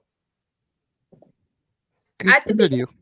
At the beginning of the whole women's evolution, it was like Jeff said, it was the cracks were showing because Charlotte and Sasha, how many times did that belt change hands and their rivalry? On Monday Night Raw, on the following Monday Night Raw, at this PLE, on this Monday Night Raw, at this PLE, in the span of less than a year. Shall I continue? Yeah. How many times? That was one. Those tag titles, God, like, they need to work on bringing tag teams together. I know, like JJ said, like they have the women to do it. They just choose not to. You know, so I don't know. It's just look, I like Rhea, and I was happy when she won because her booking leading to WrestleMania was fantastic. But now the issue is she barely interacts with the women, and when she does, she's the one that gets booked to look good, while the other women, you know, they're sacrificed at her expense. You know, so like after she's done with Raquel, what's next? Like her storyline is just Dom and Judgment Day. They haven't built any credible competition. Exactly. They haven't. So, Jeff, I see your oh shit face. Go ahead. Uh-oh. If we're counting the NXT reigns and her tag team reign out of those, so 17 total, 9 since AEW started. Jesus Christ. 9 out of 17. So, in the words of the great Phil Brooks, stop me when I'm telling lies. I know. Daggum. You could use Bobby Fish's line when he was in Impact. Where's the lie? I am not going to disagree with Richard that Charlotte is the greatest of this generation. The greatest of all time is a woman that had a banger of a cage match as far along in her career as she is, has no business doing that shit. Trish Stratus. Fair argument. She's the greatest of all time. Yeah. Said it and I mean it. And to the point that was made earlier about the revolution starting when AJ cut that promo, the revolution really started with the Bellas. Mm-hmm. I'm going to be so bold, and I'm not trying to take flowers away from Nikki and Brie, so please don't take that as what I'm saying here. I won't. But I think the dates got retconned and pushed back to that because of who AJ is affiliated with and how far for the longest time WWE tried to stay away from that controversial figure. I know. I understand that. So that's the only reason why they say that the revolution started with the Bellas. From high heels to Chuck Taylors, who am I going to buy more into? A model or a professional wrestler? And as much as I gave her shit back in those days, Michelle and Beth were prior to the Bellas. Yep, they were. So that's why I enjoyed Trish's promo so much about saying that she paved the way. Because just think for a minute. Prior to her, granted, getting injured in 2001 and having to go off and be off TV, but when she came back, she became the wrestling Trish Stratus. Their highest profile stuff was, what substance can we throw them into to fight in today? That's true. And even when she first became champion, there was a highly touted match on the debut of Velocity. Oh, jeez. Where her and Stacey had a bra and panties match for the title. Huh? Her and Stacey had a match on Judgment Day 02 for the title that had no business being on pay-per-view because Vince was backing Stacey, and another shudder moment for the old man. And also backed by Reverend Devon and the great Deacon Batista against Trish Stratus, booked by Bubba Ray Dudley because the Dudleys were feuding because Devon had become Reverend Devon, and I just don't want to talk about that anymore. Anyway. My brother, testify. Testify. Get the freaking camo back on this boy. Oh, Lord. Oh, Lord, have mercy. Survivor Series 02 is one of the greatest moments ever. It's like, Devon did the thing again. He's not preaching. God. But Trish definitely was the spearheader. Now, I'm not going to take anything away from any of these people. Molly / Nora, who he and I both met and adore to pieces. Lisa Marie Varon, Victoria, Gail, Jazz, Ivory, even in that era because she had already been there for a while. Lita, of course, definitely. Lita and Trish definitely were at the head of that thing. Yes, they were the first women to main event Raw together. I think that was SmackDown, Lita and Stephanie. No, Lita Stephanie was definitely Raw. It was definitely Raw. Stephanie won the title. Stephanie won the title on SmackDown from Jacqueline. Oh, okay. But when Lita beat Stephanie, it was on Raw. I just don't remember. I don't know if it was the main event or not. I'd have to go back and look. But if that's the case, either way, Lita was in the first main event of a women's match that was a main event on Raw. But I think the point they're trying to make is that main event was heavily papered with the story of Triple H and Kurt Angle and, you know, all the things going on with the McMahon-Helmsley era at that point. The Trish Rock and was Lita- special referee, right? Yeah, The Rock was special referee. Yeah. Trish and Lita was the main event because it was Trish and Lita. That's the difference there. So it may be an incorrect factual statement based on retconning of history. Gee, WWE never does that. But because we all know about that warm day in the summer of '04 when Randy Orton walked to the ring in Toronto, Canada, in those god-awful pea shorts, found the World Heavyweight title laying in the middle of the ring, picked it up, ascended the turnbuckles, kissed it, cried, and raised it in glory as he was the new World Heavyweight Champion. That was not apricot. That was not orange sickle. Those were peach as peaches can get. Those were peach ass. Those were so peach, even the goddamn action figure had peach ass tights. Golly. That was peach before the peach emoji exists. Right? He's not wrong. Randall, wherever you are, we apologize for continuing to harp on that I'm shit. sorry. I don't, because it's been such a great gimmick that we've ran with. Everyone knows how much I love Randy. Exactly. But getting back to the topic at hand, I'm broken from that. Damn it! I get their voice down there. I gotta go because it's frustrating. Can't think visual of peach ass tights. Must stutter. Anyway. And with Richard, we had Snortage. Oh God. Okay. So yeah, WWE Yes. bad. Make women wrestling great. Not and again. Yeah. We're not trying to hype on the negative, just what they can improve on. The entire presentation of their women's division can be. It can be massively improved on. They got 3 different stages for it. Seriously, not even improved upon. Just like take the talent level you have now and rewind the clock of booking them 10 years. Yeah. Yeah. And just boom, go for it, man. Yeah. Something else I think WWE needs to seriously work on, and they've begun to make strides in this portion. Gunther is a huge example of that. Yes. But the mid-card titles need to mean more. They need to be on pay-per-views more, PLEs more. They need to be featured more. Yes. Yes. And they need to have purpose in their booking, not miscellaneous out of nowhere. Unacceptable, in my opinion, and absolutely unrelatable. What the fuck? Brandon. How long did we bitch about the Intercontinental title not being defended? Not just at Mania, but on pay-per-view / premium live event. Let's see. So this year, 39, they actually defended it. Last year, it had been at least 4 or 5 years since WrestleMania had a title match. Exactly. But pay-per-view period, it was a hot minute. And the U.S. Championship, literally, I have to keep looking up who the U.S. champion is. It's Rey Mysterio. I know.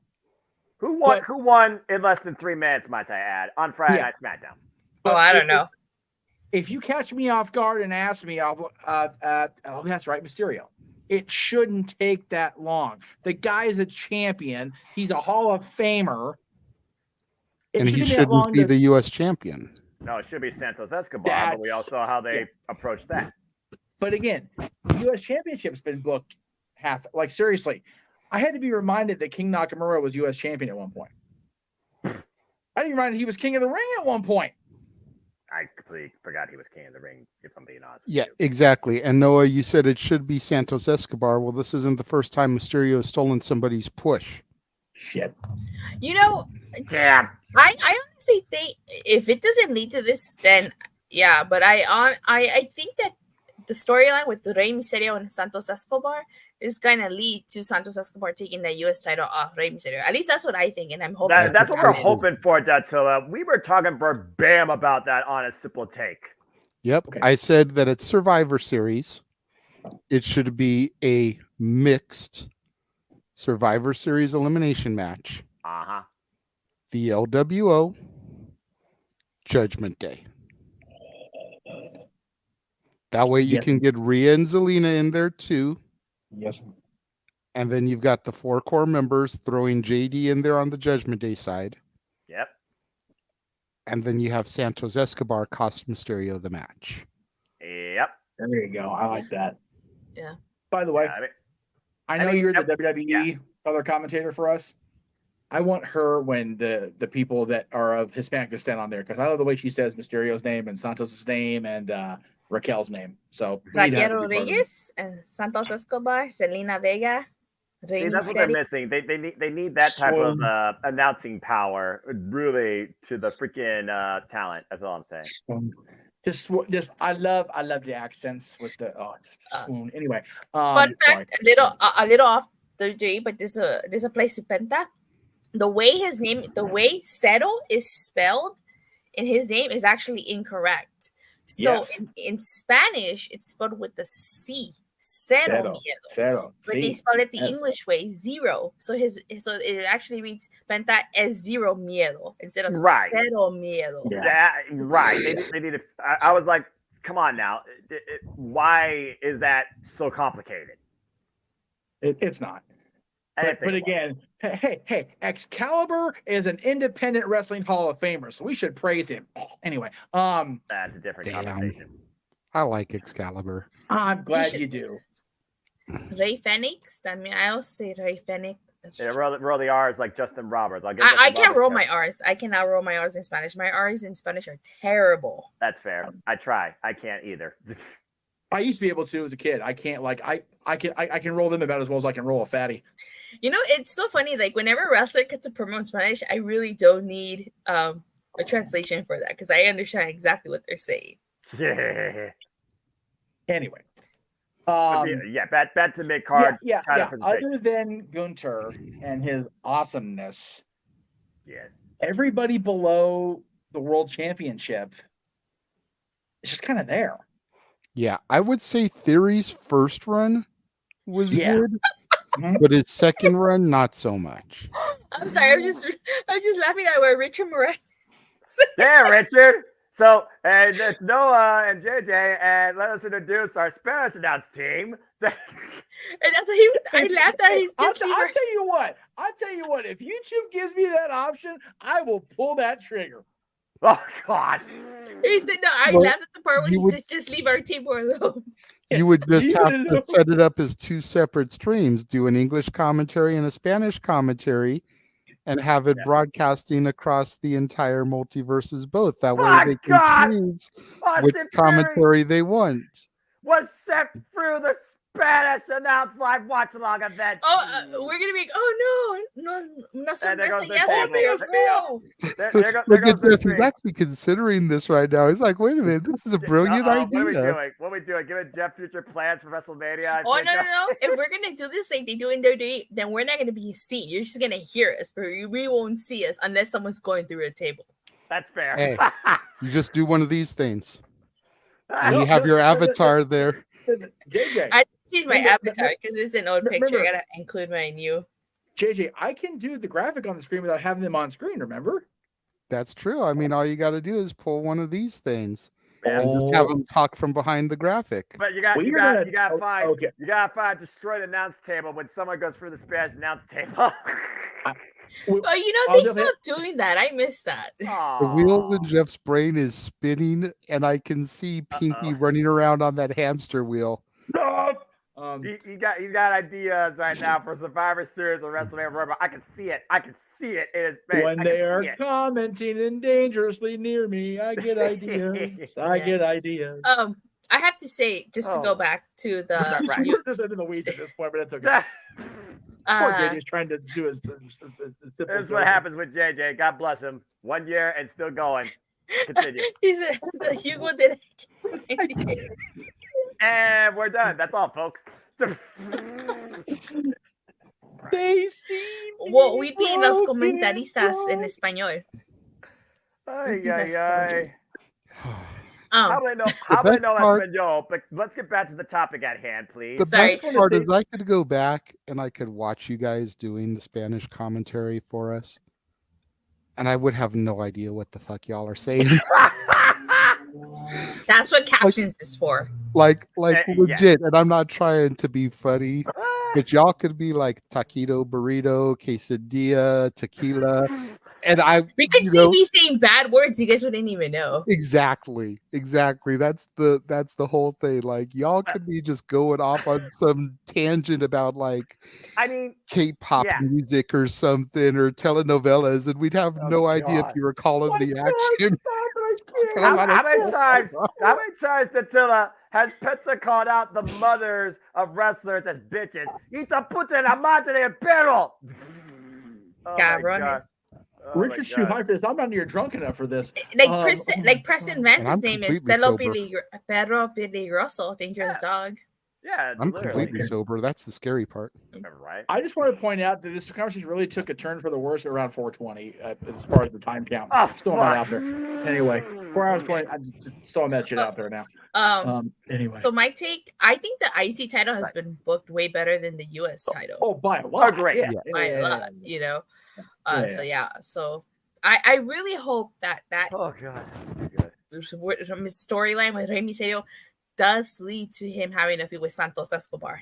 Yes, right, definitely. Yeah, I think that if they don't have Santos and Rey into a feud going into either the Rumble or WrestleMania, they have missed that boat by a country mile, and that's so stupid of them to do it that way. Well, they're going to do it because they're stupid enough to do it. I mean, I put in perspective the Intercontinental Championship before it was last booked originally. Now keep this in mind. Originally on PLE, that PLE was Clash at the Castle, and it was Gunther defending the Intercontinental Championship against Sheamus. Do you want to know the last time the Intercontinental Championship was booked on a PLE? Now, keep in mind. Yes, I do. I'm Clash at the Castle, 2022. Previous time. WrestleMania 37. What was the match at 37? Apollo Crews and Big E. I forgot about that. Oh, was that stupid gimmick match they did?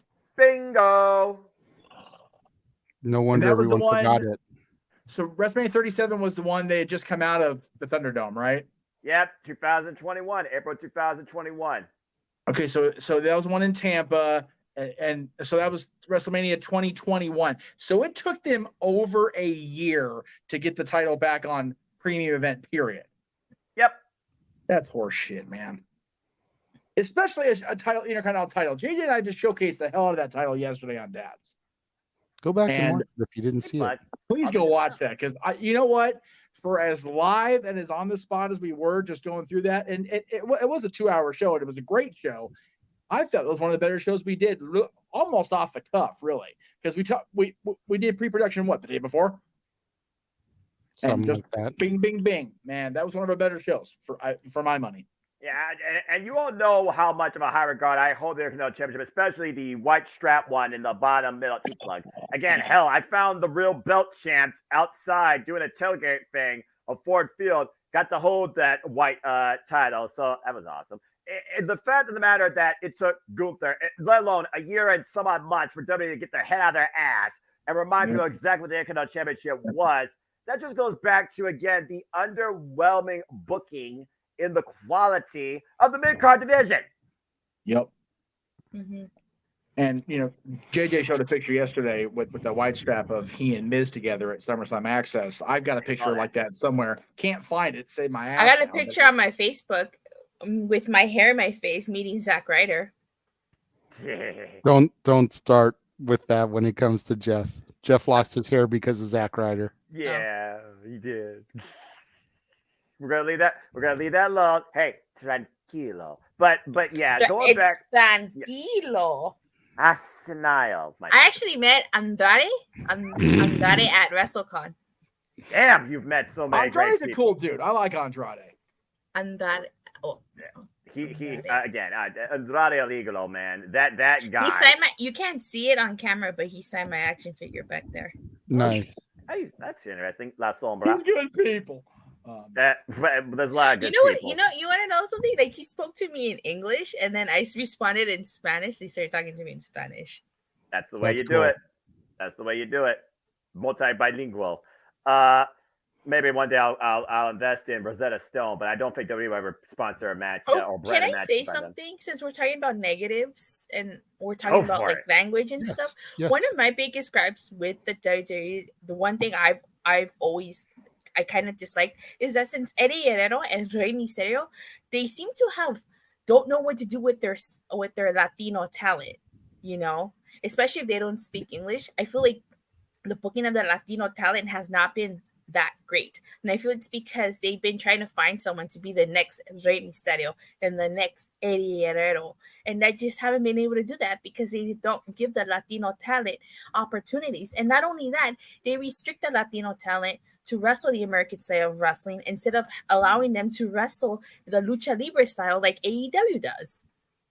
And Ring of Honor, to that point, you definitely are on the bubble there. I mean, the fact that Justin Roberts said the winner of this incredible match, and it was Commander versus Rey Fenix in the opener of Rampage. By the way, that match was fucking awesome. Again, goes back to your merit. I do think when you align wrestlers, individuals of similar styles, it helps strengthen them and the identity of them in wrestling as a whole. And WWE kind of lost that for quite a bit. Like, I did not like what they did to Lucha House Party. They gave him that whole stereotypical gimmick of the with piñatas and stuff. You know, was not a huge fan of that. And I feel like that's just my gripe with like the WWE. Like, that's one thing that they do bad is they don't know how to book, you know, their talent, their foreign talent that don't speak English or that, you know. But I mean, Jeff literally said Asuka got booked into oblivion, and now it sounds like they're going to do triple threat Asuka versus Io Sky versus Charlotte Flair, and I think we all know who's winning that. Well, but you know, to the point of, you know, what they need to improve on, I've talked about for years that, you know, they claim to be a global company. They claim to be, you know, they reaching out to everybody, but, you know, they've been trying for the last decade or more to find the new Rey Mysterio, and they always come back to it being Rey Mysterio. Yeah. So yeah, their ability to elevate talent properly at the right time, the ability to properly push talent of varying cultures, backgrounds, however you want to, you know, define it, without booking them to be stereotypical. And you know, yeah, and that's the one thing I do like about AEW is that being a Latina, being a dark-skinned Latina, it warms my heart seeing so much Latino talent. You know, be shy and be given that platform. I wish WWE could give more opportunities like that, but unfortunately, you know, if you don't, you know, if you don't communicate our language, you ain't gonna get that type of presentation. But you know what? Easy solution to that. You know what the solution to that is? What? Give him a mouthpiece, because even Lesnar, who can't speak the language, had Paul Heyman speak for him. Fair point. How much do we think it's Emmanuel's point here? It's not that they don't know how to book it, but that the crowd doesn't get behind them. You even said it yourself, JJ. Absolutely. Yeah, I mean, we even talked about, I think, guys, the status quo, the contentment at this point. If they don't feel they need to do it, as long as people are coming to the venues and they're still getting money, why put effort into it? They're still making money hand over fist. Yeah, there are unfortunately more things that they can improve on, but you know, there are. I don't think they're as maligned as they were if we'd had this conversation a year ago. Okay. All right. And again, a year ago at this time would have been September. Vince was still quote unquote on the outs, but they still hadn't really gained their footing under the quote unquote new leadership. Mm-hmm. So I think they have a better idea of who they are now. as a company and who's going to be leadership.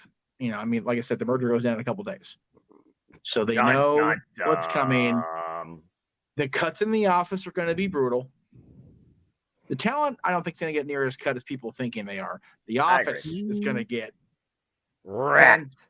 But you know, to be completely transparent about that, I really think the UFC people are going to suffer more than the WWE people. And I say that because a lot of the departments within the respective companies, WWE has the better hand. Travel, WWE travel department's got far more experience. UFC doesn't travel all that much.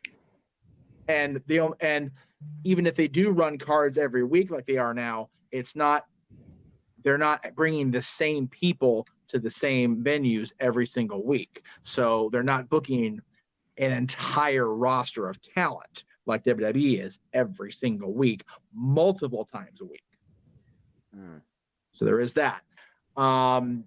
You know, financial, I'm sure they'll remain, like a lot of them are going to remain separate and, you know, remain, you know, different sides of the office, if you will. But there will still be massive layoffs. And that's going to suck for a lot of people that have based their existence on working for Endeavor, UFC, or WWE. It ain't going to be pretty, but that's what happens when mergers go down. Ask the folks at Turner Broadcasting. The nature of the beast. The nature of the beast, the business itself. It is. But I think the talent in WWE, as long as they continue to show Paul Levesque, Shawn Michaels, the other agents, producers, whatever you want to call them, that they still can carry the load they've been carrying, I don't think we're going to get a whole lot of layoffs on that front. The downside of that is what we've been talking about, the refusal to elevate people. So we'll see. The merger closes, like I said, this week. It's the last third of the year, so we're in the last quarter of the year as far as the way they do financials. All right. First quarter reportings 2024 should be very interesting. That's fair. From business and creative, both. I'm here for it. Let's see what happens. That's all I gotta say. All I gotta say is let's freaking go. I'm just gonna see. I was gonna say everything that's up with the business. There's positives to everything. There's negatives to everything. We can only hope and continue to look forward to possible improvement.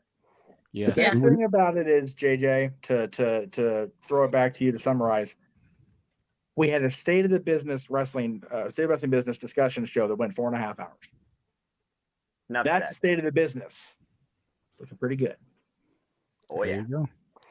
And when you talk about let's go and seeing what's ahead, let's take a look at what's coming up as far as our specials. Let's go on open mic night. Oh, good grief. The remote.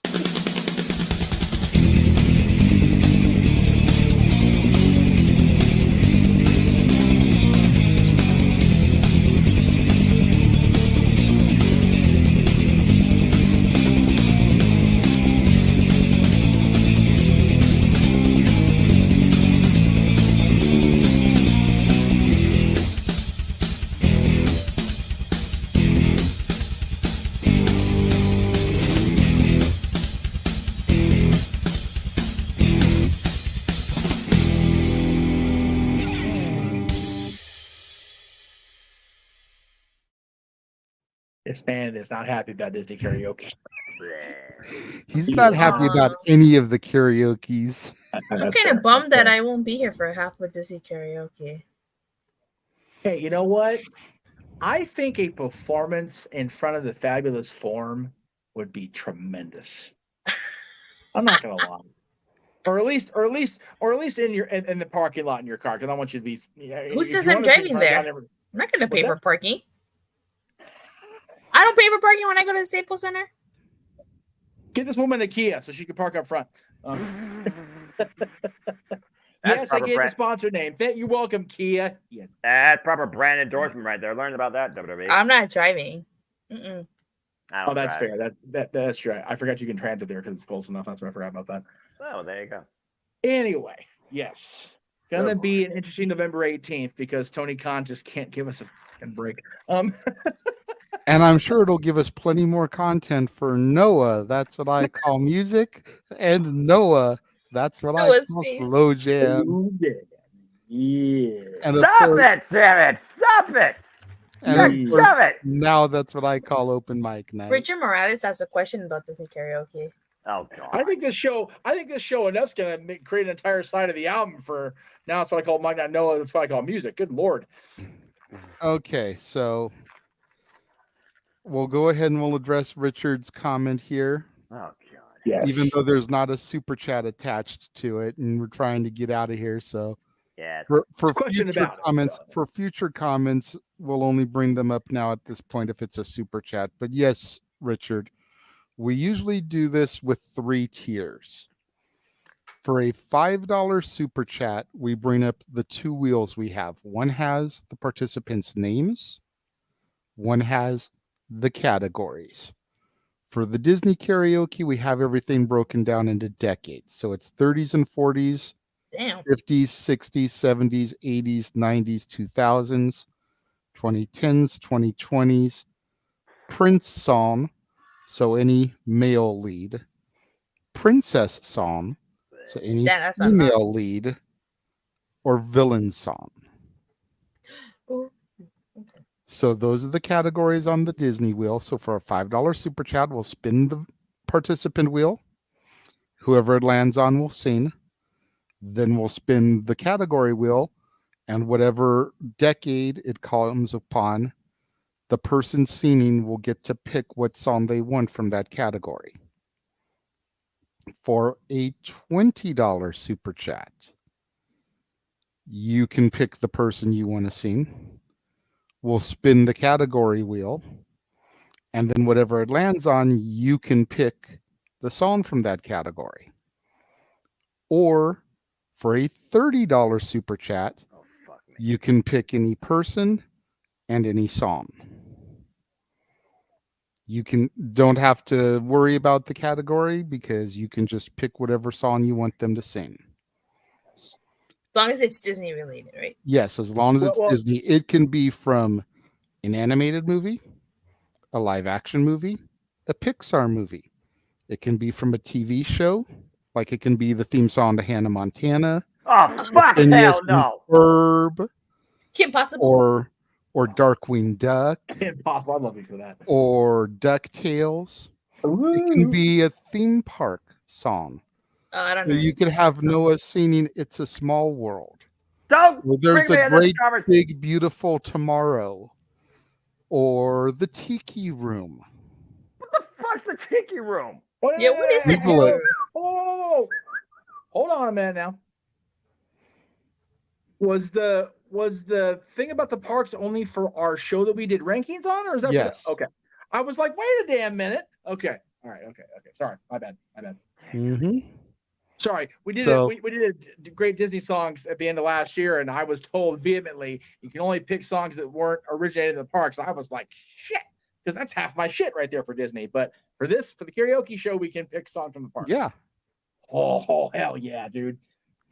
So This is where I make my shit back now. that is how you do it. And that'll be November 18th, immediately following Full Gear. So we'll probably get the show started at about 11 o'clock at night, knowing the way Tony Khan runs shows. Oh. A little specific. Yeah, exactly. Specific. Yeah. Even if it is specific. I don't want to be getting home so late. No. Save your money. Go to sleep. You got Thanksgiving ahead. You prepare for your stupid football rivalry game. Go buy the largest turkey at your local Costco. Prepare for your winter season. Go prepare for freaking Christmas holidays. Buy your kids the latest PlayStation, damn it. Do something more worthwhile with your fucking money. Noah, read the comment. Fucking hell. One more. Damn it! I'm never gonna see eye to eye with any of you on this bullshit. All this fantasy and fucking magic. Magic's not real. Science is bullshit. Anything happens is natural circumstance. Y'all talking about this daggum fake prophecy, fantasy. Blah. See, Noah, you kill me because every time you come off with your diatribe about this, you talk about not being able to see eye to eye. That song is eligible for you to see, my brother. That is a Goofy movie. What? It's been a long time since I've seen the Goofy movie. What the fuck phrase is not a damn Disney song at this point? God bless it. That's Powerline, baby. Powerline's about electricity. What the you're For stupid. $100, What? Noah will sing eye to eye and do the perfect cast dance. JJ! JJ! What the fuck? JJ! Hey, What? Noah. All I have to say is a song that came up in my cleaning today while I was prepping for this show. You should do what my favorite Disney villain did in 1994, talking to his hyena friends. Be prepared. Oh, I thought you were gonna say I'm surrounded by idiots. This to do what? Or how Scar says, I'm surrounded by idiots. Well, no. That's no. That damn. Guys. Look, I see. look at I what see it. I Noah. see it. Noah. Oh shit. Oh look shit. at what Richard said, Oh shit. and look at what Arlene said. God, Arlene coming in last minute here to. God damn it! Here we go. Damn, people really like to torture Noah. They do. They do, dude. Oh my god. The beautiful part about it all, Datilla, is if Noah just shrugged it off, like Taylor Swift, and just shook it off, people wouldn't even come for Noah like that. But because he reacts the way he does, is why people like Richard Morales are talking about that $100 sounds so well spent. And Why Arlene says bring challenge accepted. You had to So- bring it to the fucking ether. So yes, so we will make it known. It's 2 months out, Noah. So you've got plenty of time for them to save. For $100, this is going to be our Too Cool Dance segment. Oh no! He's wrong for that. For $100, Noah will sing eye to eye and do the dance on the the glasses air. are off. The glasses are off. Shit just got real. See, Noah, if you would just do this instead of this, you'd be all right, dog. Damn, fuck man. that. They're gonna screw me sideways because everybody hates freaking leaving me alone. Don't know how to freaking leave me alone. There ain't no freaking limits to the price of my dignity when it comes to multiverse of media. Yet the simple man only does fucking commentary. He doesn't do fucking sin, and he damn sure don't believe in anything Disney. Ladies and gentlemen, boys and girls, the Championship Network proudly presents our spectacular. I don't know how to make a word for me. Oh wow, look at that. There you go. Yeah. So many Lord Zed references, and Cosmic Fury is not even out yet. We got about 19 more days. Dude, like, wow, that's awesome. Good for you, Richard. That's awesome. Yeah. Oh, Arlene is being sweet. Come on, Noah. Put the glasses back on. It'll be okay. Yeah. He's so upset. Oh, great. I'm a Cartoon Network Nickelodeon guy from the 90s, damn it. I think all these people are making Lord Zed Power Ranger references to appeal to Datilla. Right. No shit, right? That's too funny. I appreciate the reference, guys.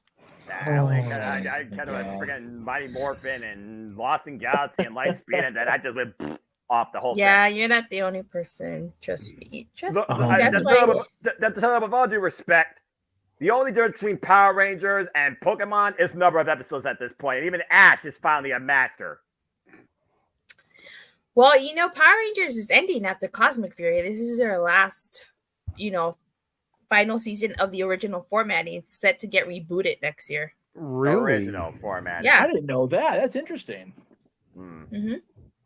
Yeah, this is this the final. This is open mic night now. Damn, we're going into the weeds and a half now. Shit. Are you guys doing any of this stuff? Oh, you guys not? You guys don't follow Power Ranger music? I do, huh? You guys? Not anymore. Not at all, my pal. Not at all. I think our chat room wants Noah to shift into Turbo and become Turbo-tastic. Okay, Turbo You Tusken's wrong not for part of that. Power Rangers You Turbo. wrong for that. I mixed things. I know. Damn it. I love you, Noah. But since we're speaking of Power Rangers, I have a question, Yes. JJ. Yes. So the Disney karaoke, is on the 18th. If the stream goes up to midnight our time or East time, God help me. because 19th will be the 1-year anniversary of JDF's passing, would you end the stream with a little 10 little moments of silence for JDF? Since technically he was on Power Rangers Dino Thunder, which is a Disney produced season. We've been asked about having Disney Power Rangers songs on that night. We'll allow it, absolutely. And since we usually do sign off at midnight Pacific time, I'm still here, by the way. Yeah, it's like, Emmanuel, you wrong for that. That song is the devil anyhow. No, that song is the best thing about Phineas and Ferb. After the theme song, the show is shit. Accurate. That's fair. Sorry, kids, if you're watching at home, but yeah, that show awful. This is probably accurate at this point, Arlene. Yes, absolutely. Damn it. I think Noah is broken. Oh wait, sorry, But, wrong theme for the karaoke. My bad. That's in March. Oh wait, that was. I don't see any reason why we couldn't do a moment of silence for JDF. And even though it didn't qualify as a Disney song because it wasn't that era, possibly doing Go Green Ranger Go before the moment of silence. Ooh, I like that. Or even White Ranger Tiger White Power. Ranger, Tiger. Oh man, it literally came into my head right before you said it. Get the hell out of here. Jesus. Awesome. But see Richard singing it in the chat room. There's 104 days of summer vacation. Is that legit though? Like in real life, is there really 104 days of summer vacation? I don't have a fucking Honestly, that wouldn't be far fetched. Yeah, like Jeff said, not anymore. Because it seems like it keeps getting shorter and shorter. But for the people that wrote the show, probably during their summer vacations, yeah, that would probably be accurate. People are lucky to get a freaking 3-month summer vacation at this point. You're kidding me? When I was in school, summer vacation started in the early June and ended after Labor Day. Thank you. Thank you. Golly. So as young as you are, you're not that young. Yeah. Because that's the way it was for us too. Like we got out of school like just before Father's Day. And we went back the Tuesday after Labor Day. And for Thanksgiving, we would have to come to school until Wednesday. We were not off the full week like how it is now. Yeah. Wait. Off the full week? What the hell? No. We're off the full week now. But when I was in school, now they get Monday through Friday off. I had to go to school until Wednesday. That's a waste of opportunity to try and move forward in your curriculum. You should have it. What the fuck is wrong with We you? welcome you all to the school bullshit session of Open Mic Night here on the Jet Music Social Media, and how school should be going longer and not having many days off. Session, are you smarter than a 5th grader? You know you're a redneck. ... When the administration isn't smarter than a 5th grader, you might be at our kids' schools. Anyway, hey, you know what? Jeff Foxworthy was a voice in Fox and the Hound 2, which is a Disney movie, which has songs that qualify for that show. Larry the Cable Guy's the voice of Mater. Come on now. Yeah, but Larry the Cable Guy didn't say you might be a redneck. No, but but he is in the movie Snake Gator Gun. He says his own line, which is funny or no. I'm just playing off of the toss-up. I know that, but I went with the blue collar continuation of the thing. I went with game shows because that's something I actually do care about. I probably as a 5th grader had some. Wait a second, I have a question. So would would You Got a Friend in Me count? Because technically at that time, Pixar wasn't a part of Disney yet. Walt Disney Pictures released the movie, so they still distributed it. I mean, Pixar's Disney, as far as I'm concerned. Besides, You Got a Friend in Me was sang at Dr. Jerry Buss's funeral, so I don't care what era of Disney I thought. You're going to use that song, goddamn. Freaking Renegade. I love that song. The only one-hit wonder he got. The opening theme song, the opening line, there's 104 days of summer vacation until school comes along just to end it. So the annual problem for our generation is finding a good way to spend it, man. That is summer vacation and a heartbeat right there. That's which also can be done during our summer songs playlist, which will be coming up for karaoke. Next year. Next Yeah, year, next probably. year. Next But summer. what would constitute a summer song? Beach Boys. Things, Oh. songs that you primarily hear during the summertime. Yeah, Beach Boys, Jan and Dean, DJ Jazzy Jeff and the Fresh Prince, Summertime. DJ Jazzy. God. I don't listen to Boys the in Summer. radio. I don't really listen to much music Okay, outside I have a you know. summer playlist on my Spotify. I'll send it to you. Give you an idea of the songs that are eligible. Okay. So yeah. We're almost So- at 5 Okay, hours and we you're saying haven't no, done the Grace. chills Summer, yet. love it. I'm trying to get there, Jeff. Sorry. No, you're okay, but Jeff's over here harping on me for it. It's like I have my thing hovered trying? Yeah. over Datilla's advertisement so she There you can go. start plugging herself. Someone play the millionaire horn at this point. Wrap this thing up. Oh yeah. So my channel is called Rangers of Wrestling. Why? Because I like both professional wrestling and Power Rangers. Oh my god. Sorry. I cover wrestling on a weekly basis. You know, this past August we did celebrate 30 years of Power Rangers. I did do 3 videos. Unfortunately, my Power Month didn't go as planned, but you feel free to check out my unboxing of the Black and Gold Dino Megazord, my ranking of the Power Ranger themes, and of the anniversary specials. Nice. Love it. Absolutely love it. And then, of course, you've got all her wrestling content during the week. Not as much Collision anymore. Yeah. Yeah. Make sure you check out her simple take, if you will, of last night's Victory Road. You can also go back to Thursday night and check out Simply Predicting for Victory Road that Noah and Datilla did. And you can also watch across the entirety of the multiverse their call of Victory Road. The first time Datilla stepped into the commentary chair to do color commentary. Yeah.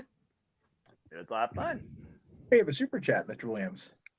Oh, okay. Big Big G in the house with $10. I love you, Feel brother. bad that he couldn't make it tonight. Literally just got home, fell asleep, needed to catch up on sleep. Love you guys. Hope you had a great show. We did, G. Jeff, at least you didn't fall asleep on the air this time, brother. So thank you for the $10. God bless you, Big G. Because seriously, man, priorities for passions. Your mentality needs oxygen. Get some rest. Datilla missed that show. She wasn't part of the rotation yet. Poor Big G. He made it through an entire broadcast of Open Mic Night. We finally get to the segments where we're gonna start shilling. He's in the lower left where Noah is now. He sat there and I'm like, and I went in on a solo shot. I'm like, is he okay? Is he breathing? And he was breathing. He's like, okay, God, he didn't. Like, if he died on the air, holy fuck. Has he been alive? That would be bad. Yeah, absolutely. A little bit. Golly. Oh God.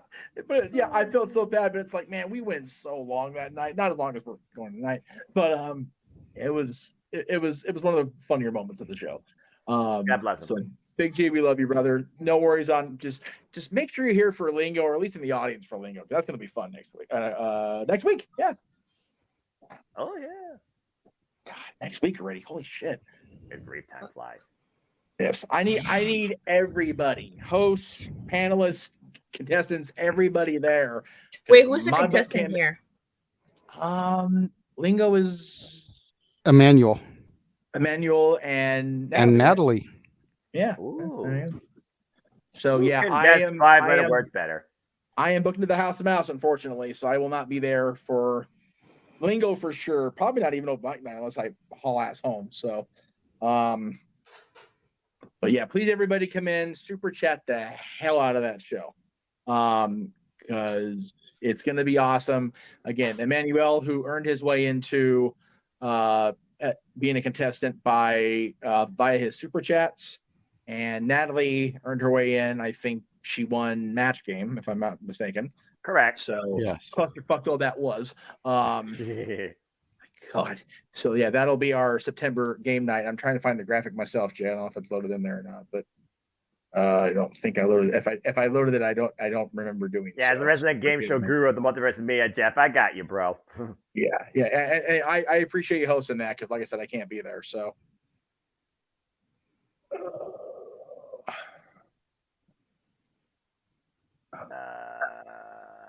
There we go.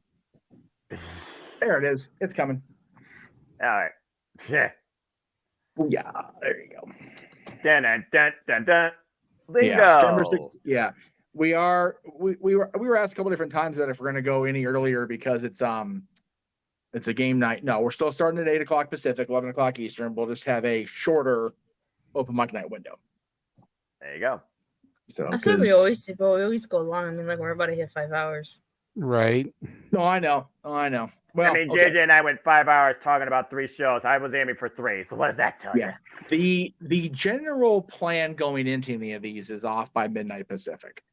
Obviously, that didn't happen tonight. It's almost 1. It's almost 1. I got to be on a train, tired. and I got to be on the train at 7 to go to work. So there is that. Emmanuel, go ahead. Go ahead. Oh, I said I don't work Sunday, so I'm okay. But I'm just sleeping. Emmanuel, to answer your question as far as how much has been earned, have we gotten to 50 yet because of the Joya dance? Damn it. We are at $42 between Jeff and I. Okay. So if we get $8 before we're done with the shills, split between Jeff and I, then Noah has to do the Joya dance. Dadgummit. Well, we're gonna need a little triangle. So let's try to get back to the shills here, y'all.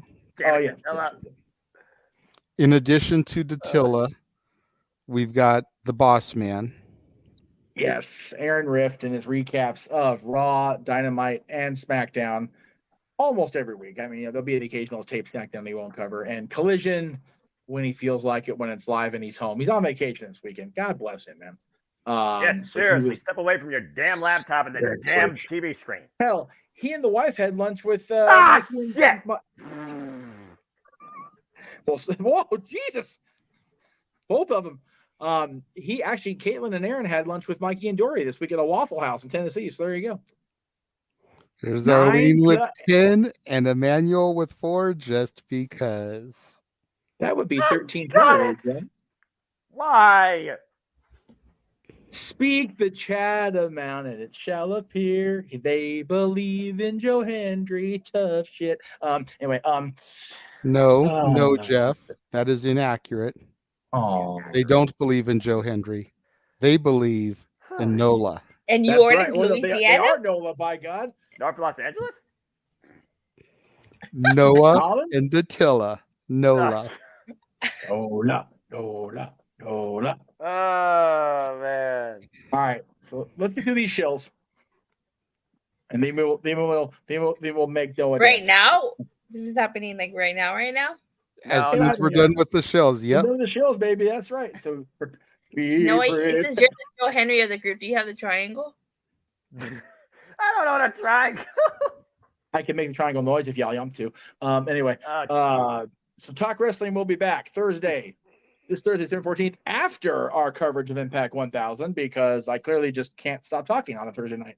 So, and since I'm not going to have the original plan of being gone all week, I will be there for that. I'll be there for the previous day, the Greg Cherry Show, Meet Musings on Monday, Stepway Sports Bar featuring Dory Lou on Tuesday, all the things this week. It's going to be a hell of a night. Please go back and watch this. Again, I'm proud of this. I know JJ was too. We had a great couple-hour discussion yesterday morning for us at 10 a.m. Yeah, this was almost 2.5 hours. And it was good, in-depth conversation about a championship that at times has been more prestigious than even the WWE Championship. He said it, and I mean it. It's truth. Accurate. Stop us when we're telling lies. In addition to Lingo, these are all the specials that are coming up for the rest of the year. We got 2 more game show nights. Hey, game show. 2 more karaoke nights. Damn it. Whoever wins next week's Lingo between Emmanuel and my daughter Natalie will face the top super chatter for Haunted Hangman, which again is essentially our version of Wheel of Fortune. Yeah. Just no wheel to spin. And then are we dressing up for that episode? We can, yeah. Last year we did a little bit of a Halloween theme. He was Beetlejuice. I was Marty McFly. I was a Disney cast member in his jacket. Yeah. That's what I did. If you watch the intro when Noah does the whole "It's showtime," Like that was him doing his Beetlejuice thing last year Halloween. Okay. So In yeah, you black and can white, dress no up less, if which you was want. great. Okay. Yeah. Nah, I was just fitting the gimmick. And then No and end. this isn't even everything, but we are gonna die. Right. My voice. Yeah, but no, just think about this. You get to call the Grand Slam shows, which is they're going to be awesome already. Yes. No Mercy should pretty good. Just one match alone on October 1st, you're going to lose your damn mind with Sabre Jr. against Danielson. Jesus. Then Fastlane, Bound for Glory, and Turning Point, because they can't just give us one damn weekend off. Crown Jewel, which is in Saudi Arabia. We're not redacting the country. We're just redacting names and reigns in LA now. More than that.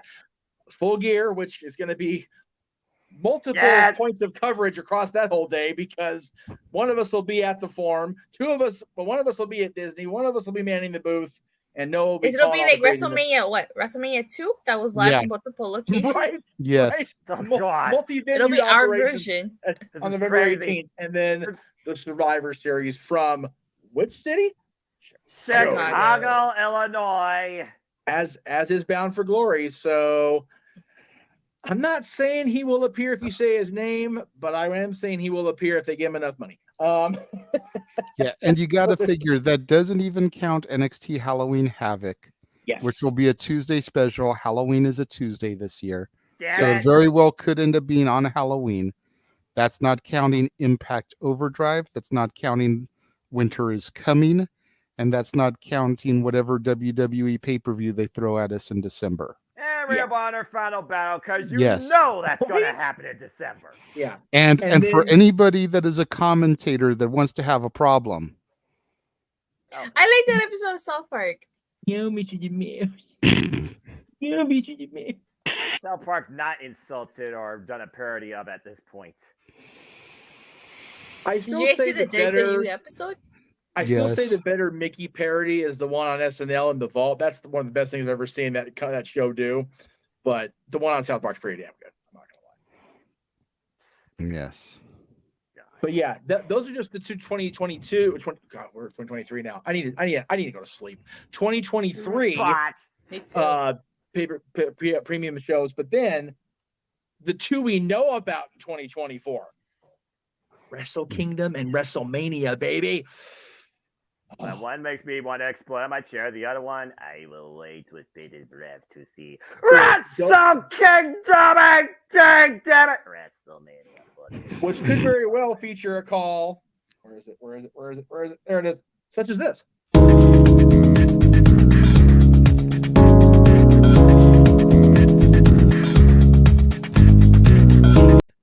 And then I've heard the director of this is working on both a Bambi and a Peter Pan along the same lines.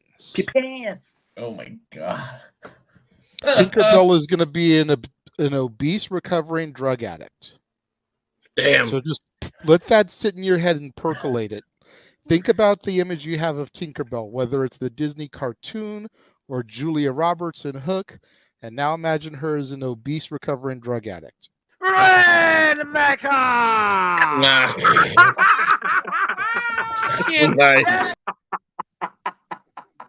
Were you talking about Blood and Honey right there? Yes, I was. Very good.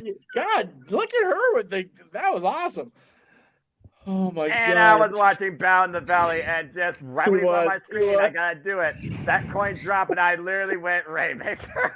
Jeff, can I ask you something? I know you're a big Disney fan, so did you ever see Once Upon a Time? Oh my God, I'm watching it right now again. I'm watching it back. We both did.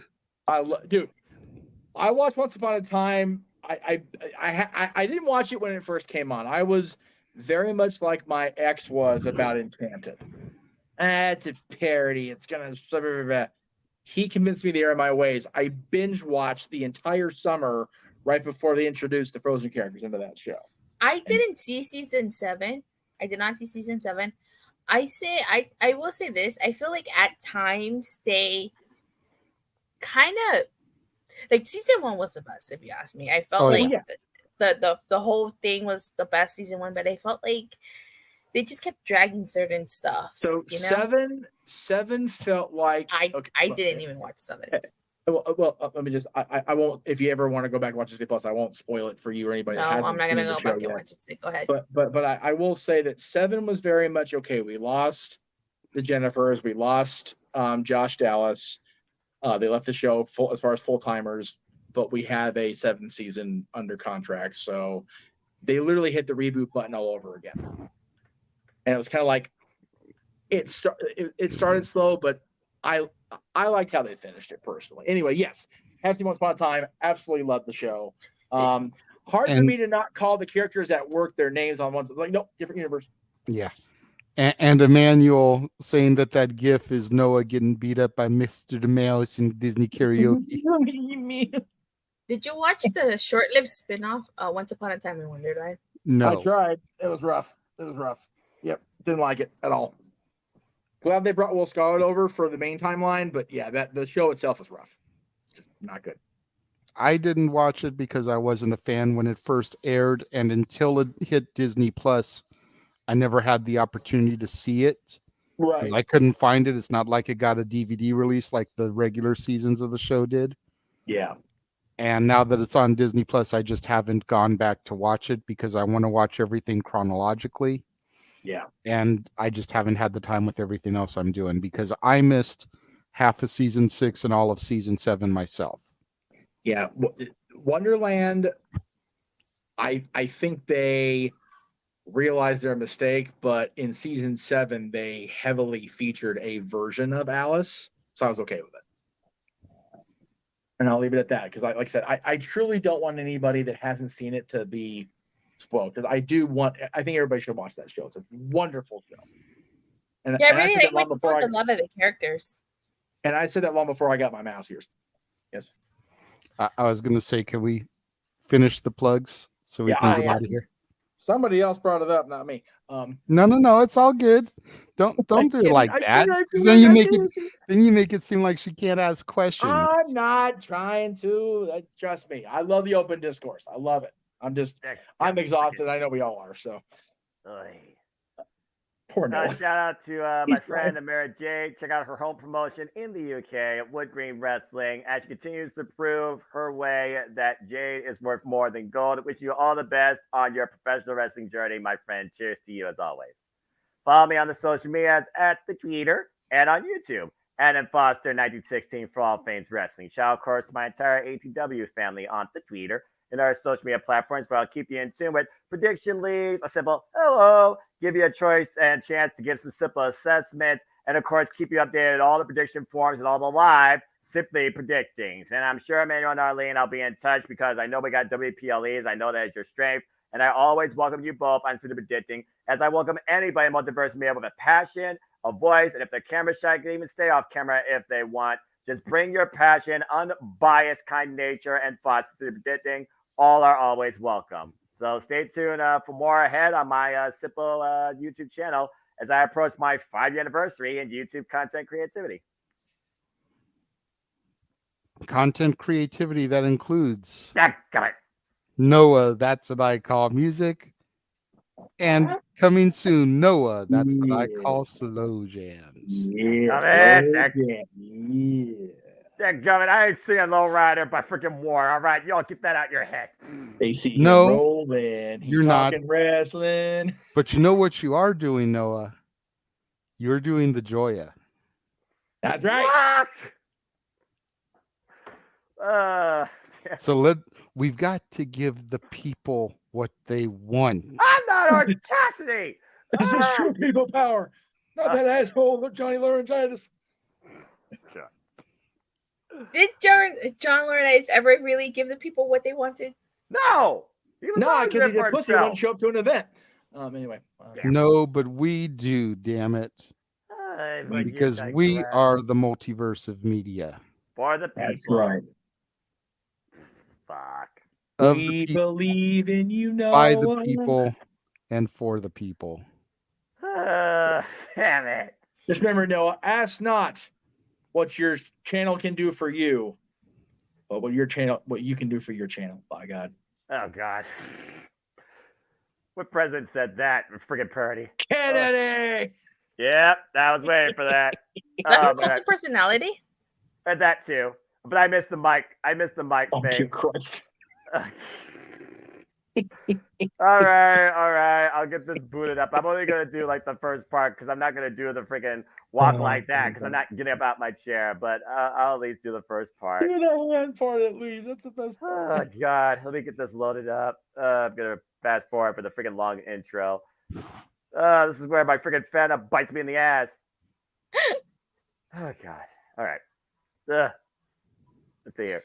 Wait, are we doing this again? You're your own choice if you want to choreograph this. Do it. Okay. Oh God. I was All going right. to say, all we obligated y'all to do for the $50 was the dance. You don't have to sing nothing. Well, oh, okay. All I gotta do Well, is no, if we're gonna do this, we gotta start with the heads going down because remember they do the head thing. Yeah. first. I'm aware. I'll All say right, it you're off. Joe Henry and I'm Yuya, so you lead. For fucking hell. This is gonna be a worse car wreck than 2 o'clock. I can already tell right now. But all right, as soon as I say, "Can I get a Joya?" You know what comes next. The free claps to Joya. I'll do the thing, and then we'll do the thing. I'll even choreograph it because I know it's easier than just doing it. Because like, what the fuck are they doing? Oh, you'll see. And tune in to Impact Wrestling every week for your next great tag team champions that we believe in. Oh God! All right, here we go. But if we're gonna do this, JJ and Jeff have to clap because the Ireland's clapped. Yeah, I suppose that's true. All right, let me go ahead and get this booted up. I'm waiting on the message now. I cannot believe we're fucking doing this. Fuck me! God. There's Joy. There's the letters going. No, like this. Ladies and gentlemen, can I get a Joya? Joya. Joya.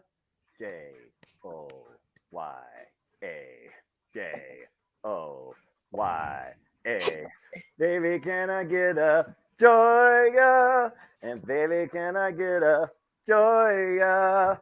Baby, can I get a Joya? And baby, can I get a Joya? All right, that's enough of that. Oh God! You forgot the little triangle, so. Yeah, the triangle at the end. You freaking do the walkway down the entranceway and do the second half. It's the freaking super chats. Keep up. Fucking hell. I don't know about the longest show. We've done longer, but this is definitely the weirdest show we've done.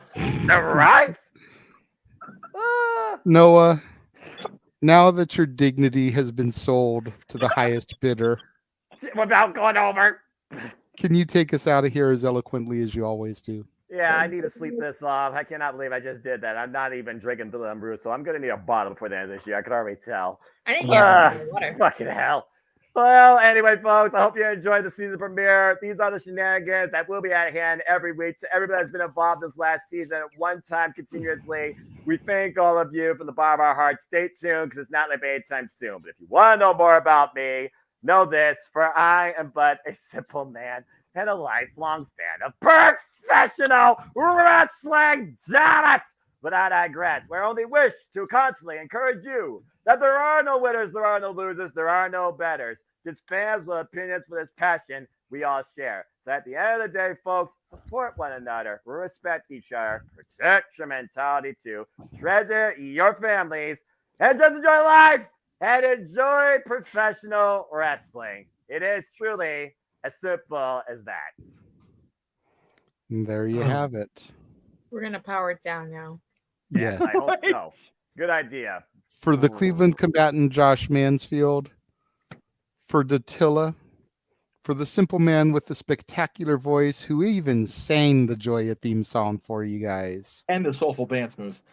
Yes. The simple man, Noah Foster. For the man whose name is no longer on the marquee because it was taken down for the shills, the West Coast professor, Jeff Meacham. I am your host and moderator for the Saturday Night Shenanigans, the Renegade of Wrestling, JJ Williams. We hope you all were thoroughly entertained here this evening for the season premiere of Open Mic Night, and we look forward to seeing you guys next week. Take it easy. Bye. Adios. Bye, everybody. If you have enjoyed our show, please tune in to Wrestling Observer